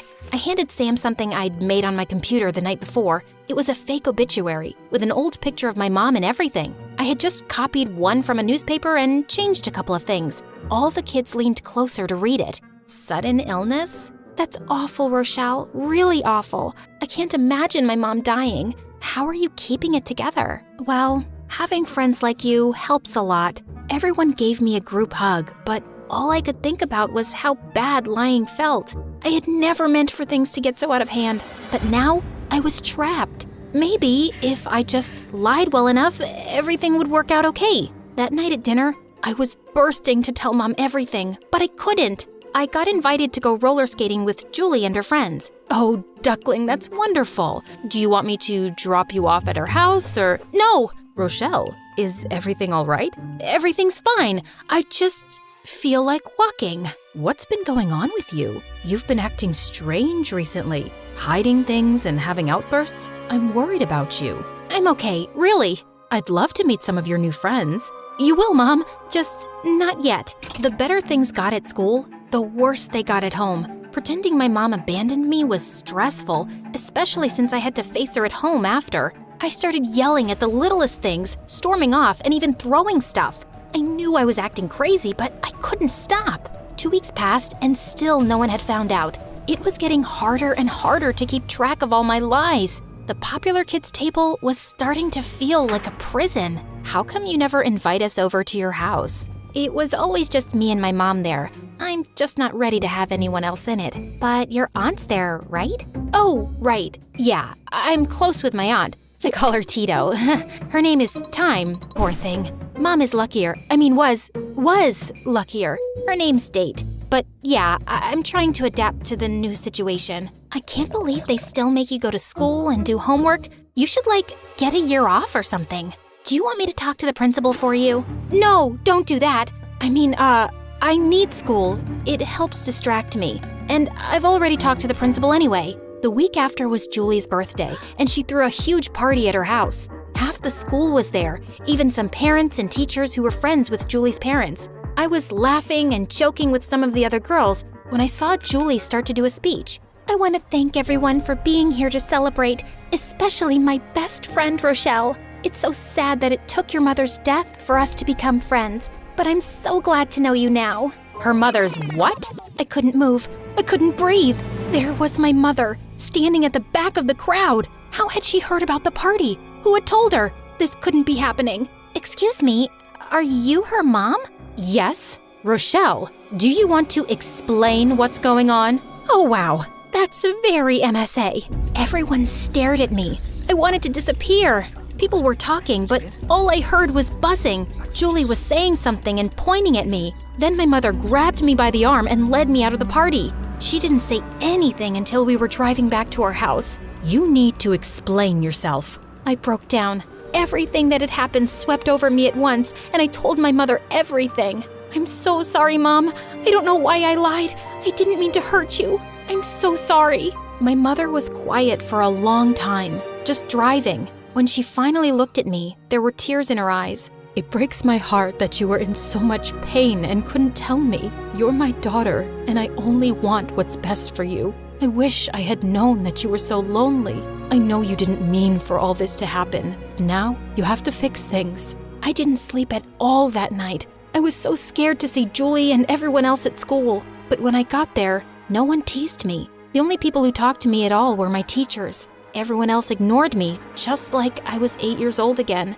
I was sitting alone at my old lunch table when Julie joined me. None of the other popular girls followed. You don't have to pretend to like me anymore.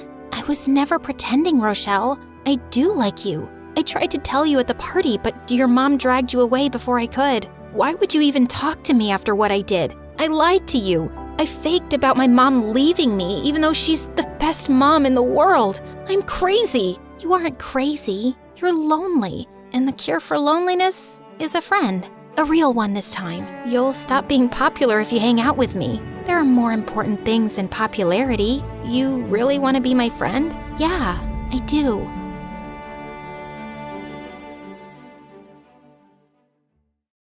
I was cutting my bangs in front of the mirror when the door sprung open and I was splashed with water. And my scissors slipped, and now my bangs were super short. And it was all because of Greta. Oops, sorry. I didn't see you there.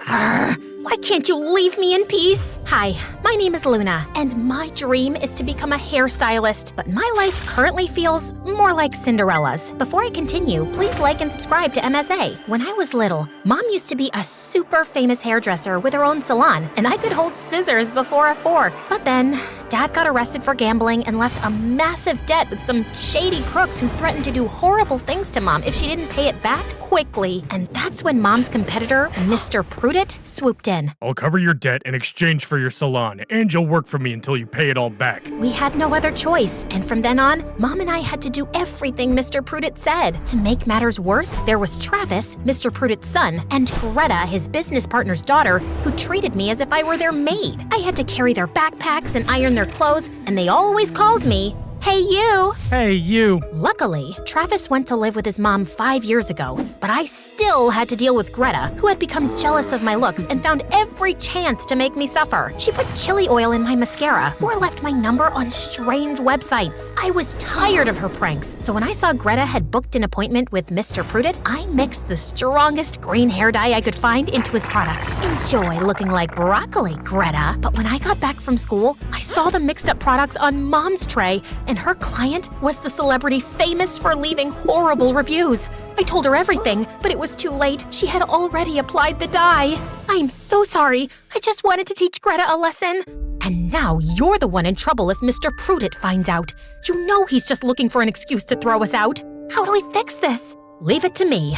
Mom added orange to the green, and the hair turned into a lovely chocolate brown. The client was so happy, she gave Mom a great tip. Phew, dodged a bullet there. I'd spoken too soon. Mr. Prudent got so jealous of the client praising my mom that he pushed her just as she was pouring hot coffee, and it burned her hands. Oh, looks like you won't be able to work for a while. I was about to fry him with the hot pan, but I knew retaliating would only backfire. The best thing I could do was take her place at the salon. Greta was thrilled about it. She already thought she was the boss of the place, but now she had me doing all sorts of ridiculous tasks. Hey, you, color code all my makeup supplies. Hey, you, come braid my guinea pig's hair. But the little devils kept running away. I dived to grab one before it ran out of the shop, and I almost collided with a guy walking in. As I looked up, I saw he had the most beautiful, long hair ever. I've always dreamed of cutting hair like that. I raised my hand to touch it, and I realized it was Travis. Oh no, he's back. So we're grooming animals now? Here, I think my dog needs a little trim. Sure. And so I grabbed his hair to cut it, but Travis jumped away, horrified. What? You two basically look the same. Really? I bought her because she reminded me of you. He might have become handsome, but he's still the same brat as before. I hated Travis, but since he got back, I noticed him everywhere. It was all his hair's fault. It was always tangled, getting up in his face, and I itched to give him a good haircut. Ignore him. So I did, until one evening, I saw Mr. Prudent throw an expensive, perfectly good hair product into the trash. I waited until everyone was done, then ninja crawled to the bin and snatched it up. When I told Mom what I did, she freaked out. Put it back. He'll think you stole it if he finds out. Then he shouldn't have thrown it out, right? Plus, we are overrun with plastic. You can say I'm saving the planet. Just keep it hidden. I'll put it together with my hidden stash. But as I was going to the car, I saw a truck stop just behind Mr. Prudent's salon. Weird. Isn't the salon closed right now? Something smelled fishy, so I sneaked in closer and saw a guy in a baseball hat and mask open the store's back door. A thief? I grabbed a broken hairdryer from the nearby dumpster, ready to smack the thief in the head, when a gust of wind blew his hat off, revealing his hair that I'd have recognized anywhere. That's Travis! I watched as Travis loaded some boxes into the truck and then took off. Even if it was his dad's shop, the way he had acted was super suspicious, so I checked the salon's inventory, but nothing was missing. I'm sure he was up to no good. The next day at school, I caught him right out of the bathroom. Oh, gosh, you scared me. Good. You should be scared. I know what you're up to. For a second, he looked serious, but then he grinned at me. Really? I didn't expect you to be the jealous type. What? Yeah, I went to the bathroom to put on some deodorant for my date, but if you're offering, you used to be a little gremlin before, but you've grown up pretty. I felt a smile tug at the corner of my lips as I pictured us on a date at a romantic restaurant, but I quickly squished it away. No, he's just trying to distract me, but I couldn't help but blush. OMG, don't tell me you really like me. Denying would only make him feel more proud, so I just walked away with Travis laughing behind me. A few weeks later, Mr. Prudent threw a massive launch party for his new salon. As usual, he forced the staff to work as waiters and give out free cuts. I was determined to ignore Travis, but as he walked in, I felt my heart race. Get a hold of yourself. I moved to the back room to prepare food, but dropped all the mini sandwiches when I opened a cupboard and found Travis behind the door. Oh no, those were for your dad. He'll be so angry. You won't find out if you're not here. Come on, let's go for a ride. Maybe if we're alone, I can ask him about the van. Fine. Instead of taking me to his car, Travis hopped on a bike and handed me a helmet. I've never been on a bike before. What's wrong, scared? Of course not. Hold tight. And he was off like a rocket. After I stopped screaming, I realized having Travis so close did weird things to my insides. It's not him. You just ate a bad prawn. He stopped by a beautiful hothouse. It was winter, but it was full of flowers blooming. A friend gave me the keys. Pretty amazing, right? But he was looking at me, and it made me blush, so I tried to change the subject. Why did you come back? I thought you liked it with your mom. Travis's smile slipped. Family stuff. How about you? Did you still want to become a hairdresser? Yeah. As soon as the debt is paid, I want to open a salon with Mom. I'm sure you'll do great, and I'm sorry Dad can be so horrible. My jaw fell. Why is he so nice? Who cares? Stop flirting, girl, and ask about the van. But just as I was about to open my mouth, a thunderclap interrupted me, and there was lightning, and it started raining, and I forgot all about the stupid van because I was deadly scared of storms. Here, put this on. You're trembling. It's not cold, it's fear. But then Travis wrapped his arm around me, and I didn't feel so scared anymore. Actually, having him so close was making me wonder how it would be to kiss him. And suddenly, my phone started ringing. Where are you? Mr. Prudent is looking for you, and he's angry. Travis and I raced back home, only to find that Mr. Prudent and Greta had dumped all my secret stash of salvaged products onto the lawn. There you are, you little thief. I haven't stolen anything. This is... That's my stuff. I just asked Luna to hold it for me. You wanted me to get more involved with the store, right? Mr. Prudent narrowed his eyes at Travis, suspicious, but since the clients were still around, he just walked away, and Travis followed him. Don't flatter yourself. He just did it because he didn't want his dad to cause a scene. Maybe. But Travis had helped me, so I wanted to thank him. Instead of finding him, Mr. Prudent found me. You sneaky little girl. I saw you on the bike with Travis. Stay away from him. Maybe you should tell him to stay away from me. As if he'd even look at someone like you. I just don't want you to ruin him with your horrible influence. I have plans for him. Plans? He's not a thing. He's your son. Mr. Prudent laughed, and it made me so angry. Until then, I hadn't fully realized how much I liked Travis. But hearing his dad talk about him like that made my blood boil. He's 1,000,000 times better than you will ever be. I doubt he truly belongs to you. Watch your mouth, girl. You don't want your mom to have another accident, do you? Before I could say anything even worse, I stormed off. I was so tired of Mr. Prudent, and now I had to go and fall for his son. The only solution is to avoid Travis at all costs. It's a temporary madness. It will pass. Easier said than done, since we went to school together. Every time he walked into a room, I hid under the table or pretended to be on the phone. OMG, your cat is on fire? I'll be there right away. Finally, he cornered me in the salon's back room. Gotcha. What do you want, Travis? To thank you. I heard what you told my dad. No one's ever stood up for me like that. Don't flatter yourself. He just gets on my nerves. I don't believe you. I can see how you look at me. Be my girlfriend?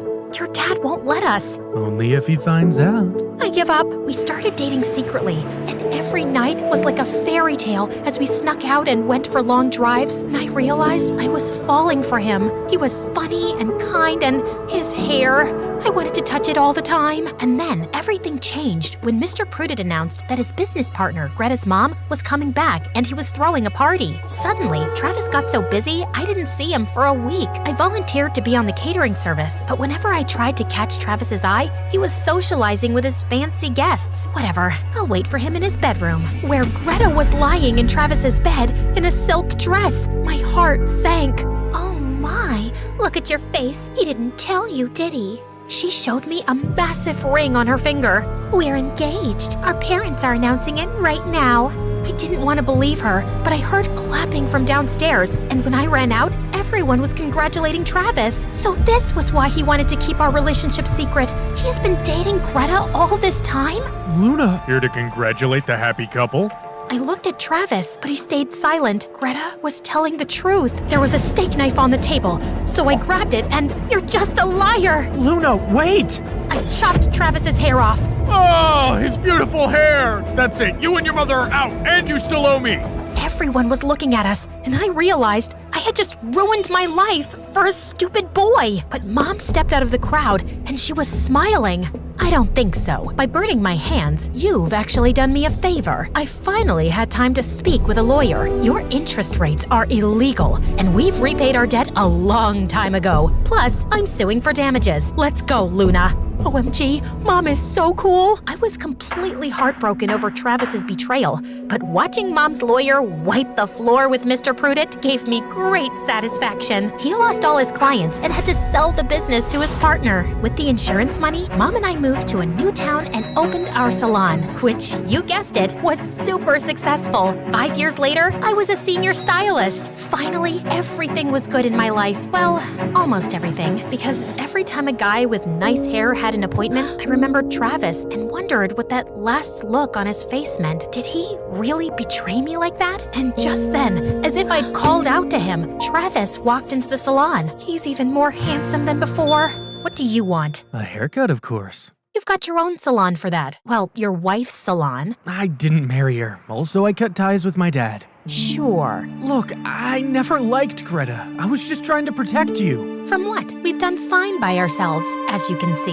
From Dad. I came back and discovered that my dad was throwing away lots of stock for the silliest reasons. I tried to return some of it, but the other business partner found out, and Dad accused you and your mom. The partner believed him and threatened to put your mom in jail. Agreeing to marry his daughter was the only way I could protect you. But I broke up with her right away, and I worked to refund all the missing stock. And now, I'm here. I was speechless. Travis had really done all that for me? He could have just walked away, but he protected me while I hated him. Okay, fine. Sit down. So, you forgive me? Maybe. But for now, let me cut your hair.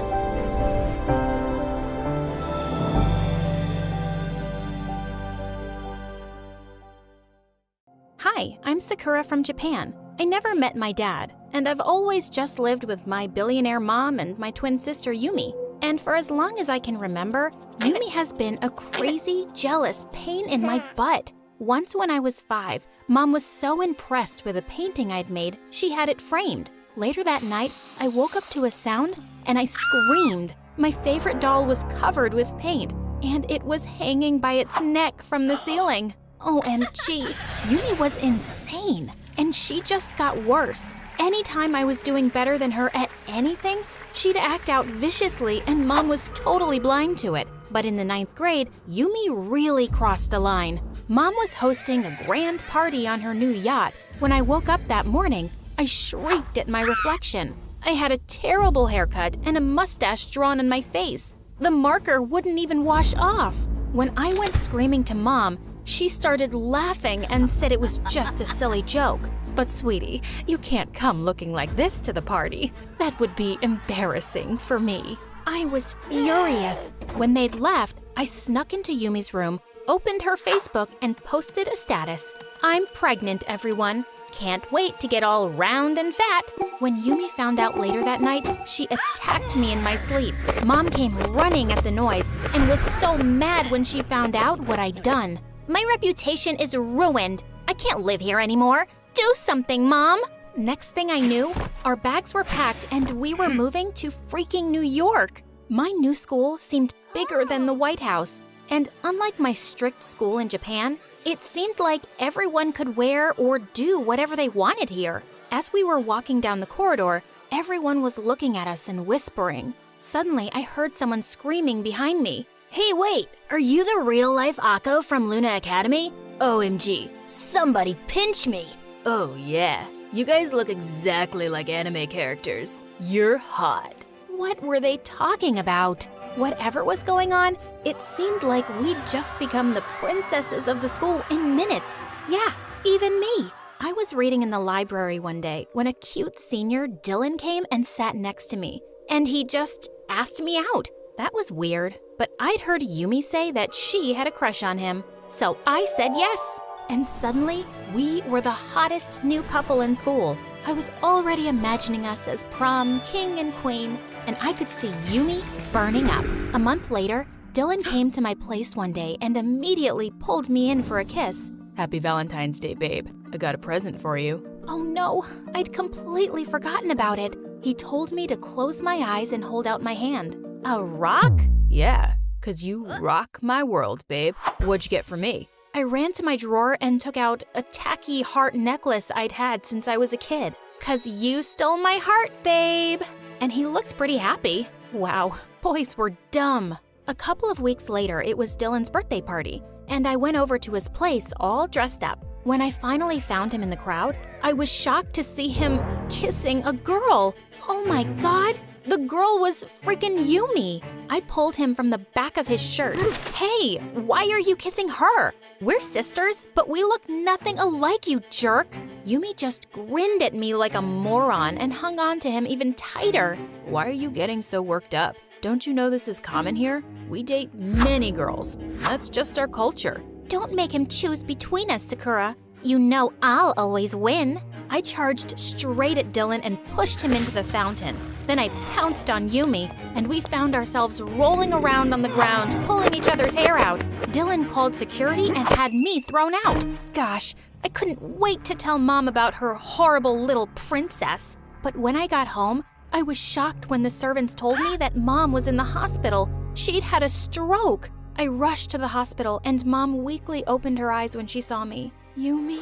No, Mom. It's me, Sakura. Just listen. I should have told you both sooner. You girls, one of you is adopted. What are you saying, Mom? The heart necklace. You took it from me as a kid. It has the answer. The necklace? The one I gave to the jerk Dylan? Just as her eyes started to close, the doctor pushed me outside. And a few moments later, they told me she was in a coma. My whole world had suddenly turned upside down. My mom was in a coma? One of us was freaking adopted. Of course, Yumi was devastated by Mom's news, but I didn't tell her what Mom had said. I had to find out the truth myself first. The next day in school, I found Dylan in the boys' locker room and I told him I wanted my necklace back. Sure, I'll think about it, but only if you give me my kisses back.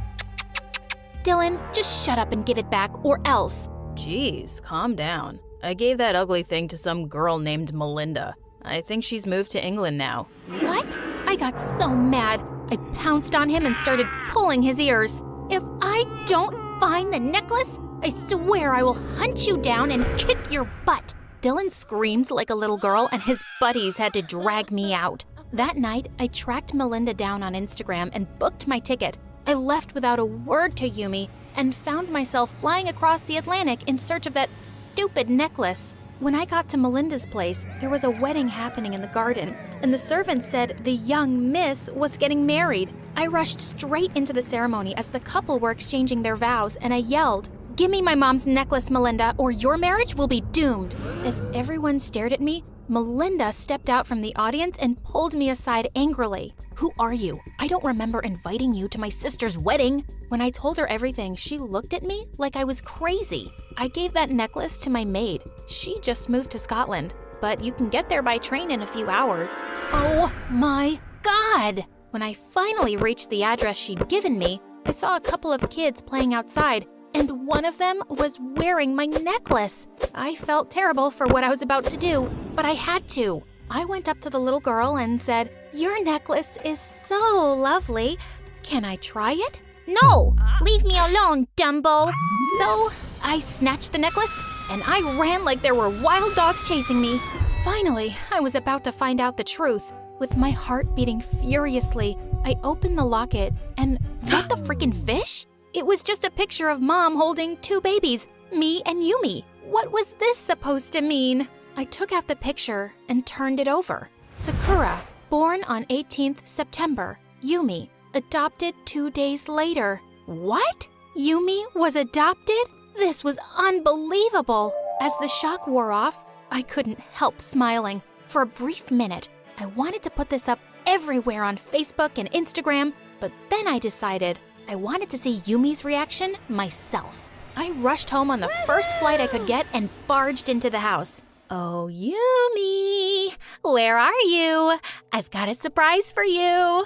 I found her sitting on Mom's bed, holding a picture frame and sobbing. She turned around to me and said, "What if Mom never comes back to us, Sakura? I feel so lost without her." My heart melted and I ran to hug her. She'll be fine. The doctors said she will. And you have me. As Yumi hugged me tight, I decided I wasn't going to tell her what I'd discovered. It would be devastating, and Mom would want me to take care of her, so that's what I was gonna do. Yumi and I were getting along better than ever before, but one day when I walked into the cafeteria, I was shocked to see Dylan standing on a table, holding a hand out to Yumi. I love you, babe. I know that I've let you down, but is it too late to say sorry now? Yumi took his hand and climbed onto the table, and everyone cheered and clapped as they kissed. I marched over furiously and pulled Dylan to the ground. "Hey, jerk, I saw you kissing a girl just yesterday, so get away from my sister." Sakura, are you crazy? You can't treat my boyfriend like that. And I know he kissed someone. He just said he's sorry, okay? He made a mistake. That's a mistake he makes every day. Yumi, I swear, I just want what's best for you. Break up with him. Babe, don't listen to her. She's just jealous. Of what? A stupid jerk? No, Sakura. You're jealous of me. You know everyone loves me more. The kids at school, Dylan, even Mom. And before I knew it, the most horrible words slipped out of my mouth.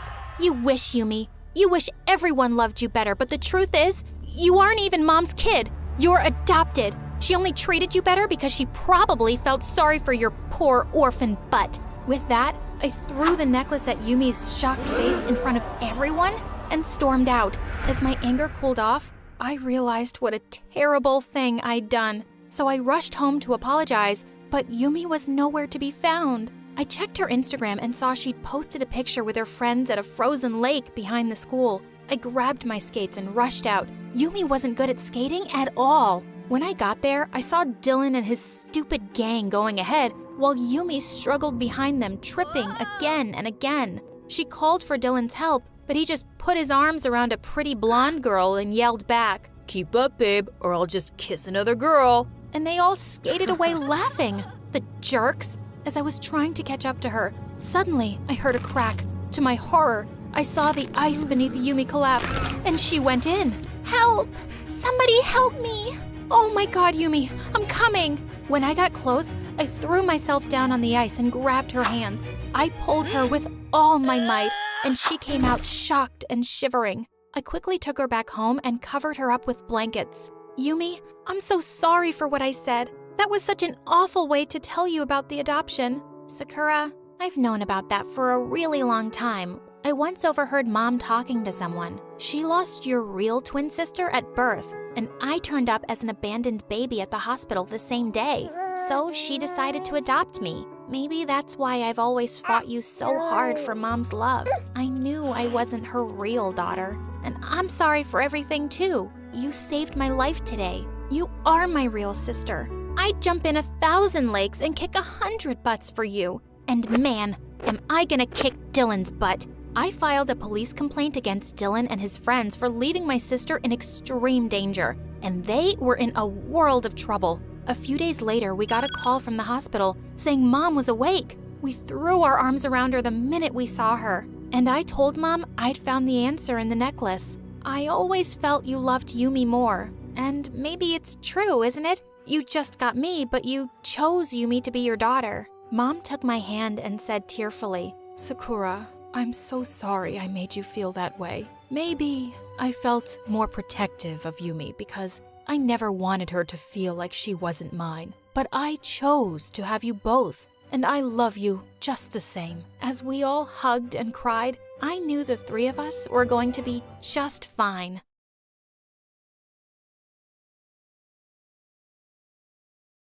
Hi, I'm Petra from Serbia, and I have an extremely rare condition where my aging process is much slower than that of regular people. Like when I was 6 years old, I looked like a dumb 2-year-old toddler, which made people treat me like one. And things got even worse as a teenager. But before I continue, click like and subscribe. Because of my condition, my parents decided to homeschool me till I was a bit older. I only got to hang out with other kids at the playground, and I'd get picked on all the time because I looked so much smaller than everybody. Once, when I was about 8 years old, I was playing on the slides in the park when a worried-looking woman came running to me. Sweetie, are you lost? No. Oh, poor baby. Probably can't understand a thing. You must be so scared. Do I look scared? And I'm not a baby. But she wasn't even listening to me. And before I knew it, she was calling over a policeman from the street. We have a missing child here, officer. Please, help her find her mommy and daddy. Despite my protests, the policeman whisked me off to the station and started taking pictures of me for missing child posters. Oh my God, I know my parents' number and address. I live right across the street from the playground, and you guys kidnapped me.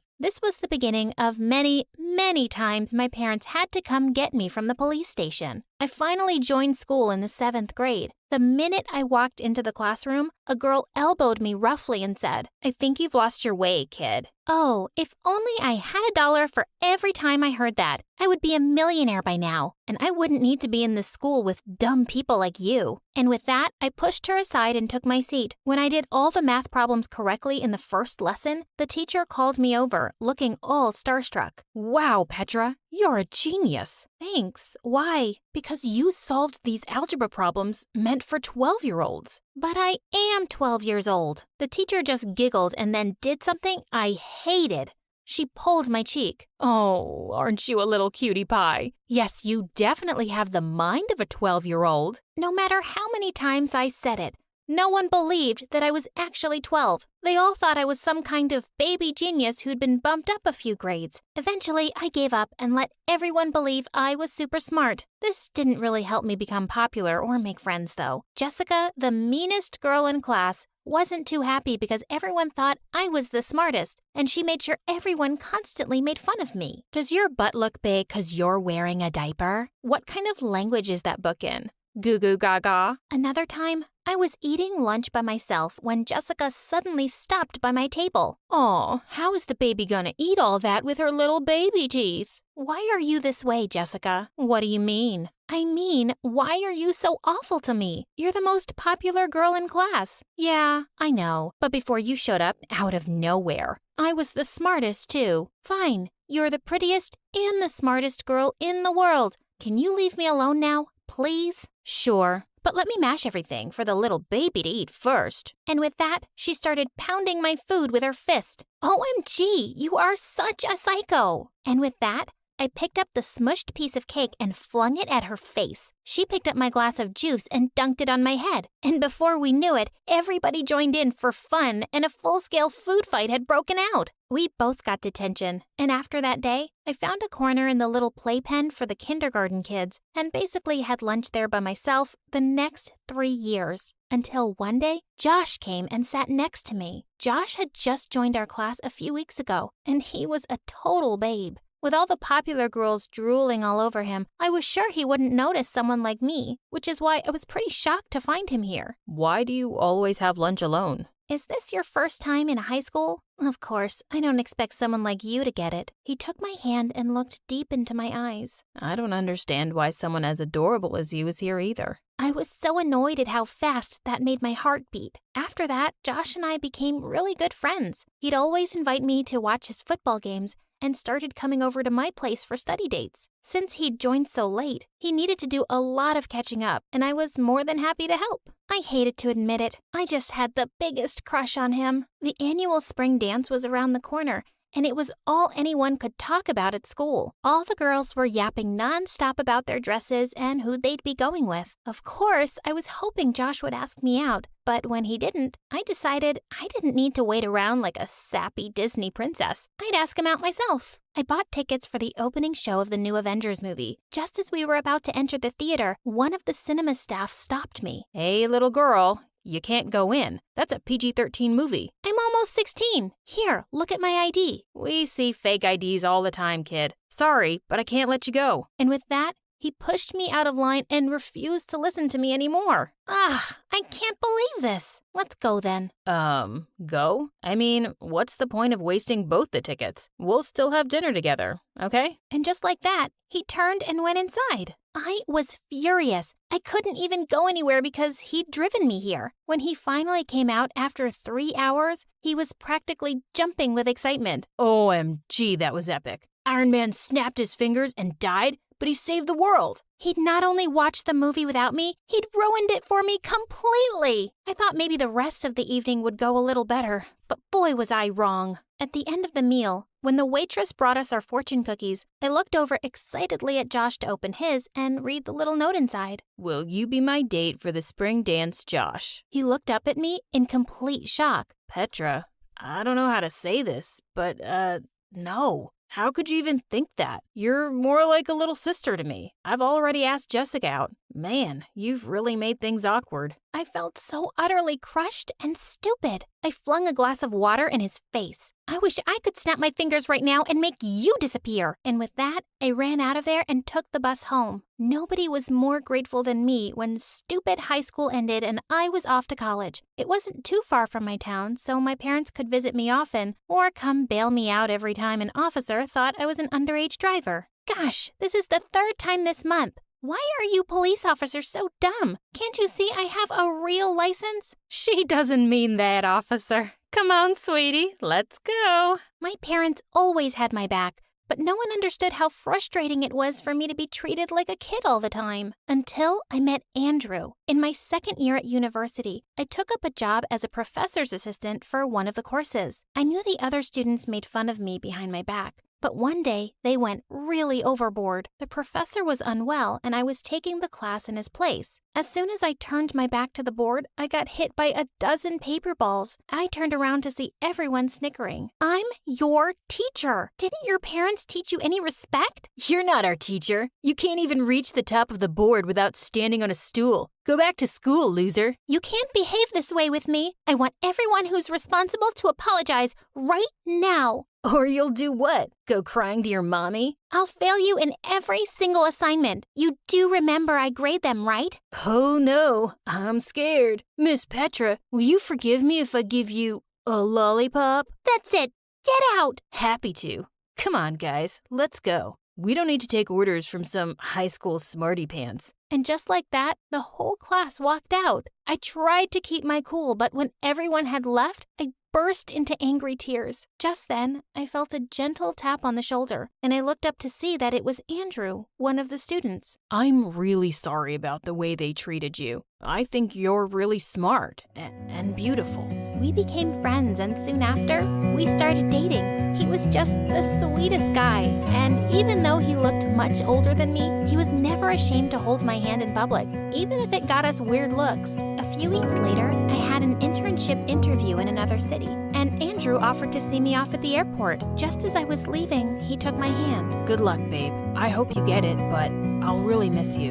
And with that, he pulled me in for our first kiss. My head was still spinning with joy when suddenly I saw a few policemen walking towards us. Sir, please move away from the kid. What's the problem, officer? We've recently had many reports of a gang kidnapping young girls, and you need to come down to the station with us to answer a few questions. Wait, what? He's not a kidnapper. He's my boyfriend, and I'm 20 years old. The policeman didn't listen to a word we said, and we were taken down to the station. My parents had to come down again with my birth certificate and baby pictures before they finally let us go. It turned out that the people at the airport had been making videos of the whole thing, and it had gone viral on social media, with people saying all sorts of mean things about me and Andrew. And to make things worse, The company I had an interview with wasn't happy that I didn't show up, so I lost the internship too. I was beyond furious now. I took to social media myself and posted a video talking about how I'd always been discriminated against because of the way I looked. The video went viral and I started receiving a lot of sympathy messages and support. The public pressure made the police issue an official apology, and the company even offered me the internship again. But my condition had really sparked an interest in the public, and I was being invited to tons of TV and online interviews. All everyone wanted to know was the secret of my youth. Soon enough, I realized that people envied me. One morning, I picked up the local newspaper from the door and was horrified to see my face splashed across the front page with the headline, "Girl Discovers Secret to Eternal Youth." Babe, come here and look outside the window. To my shock, there was a massive crowd of people outside our apartment building, and the minute they spotted me in the window, they started screaming. "Have you discovered the Fountain of Youth? Tell us where it is." "What do you eat to look so young? I'll pay anything for it." With your anti-aging formula for youthful skin, we can become millionaires. Come work for our skincare company. This was complete madness, and I had to put an end to it. I opened the window and everybody became quiet to hear what I had to say. "Listen, there is no secret. It's a condition I've always had, and it's not a blessing. I've never had anyone take me seriously my whole life. I spent all of high school being bullied. My message to everyone is that we all need to learn to be happy in our own skins and accept everyone as they are." Thankfully, the message spread far and wide, and people didn't bother me again. But I still became pretty famous and was regularly called for talks on self-acceptance and against bullying. I'm married to Andrew now, and we have 2 young kids. And secretly, I really don't mind at all when someone says I don't look like a mom.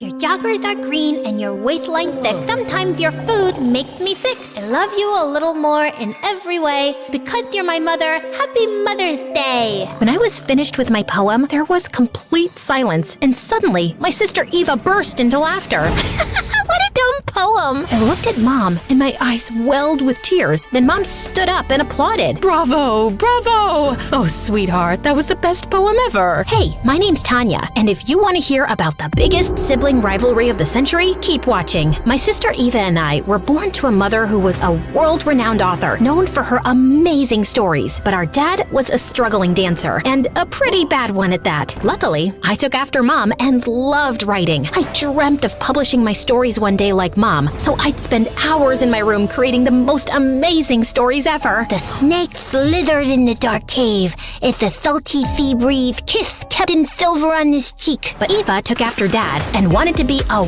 world-famous dancer. Heck, she wanted everyone in the family to be a dancer. Tanya, you should give up writing and become a dancer. You'll never make it as a writer with that lisp. You see, I had a lisp, and because of it, my S's and Z's sound like th. At school, kids teased me about it, and I didn't have any friends. This obviously meant I was super shy and avoided talking to people. Eva, on the other hand, was super popular with tons of friends who were always ready to see her newest dance moves, no matter how crazy they were. Growing up, even though Eva teased me about my lisp, we were pretty good friends. But then, everything changed. When Eva and I turned 13, our parents started fighting like crazy. They were always arguing over bills and couldn't even stand to be in the same room with each other. A few months later, Dad left and we never saw him again. Good riddance to you and your poverty.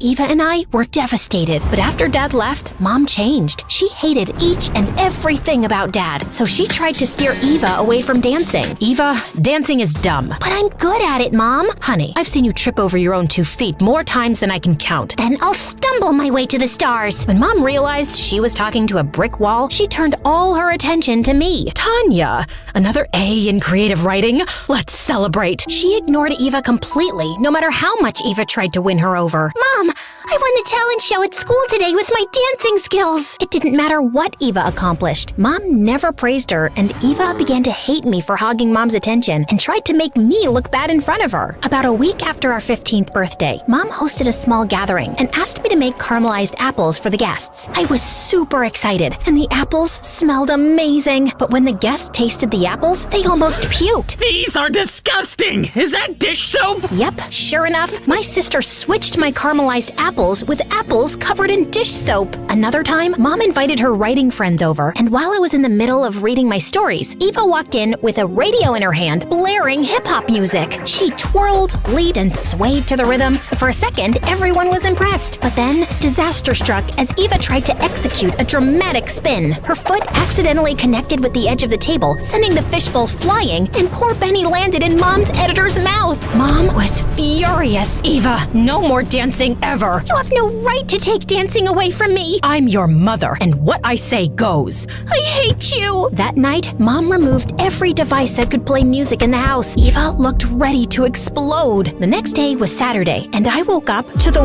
worst screeching sound coming from Eva's room. When I got to Eva's room, she was huffing and puffing with wild enthusiasm into a harmonica. Eva, you sound like you're strangling cats. Since I can't dance, I'm starting our school's first harmonica club. Eva smirked devilishly as she blew once more into the harmonica.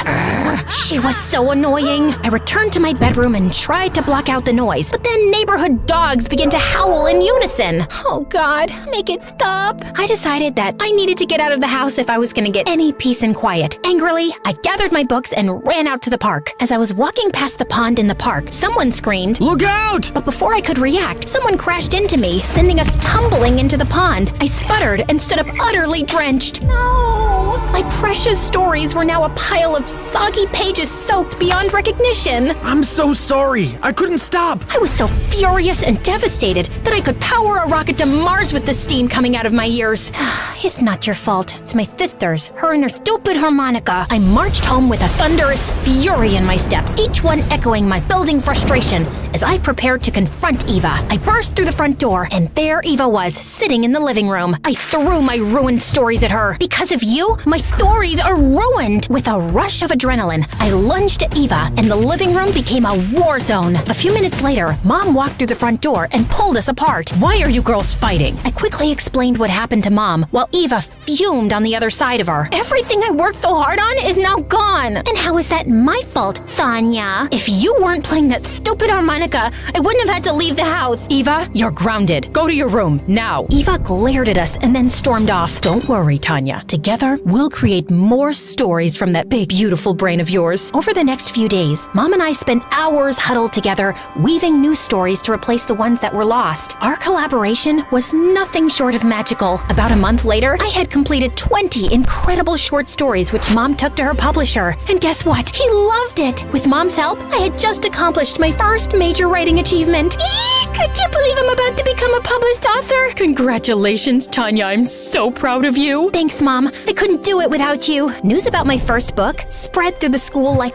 wildfire, and it wasn't long before I became more popular than Eva. Over the next year, with the help of specialists, my lisp improved, and I published 2 more books. The more famous I got, the more rebellious Eva got. She'd come home late, started skipping school, and hung out with the wrong crowd. One afternoon while at the mall, I even caught her trying to shoplift. Eva, what are you doing? What I'm doing is none of your business, Tanya. It is my business because you're my sister and I care about you. You care about me so much that not once have you stood up for me since Mom banned me from dancing. A wave of guilt washed over me. Eva was right. I was so caught up following my dream, while her dreams remained out of reach. Eva, maybe we can talk to Mom together. Eva's eyes darkened and she leaned close, our faces inches apart. No need, because soon you'll realize that dreams don't last forever. Eva brushed past me and left the store. On my way home, my mind was still reeling from my encounter with Eva, so I decided that a few donuts would help brighten my mood. Much to my surprise, Pond Boy was behind the cash register. Hey, it's you. What are you doing here? Pond Boy flashed me a mischievous smile. Gotta keep an eye on the coffee beans. They can be quite mischievous, always plotting to escape. So, you're coffee bean security? Just call me Captain Beanie. In a much more serious tone, he added, By the way, I'm Alex. Tanya, after receiving my order, I sat at one of the tables. When Alex had finished his shift, he joined me. I told him about the 3 books I published with Mom's help, while he told me about his life. I grew up in an orphanage and was adopted by a nice couple about a year ago. I'm glad you finally have a family. A strange look crossed Alex's face, and he smiled. So do I. Alex was kind and smart and super easy to talk to. Over the next few weeks, when I wasn't at school or writing, I was hanging out with Alex. Alex. One afternoon, I invited Alex home to watch movies. I had gone into the kitchen to get snacks, and when I returned, Alex and Eva were laughing and talking as if they'd known each other for years. And sure enough, over the next 2 weeks, Alex was hanging out with Eva more than he was with me. I was furious. So, you're ditching me again to hang out with Eva? Tanya, she's your sister. I don't see what the problem is. I couldn't help but feel jealous. Alex was supposed to be my friend, not Eva's. I decided to confront him about it at the cafe. When I got there, he was deep in thought as he stared at a picture that he was holding. I snuck behind him to glance at the picture, and I gasped when I realized that it was a picture of Eva. Are you stalking my sister? You creep! Startled, Alex fumbled with the picture and shoved it into his pocket. It's nothing like that, Tanya. Please, keep your voice down. You want me to keep my voice down? You befriended me to get to my sister, didn't you? I did, but it's not what you think. Then explain it to me. What Alex said next turned my world upside down. Ava is my sister. I looked at Alex and began laughing hysterically. Am I being pranked? Do you have hidden cameras in here? Alex shook his head, and I saw the sadness in his eyes. What? Are you serious? It has to be a mistake. One day, the orphanage director asked me to bring out some files from his office, and I accidentally dropped them. I noticed my mother's name and a picture of her. Out of curiosity, I opened the file and saw that Mom had a twin birth. So I jotted down the name of the person who adopted my sister and traced it back to your family. I was stunned and hurt. Why would Mom keep something like this a secret for 17 years? I understood why Alex ditched me. He wanted to spend time getting to know his sister. I knew I had to do something. You're coming with me. Before he could say no, I grabbed his hand and dragged him out of the cafe all the way home. Mom? Eva? Where are you? Mom came out from the kitchen, but Eva was nowhere to be seen. When were you going to tell Eva that she was adopted? A look of horror appeared on Mom's face. Who told you that? It doesn't matter. Mom, is it true? Is Eva adopted? Mom sank into the sofa. Yes, it's true. Eva is adopted. We heard a gasp, and we all looked up to see Eva frozen at the top of the stairs, her eyes as wide as saucers. She turned around and bolted to her room,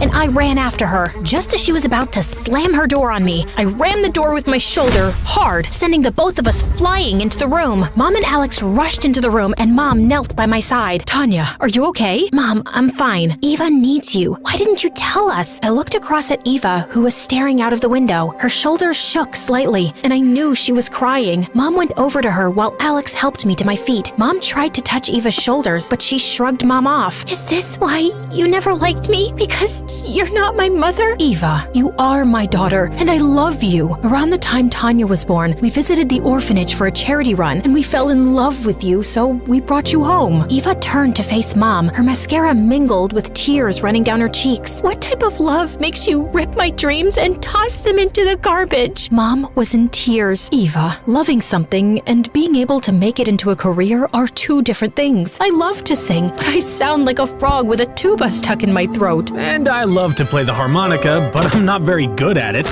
Oh, OMG, you guys really are siblings. The worst harmonic duo in history. A small smile curved onto Eva's lips. As your mother, it's my job to tell you the truth. Maybe together we can think about what you're really good at and take it from there. But you should have told me. I'm sorry I didn't. Can you forgive me? I think so, but I need time to process it all. Now that you guys have made up, Mom, do you mind taking me to the hospital? Over the next few months, Eva and I grew closer, and I was happy to see Mom and Eva spending more time together. Alex and his parents came to dinner once a week, but Alex was always hanging out at our house. I didn't lose a sister. I gained a brother, an aunt, and an uncle. Once Eva and I graduated from high school, I went to college, and Eva started her harmonica band. Just kidding. Eva didn't know what she wanted to do yet, so she got a job at the cafe, and Alex and Mom supported her. And after 2 years, Alex and Eva decided to open their own cafe, and Eva went to college to get a degree in business. No family is perfect, but a supportive family is everything.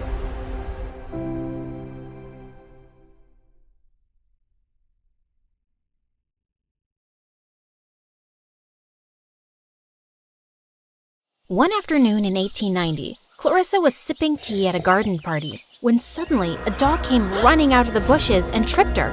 She fell flat on her back and screamed. Everyone rushed her inside quickly because Clarissa was heavily pregnant.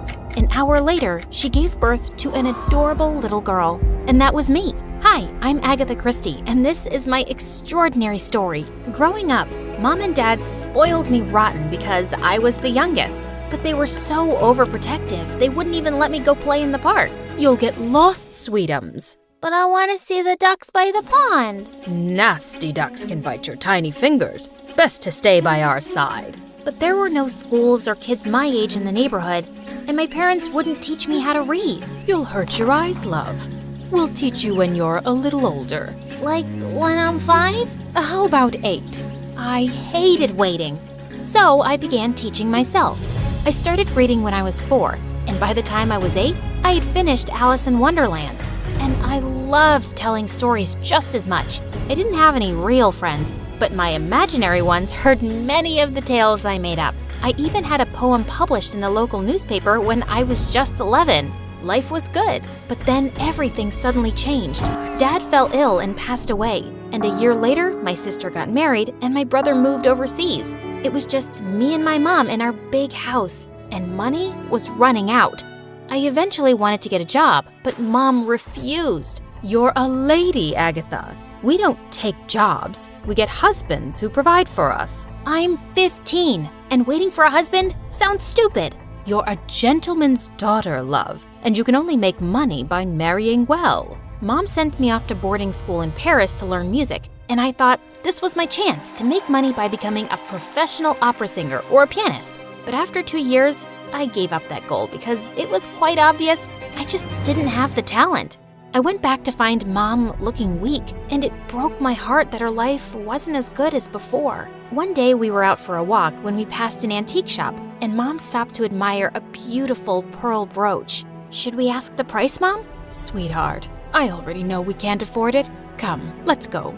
We'll be able to one day, I promise. I'm gonna get you that brooch. Soon after I turned 18, I came down with influenza, and the doctor strictly told me to stay in bed. Feeling bored and restless, I started writing again. Agatha, these stories are brilliant. You should get these published. I thought you didn't approve of working women. I didn't know you could write this well. You have a real talent. But every story got rejected, and I felt so frustrated. And Mom was still obsessed with getting me married. I agreed to go to a dance just to make her happy. I thought I looked cute till I got there. Every girl was dressed like royalty. Just then, a snobbish-looking girl walked up to me. You, servant girl, why have you arrived so late? Go to the kitchen now and get more drinks for my friends. Excuse me? Get them yourself. How dare you speak to me like that? I'm Celeste Clearwater. Is that supposed to mean something to me? I'm Agatha Miller, and it was not a pleasure to meet you.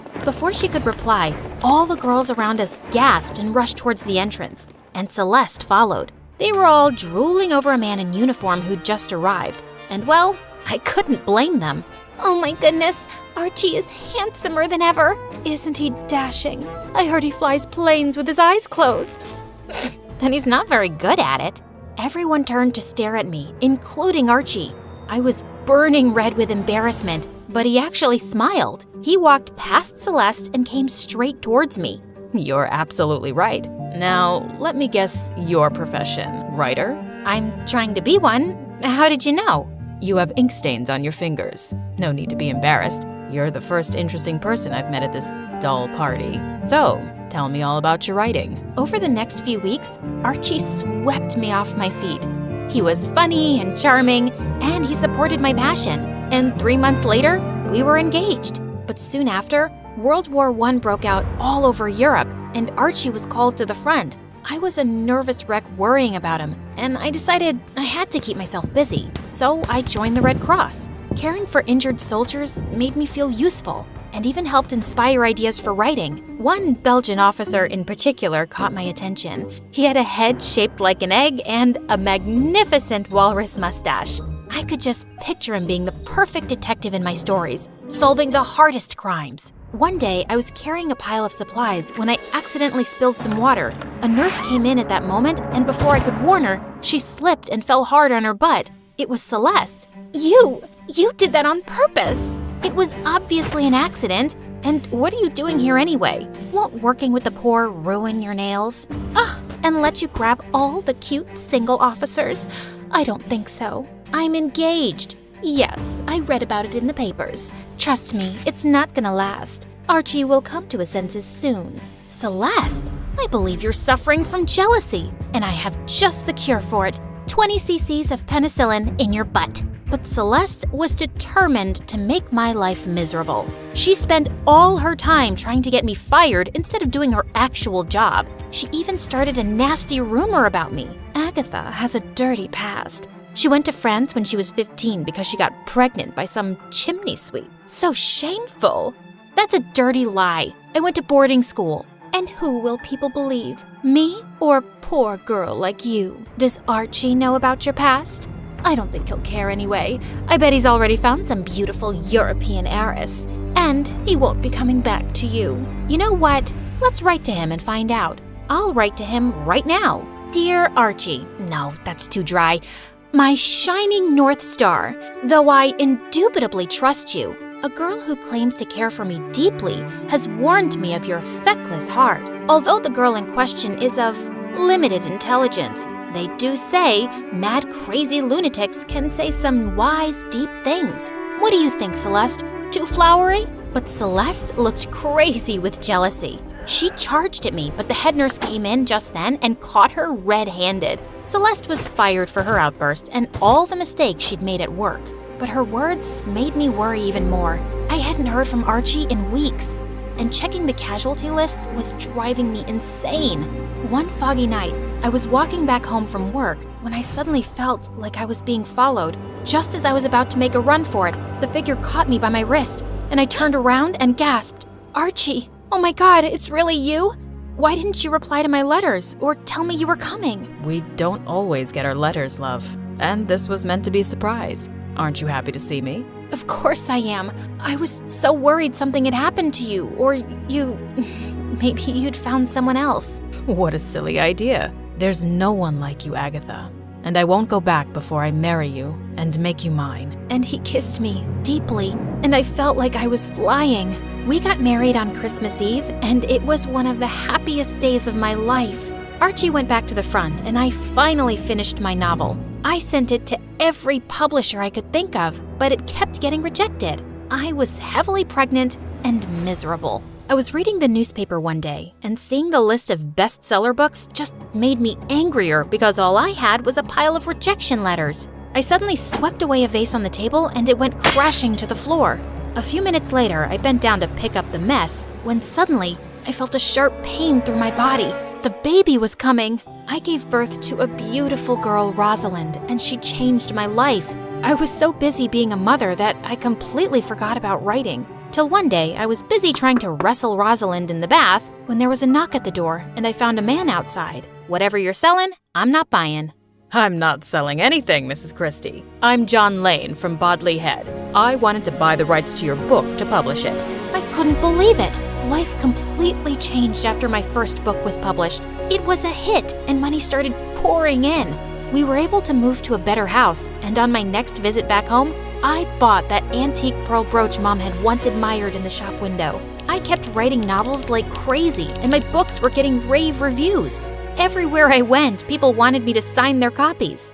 "Excuse me, please tell us about your next book, Mrs. Christie." I don't want to give any spoilers, but you'll be on the edge of your seat. But slowly, my personal life was turning into a mess. Agatha, you got ink stains all over my handkerchiefs. It was an accident. I'll have them washed.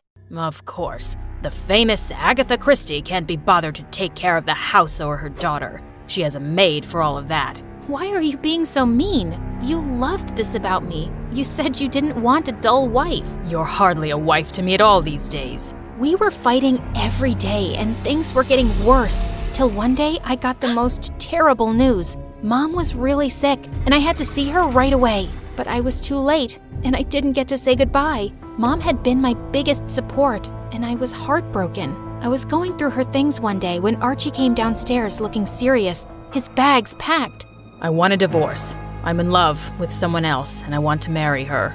What? You're a heartless man, Archie. My mom just passed away and you want to humiliate me just because I'm more famous than you?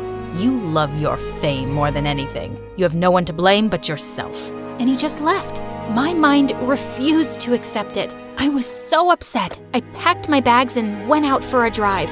I didn't know where I was going. I just wanted to get away. And then I disappeared. When I opened my eyes, I was in a hotel room in Yorkshire, and I had no idea how I'd gotten there. I saw some newspapers on the table, and my jaw dropped in shock. My picture was plastered on the front pages with missing written on top. Apparently, the whole country had been looking for me for 11 days, trying to solve the mystery of my disappearance.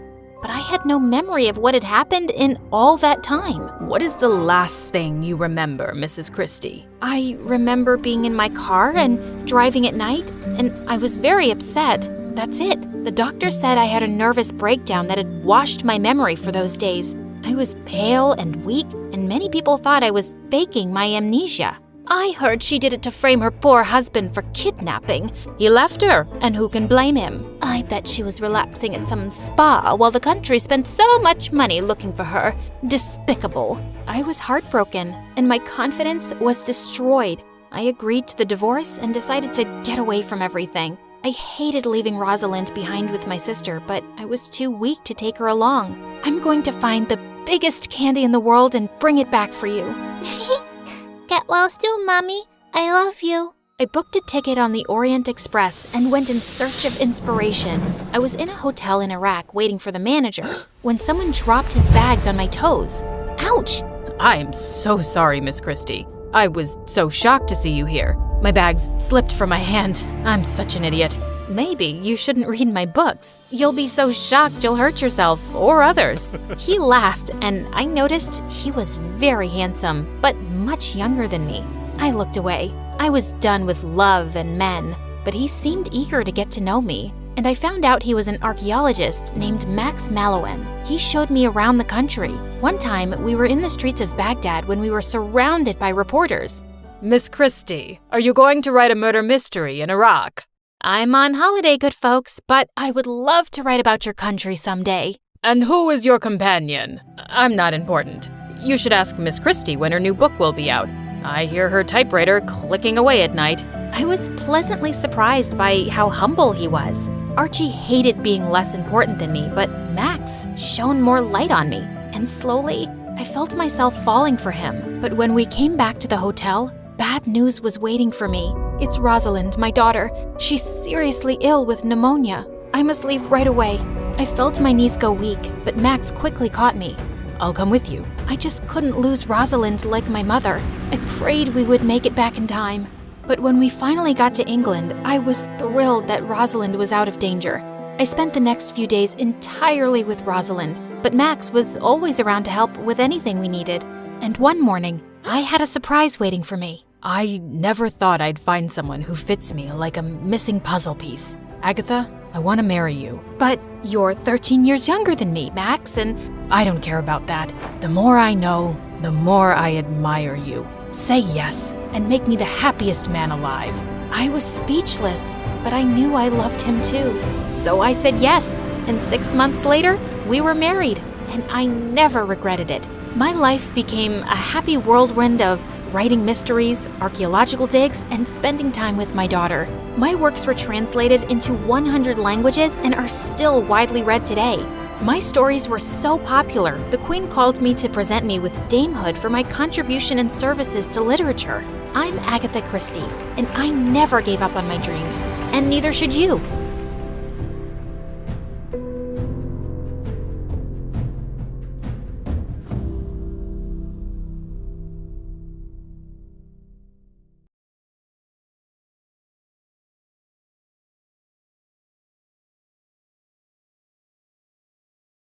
I was walking towards the lockers one day when I noticed the 3 most popular boys in school looking at me, like I was some kind of snack.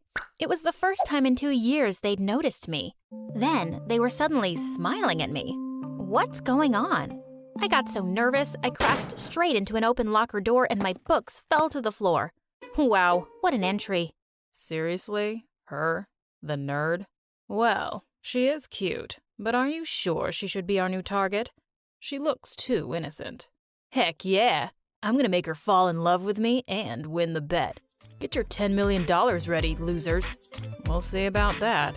Hi, my name is Athena, and let me tell you how these 3 annoying playboys pulled me into the most confusing situation ever. First though, please hit the like and subscribe button. After my class, I was walking down the stairs when I suddenly tripped, but someone caught me just in time. It was Andre, the guy who was literally dating half of the female population in our school. He was staring at my lips as he pulled me close. Your lips look lonely. Do they want to meet mine? Please, get off me. Whoa, easy there, baby girl. I'd rather kiss a trash can, by the way. Oh, wait. What's the difference?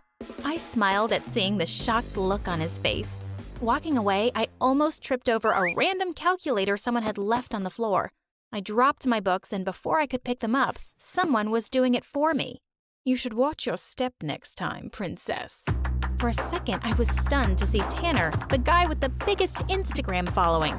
He was grinning at me, and boy, he looked like a prince. Would you mind taking a picture of me for my Insta? He pushed his phone and started posing like he was God's gift to women. I didn't know how to react, so I put his phone down on the floor and awkwardly walked away to find an empty classroom. As I walked in, I was surprised to see someone sleeping in there. I shook his shoulder to wake him up, only to gasp when I realized it was Lucas, the handsome sleepyhead. What are you doing here? This is my place. Oh, sorry. I didn't see your name on the door. I ignored his sarcasm and was about to head out before he spoke again. We can share this room, if you want. Suddenly, the teacher came in and thought we'd been making out in there or something. She kicked us out, and it was so embarrassing, even more than all the tripping over. I had to avoid these heartbreakers. They were called the triple threat for a reason, and I hated guys like them. After my classes were finished, I found the three of them outside waiting for someone. They all smiled at me. Uh-oh. Hey, baby girl. I think you're an engine, because my car won't start without you. Come on, princess. Let's get out of here. I'll give you a ride home. Lucas just gave me a nod and signaled for me to get in. What in the world was happening? I hurriedly walked out of the gate to avoid them. When I entered the cafeteria the next day, I was greeted with milkshakes, coffees, burgers, and nuggets. It was the boys again. I turned them all down and chose to sit on a table alone as I ate. I heard some girls behind me talking about me. Seriously? Why are they after that lame junior? It must be a prank. There's no way they'd notice her otherwise. She's ugly. I turned to look at the girls and said, I really want to punch all you girls right now. But, you know, I'm busy dealing with attractive boys drooling over me now. Ciao. But I was furious. I had to know if I was really the target of a stupid prank. A few days later, as I was passing by the boys' locker room, I noticed that the door was slightly open. I saw the trio inside. I hid behind a locker to listen. God, what is that smell? Do boys even shower? Give me 2 days, and she'll be following me around like a puppy. I don't think so. She's kinda challenging. Nah, she's just playing hard to get, Tanner. You guys should learn from me. I couldn't believe it. These players had put a bet on me. I'd show them. They'd picked the wrong girl to mess with. I was gonna make them pay. Let the games begin. The drama club I was in had a show the next day, and my role was a stupid tree. The scene had a windy day, so when I started swaying my arms, someone gave a standing ovation from the audience. Woo! Best actress ever. That's my girl. What was he doing? After the show, he came over and gave me a bouquet of flowers and a gigantic teddy bear. Babe, you know what? There's something wrong with my phone. It doesn't have your number in it. He wouldn't leave until I put my number in his phone. The next day, while I was walking to school, I noticed a familiar sports car following me. Hop in, princess. It was Tanner. This time I got in. Let's see what his deal is. During the ride, I spilled my coffee over his squeaky clean dashboard on purpose. Oops, sorry, I'm just so clumsy. I was expecting him to get mad about it, but instead, he reached for some tissues and cleaned my hands with them. I found myself staring at him while my heart raced. No. It was all just an act. Get a grip, Athena. When we reached school, he helped me get out of the car. Right. Slow down. Geez, I'm not blind. Seems like it sometimes. I glared at him. Is there something you want to say? He just flashed a big smile and turned to fix his hair in the car window. So annoying. I walked off to class. Halfway through the lesson, when the teacher had her back to us, someone from the table next to me whispered, "Psst." I looked up to see that it was Andre. Why'd you come here with Tanner? You know guys like him are jerks who will just break your heart. You know I'm totally serious about you. Then he kissed my hand. Oh, please. How serious are you? There's no number to express. Then prove it to me. Sure, baby girl, but how? I'll tell you about it at lunch. I can't wait. I swear. I'll do anything for you. Just then the teacher kicked him out of the class for making all these noises. Everyone giggled, but he didn't look the least bit embarrassed. He winked and walked off. Lunchtime came and he was already waiting. I wanted to ruin his reputation, especially in front of the girls, so I whispered my dare to him and his eyes grew wide. If I do it, will you be my girlfriend? I nodded. He immediately walked to the front of the cafeteria, jumped on a table, and shouted, I have something to confess. I wet my bed every night, and I don't know what to do anymore. I burst out laughing when he made a whole drama out of it while fake crying. But to my surprise, the girls started comforting him. What? My plan had backfired, so I sneaked out of the room, devastated. The next day, while I was reaching for a book in the library, Lucas suddenly appeared and grabbed it for me. I gave him a smile, but he just nodded. While I was doing my homework, he sat across from me and started reading a book. I waited for him to say hello or something, but he totally ignored me. I asked him what he was reading, but he just gave me a glare. Oh, I get it. He was using the snobbish bad boy style. I moved beside him and leaned in. Are you mute, or does your breath just stink? I was caught off guard when he grinned. Do you really want to know? I immediately pulled away when our lips almost touched. I cleared my throat and got myself back on track. Are you free tomorrow? I just need someone to go somewhere with me. Yeah, sure, whatever. Later that night, I did a little research on Lucas and grinned when I read a comment about him having a phobia of heights in one of his Instagram posts. He was surprised when I brought him to an amusement park the next day. I forced him to try all the rides, and I was laughing my butt off whenever he screamed like a girl. Stop being such a wuss, Lucas. Let's try the pirate ship one more time. Just then, he started throwing up, and I couldn't stop laughing. I wanted to have more fun, so I acted like I'd sprained my ankle and let him carry me all around the place. Then I asked him to buy me some fries. When he bought them, I said, oh shoot, I'm also craving a banana split and a cheeseburger. I could barely stop myself from laughing at his annoyed face. Poor guy later fell asleep on the bench while I ate all the food. All of a sudden, I screamed in his ear. He jolted awake and asked what had happened. I told him that I was just thirsty and I needed some soda. He finally snapped. Buy it yourself, girl. Jeez, you're so annoying. And just like that, Lucas gave up. 1 down, 2 to go. Andre continued pestering me at school while Lucas was nowhere to be found. During lunch, Tanner sat beside me and asked me if I'd like to go on a date with him to the Bahamas. I want to get to know you first before going anywhere alone with you. I don't even know anything about your family. Not a problem. You could join us for dinner tonight. I did a happy dance on the inside. Everything was going according to plan. I told him that I'd come myself, so I just asked his address. That night, I borrowed my friend's hyperactive cats and brought them with me. Tanner looked so happy as he opened the door. My mom's out, so no one can babysit them. I put the basket down and the cats started running everywhere, scratching paintings and knocking over expensive vases. Sorry, they get their clumsiness from their mama. He looked totally unaffected. Your kittens are adorable. Like you. Come on, dinner's ready. And they're all waiting for you. His parents looked so sophisticated, and I was surprised to see that he had 4 little sisters. They all flocked around me like it was their first time seeing a girl. I started fake crying when dinner was served. What's wrong? I don't eat chicken.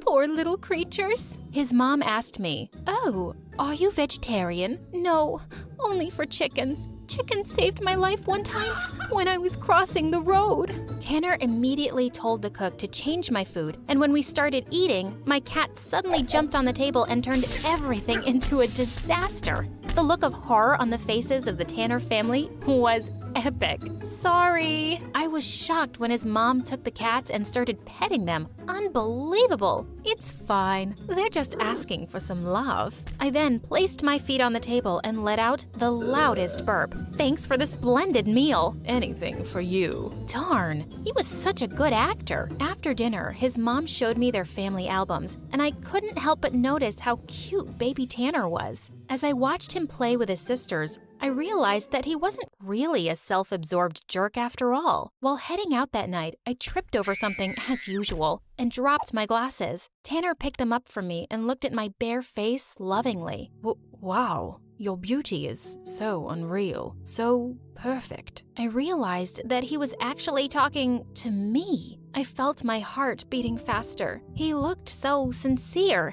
and it made me feel like I was the most beautiful girl in the world. Apparently, my efforts to get rid of him hadn't worked tonight, but why was I smiling? The next day, Andre sneaked in through my window. "Why are you here?" "There's a party nearby. Come on." I told him that parties weren't my thing, and besides, I didn't have anything to wear. "Say no more, baby girl. Come with me." I needed to mess with him more, so I went with him to the mall. He bought me a cute red dress and gave me a makeover. "Wow, you look like someone I know." "Who?" "My next girlfriend." "Oh, please." I went to the party with Andre, and everyone was shocked upon seeing me. They thought I was a totally different person. While dancing with Andre, I couldn't help but notice Tanner and Lucas looking at me from across the room. A girl walked up to Tanner and started dancing with him. For some reason, the sight made my blood boil. I excused myself to the toilet, and when I came back, Andre was now dancing sweetly with another girl. Of course, he was a player,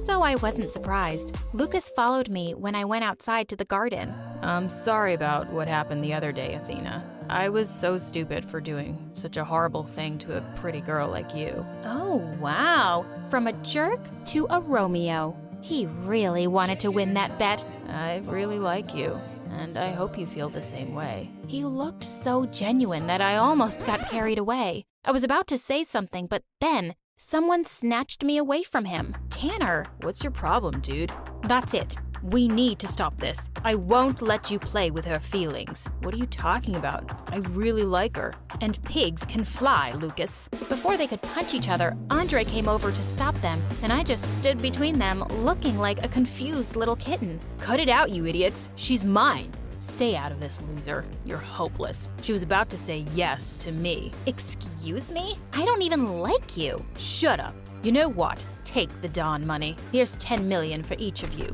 Just leave her alone." Best decision ever, Tanner. I was shocked. Did he just give away $20 million?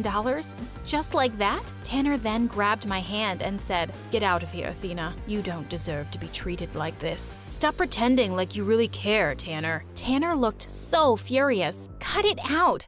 I've known about the bet all this time, and I've been playing all of you idiots. You all lose. They were all shocked at my revelation. Andre and Lucas grabbed the bags from Tanner and ran away, while Tanner just stood there, shocked. "I'm sorry for everything, Athena. Goodbye." My heart sank as I watched him walk away. My wish was finally granted. The jerks had finally stopped bothering me, and I should have been happy and relieved, right? But I wasn't. The next day, my mom came running to me with shocking news. Someone called Tanner had put $10 million into our account. We're rich! Wait, what?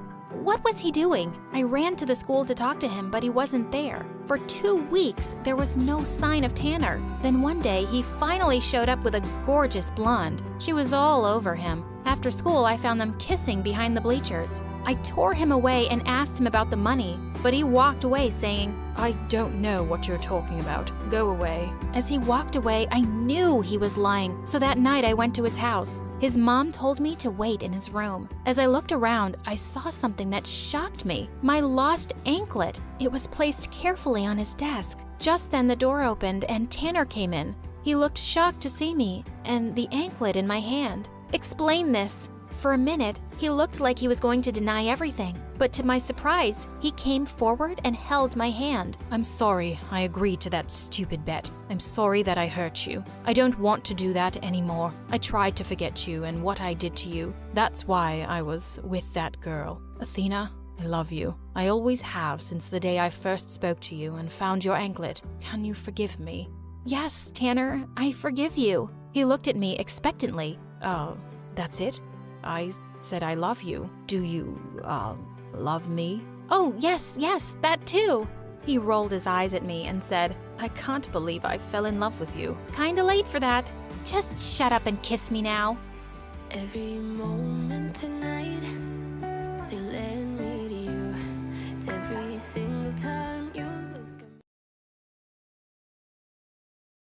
My name is Z. I lived with my best friend Gwen. We've been together since we were young and ran away from our foster home. Things were working well until I met my next-door neighbor. His name was Adam. He was too handsome for me to ignore. I fell head over heels for him at first sight. One day I worked up the courage to go over to his place to introduce myself. When I reached Adam's house, his front door was already open. I walked inside and called out his name, but I heard no response. Suddenly, I heard a growl behind me, and I froze. It sounded deep, like it belonged to an enormous dog. When I turned around, I shrieked like a maniac. There was a tiger behind me. A freaking tiger! I screamed again, walking backwards, falling over the couch. I jumped up and tried to run, but the tiger was blocking the door. Suddenly, Adam appeared with a huge stick in his hand. Then he shot it with a tranquilizer gun. The moment the tiger fell, I fainted with relief, my entire world turning black. I woke up to Adam giving me CPR. I felt his hands on my chest, his lips on mine. I woke up gasping, reaching for my inhaler. I was having an asthma attack. Once I became stable, Adam got me some water. I forced him to explain himself to me as soon as I got the courage to speak again. He told me that he was a smuggler. He brought in tigers from abroad and he sold them to rich people living here in our city. He brought them here from the docks in his truck and stored them in the basement. There were 5 tigers in his house at the moment. One of them got out due to rot in the walls. I couldn't make sense of this. How much money could a tiger possibly get him? Could it really be enough to risk being eaten alive? Adam told me that one tiger could go for millions of dollars, if not hundreds of millions. I was amazed at this news, with the sale of only one of these animals. This was the kind of money that one could not pass up on. I told Adam that I knew that this operation was highly illegal. If he didn't want me to rat him out, he would have to give me something. He would have to allow me to join his business and get my own share of the sales. At first, he was unsure, unwilling to be blackmailed. I told him about my experience managing my own business, to show him I could be valuable. Eventually, he agreed that he could use a second set of hands, and he was already searching for help. Having his neighbor help him would be convenient, too. He agreed to my terms, and I went home for the evening. The next day, I joined Adam's tiger smuggling trade. Every night at 7 p.m., a buyer would stop by. Adam was extremely careful and only allowed one buyer to visit him each day. The buyers were enormously wealthy. A sheik, a princess of an unknown island, a business tycoon. My bank account began to swell up very quickly. I loved my life so much at that time. I could work beside my crush every day. Adam and I flirted endlessly and even made out on some breaks. I could suddenly afford things I could never even dream of purchasing before. I decorated my house, got all new gadgets, and even bought my roommate Gwen a whole new wardrobe.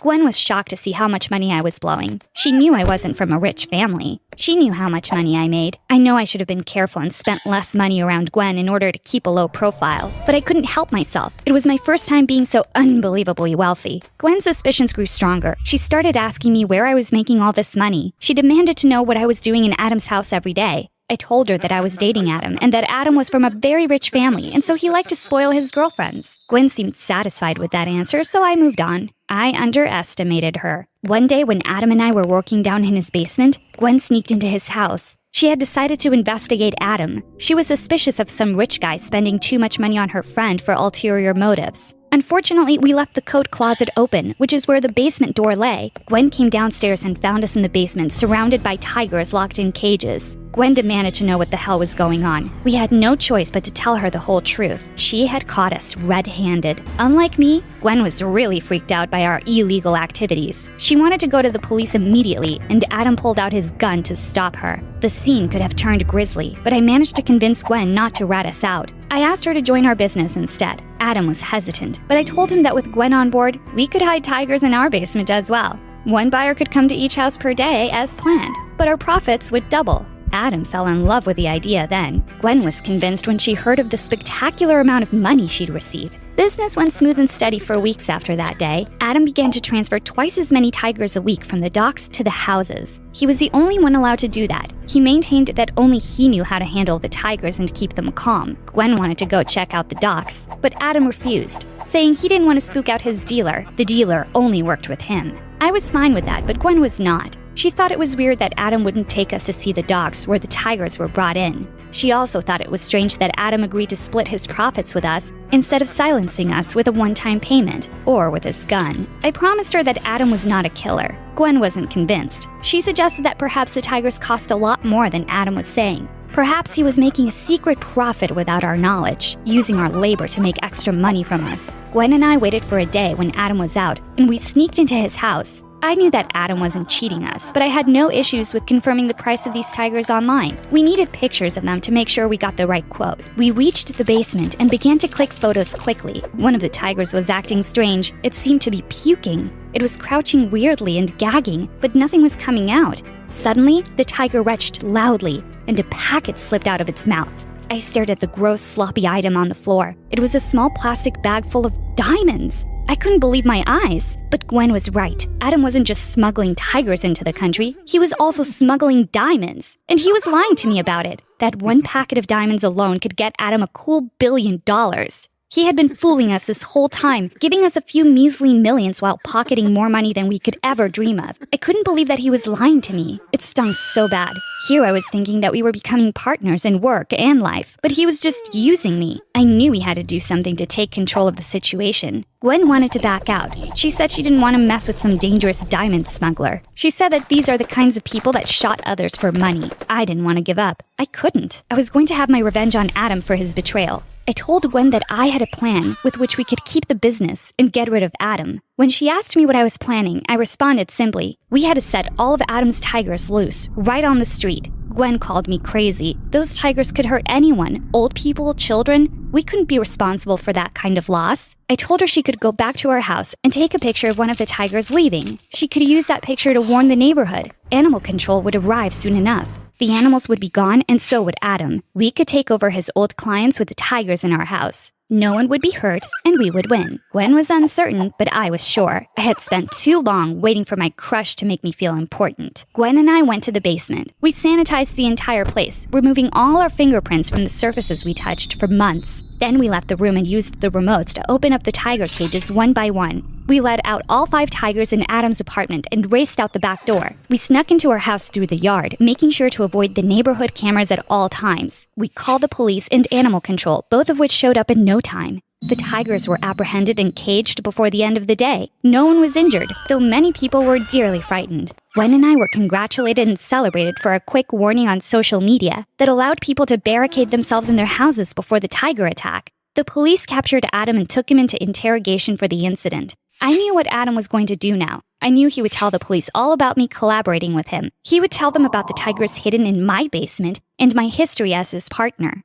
As I predicted, the police showed up to my house later that night. They came in full force with a search warrant in hand. Gwen and I let them in. Just as we planned, they searched the entire house and found nothing. They went with us into the basement and saw nothing other than old laundry. They were confused, as Adam's testimony had sounded really solid, but I assured them that Gwen and I were upstanding, moral citizens who would never partake in something so strictly illegal. I told them that Adam had a crush on me for a very long time, and he was angry that I had not only rejected his advances, but it was my tip online that got him caught. The police had no choice but to believe me. After all, they had no evidence to say otherwise. Before the police arrived at my house, Gwen and I had moved the tigers we had hidden. We were rich now. We were not the same broke girls without resources from a few months ago. We had connections. We moved the tigers to a farm nearby and sanitized the entire basement so no chemical evidence of their existence could be found. I had stolen Adam's phone and contacted all his clients as their new source. Then I used his phone's location history to find his dealer. This way, we took over Adam's business while he sat in federal prison. Expensive tigers hiding priceless diamonds. Gwen and I had never held a more powerful job. We were like the kingpins of our town, hiding in our modest house and living like queens. We could buy whatever we wanted, go wherever we wished, and have whoever we craved. We wanted to avoid suspicion, so we continued to stay in our old house. From the inside, we did it up better than a luxury hotel. Life was perfect, until the day Adam was let out of prison. He'd gotten out early due to good behavior and community service. This was terrible news for Gwen and I. I was scared that he could come back like a ghost haunting us for ruining his life. Over the last few years, as the police had forgotten us, Gwen and I began to store tigers at the house once more. I was suspicious that Adam would tip off the police and send them here again, now that he was free. Gwen said we couldn't be sure he would do that. She wondered if Adam would return to us and try to make things work. I scoffed at her hope. I had sent Adam to jail, so why wouldn't he try to do the same to me? I knew we had to make plans to get rid of the tigers before Adam could rat us out. Gwen and I quickly got to moving the tigers to our farm. As we loaded one of the cages into our truck, a small mishap caused the door to break open as it slammed onto the ground. Neither of us saw it coming, and the tiger leapt from the cage like a beast, kicking the gate open. The force of the gate slamming against me sent me flying against the ground. It knocked my lights out, and I fainted, my world fading to black. Seconds later, I felt hands on my chest, thumping. I felt soft lips touching mine, and I opened my eyes. Adam was sitting over me, giving me CPR. After all these years, he was here, saving me again. I looked around me and saw that the tigers were gone. I asked Adam where they were. Gwen said that Adam helped her move the tigers back into our basement. She said that they didn't need to shift the tigers to the farm anymore. When I accused Adam of sabotaging our plan,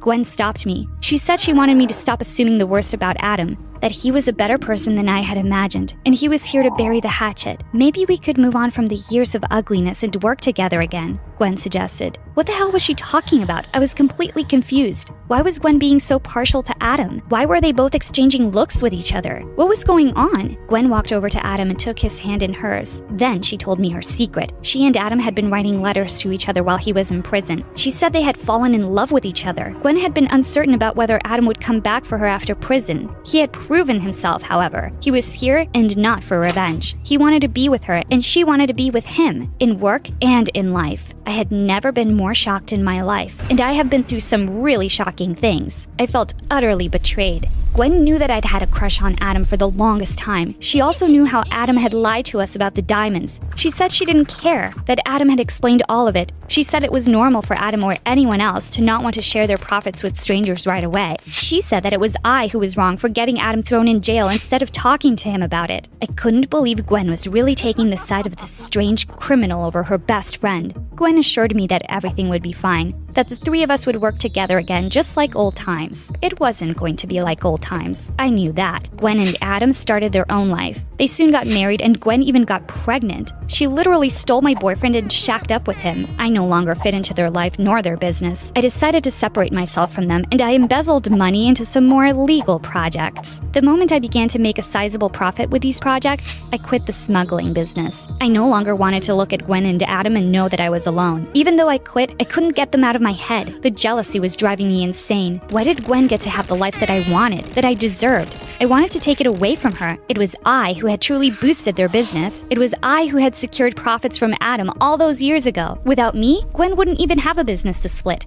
I decided to make a plan to rat them out, to have them arrested and keep the business for myself. I found a man named Jeeves, a bounty hunter who helped frame people for copious amounts of money. I paid him off and told him what I needed to get done. I told him about the tigers and how we would have to transport them before we framed Gwen and Adam. Jeeves and I formed a plan, and he came over to my house to execute it. We were going to Gwen and Adam's house, and then we would call the cops from their basement, saying we discovered hidden tigers. Adam already had priors. They would believe us without a doubt. When we finally met up with Adam and Gwen in their house, I got my phone out to call the police. I didn't need to. We were already surrounded by the police. I just didn't know it yet. Once we were all in the same room, Jeeves pulled out his gun and revealed his true identity to us. He was a detective, sniffing out a tiger smuggling ring here in our city. He had recorded every single thing I had told him, and he had enough proof to arrest all three of us for animal cruelty and the destruction of 100 other state and federal laws. The police jumped out of the shadows and arrested all three of us. I couldn't believe my fate, and I couldn't stomach how careless I had been. I had vetted Jeeves, but clearly I hadn't done it thoroughly enough. I was so eager to get what I wanted that I let my guard down. I was tossed into federal prison. Gwen and Adam testified against me, saying it was me who owned the business all along. They told them how I had released tigers all those years ago to frame Adam. They said I had forced them to work with me for years and threatened to kill them and their child if they tried to back out. I was filled with so much rage at this fake testimony that I began to scream at them with anger during the trial. The judge made the cops seize me and send me back to my cell. My cell has been my home for 10 years now. Gwen and Adam did minimal time. After all, no one wanted to take a child's parents away from it. I was blamed for everything that happened, and it was I that did the time. I was tortured by rage and loneliness in my cell, furious that with all my power and strength, I could not destroy my crush and my best friend. Hi, I'm Victoria from Slovakia, and this is the story of how my dumb family could never stand that I was smarter than all of them, and they did everything they could to ruin my life. But before I continue, click like and subscribe. It all started when I was a baby. I have a twin brother, Mark, and even though I came into the world 5 minutes after he did, I was always miles ahead of him. By the time he'd learned to roll over, I was crawling everywhere. He was just making spit bubbles when I spoke my first words. But for some reason, Mom and Dad were so proud of everything he did, and I just seemed to get on their nerves. Once, when we were playing with our toys, Mark picked up a mini train excitedly. Look, Dada, it's a choo-choo. It's not a choo-choo, Mark. It's a train. Oh, be quiet. He's so cute when he talks like that. I don't know why you speak like an annoying teenager already. On our 4th birthday, I only got stupid dolls, while my brother got a super cool toy airplane. He just ripped the box open and started pushing the buttons like a maniac. I picked up the manual and read the instructions. I felt fascinated by how it worked. Here, Mark, let me give it a try. No, you leave it to the boys. Even my dad couldn't get it to work. This is garbage. And with that, he tossed it aside. I quietly picked up the airplane, and a few seconds later, everyone looked up in shock as it zoomed over their heads. Mark started to cry, and Dad snatched the remote control from me and told me to teach my bratty brother. But after I did, he would never let me have a turn. I would just sneak into his room at night and take it whenever I wanted. Once when we were in the 4th grade, my brother and I were playing Scrabble and my parents joined in. What I thought would be a fun family game night turned out to be a nightmare. I get 54 points for Sphinx. That's not even a word. You're just making stuff up. No, I'm not. It's an imaginary creature. So it's not real. Ha! I knew it. Cheater. Just because you don't know something doesn't mean it's not true. Suddenly, Dad lost his temper and knocked the board off of the table. You think you're smarter than all of us, huh? I never said that, but maybe I read more books than you guys. So that's the problem. Well, here's an easy solution. No more books for you. To my horror, he marched straight up to my room, took away all my books, and put them in his safe. If they thought that was going to stop me from reading, they were so wrong. I'd sneak books into my school bag from the library and read them at night when everyone was asleep. When I was in the 10th grade, I was going upstairs one day when a book fell out of my bag. Before I could pick it up, Mark was already flipping through the pages. This isn't one of our course books. Mom, Dad, look what Victoria has. And seconds later, I had my parents breathing down my neck. Why are you reading this book? What does it have to do with you? I just really like reading about machines and how they work. I even fixed the kitchen clock that hasn't been working since forever. That was you? Why didn't you tell me, idiot? I've been terrified thinking it's some ghost messing with the time. I didn't send you to school to be some mechanic, and this kind of stuff is for boys. And with that, he ripped the book in half. Dad, that's a library book. Well, oops. And you better come and watch TV with us. You have to start acting like you're part of this family. They forced me to watch dumb shows with them all evening, when all I wanted to do was go work on my secret project. You see, about a month ago, I'd entered the science fair, and I'd been secretly working on an amazing robot arm. On the day of the fair, I woke up extra early, snuck out of the house with my project, and put it in my locker. When the science teacher called me to set up my table at the fair, I couldn't help grinning at Mark's surprised face. As the judges and other students gathered around my table, I announced, "This solar-powered robot arm can play catch with you, chop up vegetables, and even write with a pen. Exhibit A." Everyone gasped as the arm started chopping up carrots at warp speed. And then suddenly, something went very, very wrong. The arm started making some strange sputtering noises, and the next thing I knew, it flung the knife towards the crowd, missing one of the judges by an inch. As the horrified crowd started to scatter, I burst into tears. I couldn't understand how this had happened until I spotted Mark's ugly face smiling in the crowd. Of course he tampered with it. I didn't win anything, and to make things worse, I was called into the principal's office. I gulped when I walked in to see the judge who almost got hurt, but he actually smiled at me. "Victoria, we obviously couldn't give you a prize because your robot failed, but I was still very impressed, and your teachers speak very highly of you. Would you like to join the program for gifted kids at my college?" College? I couldn't believe it. "Why don't you come spend a day on campus? Bring your parents along."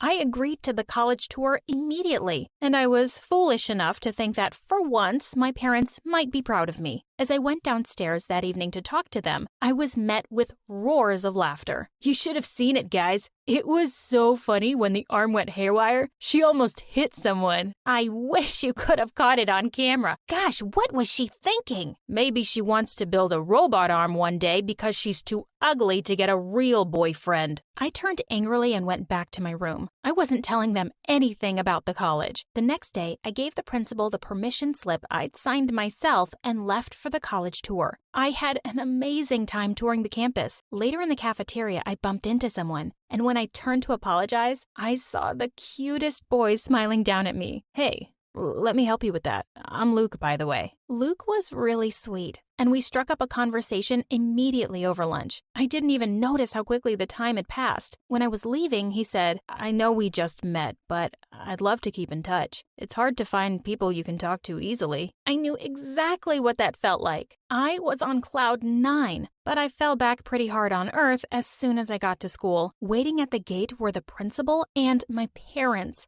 and they looked livid. You forged my signature? Dad, let me explain. Where were you all day? I've been offered a full scholarship at an amazing college. College? What kind of college would want a stupid schoolgirl? Sir, your daughter is very smart, and you can visit the college. I'll be doing nothing of the sort. That's because she's not going. And I want you to stop telling her she's better than the rest of us, or I'll sue you. As furious as I was, I knew there was no point in arguing with these guys. I would just have to wait a couple of years to get out of here. They couldn't take everything away from me, I thought. I called up Luke and we started seeing each other. As we grew closer, I opened up to him about my crazy family and how my achievements bother them. That's really unfair. You have a college scholarship waiting for you. Don't let their insecurities hold you back, Vic. His words made me realize that I didn't need to feel bad for being smart or having big dreams. Luke helped me set up a tutoring gig on the side, and I started making money. A couple of months later, he asked me to move out and come live with him, and I said yes. We decided to break the news to them together. To my surprise,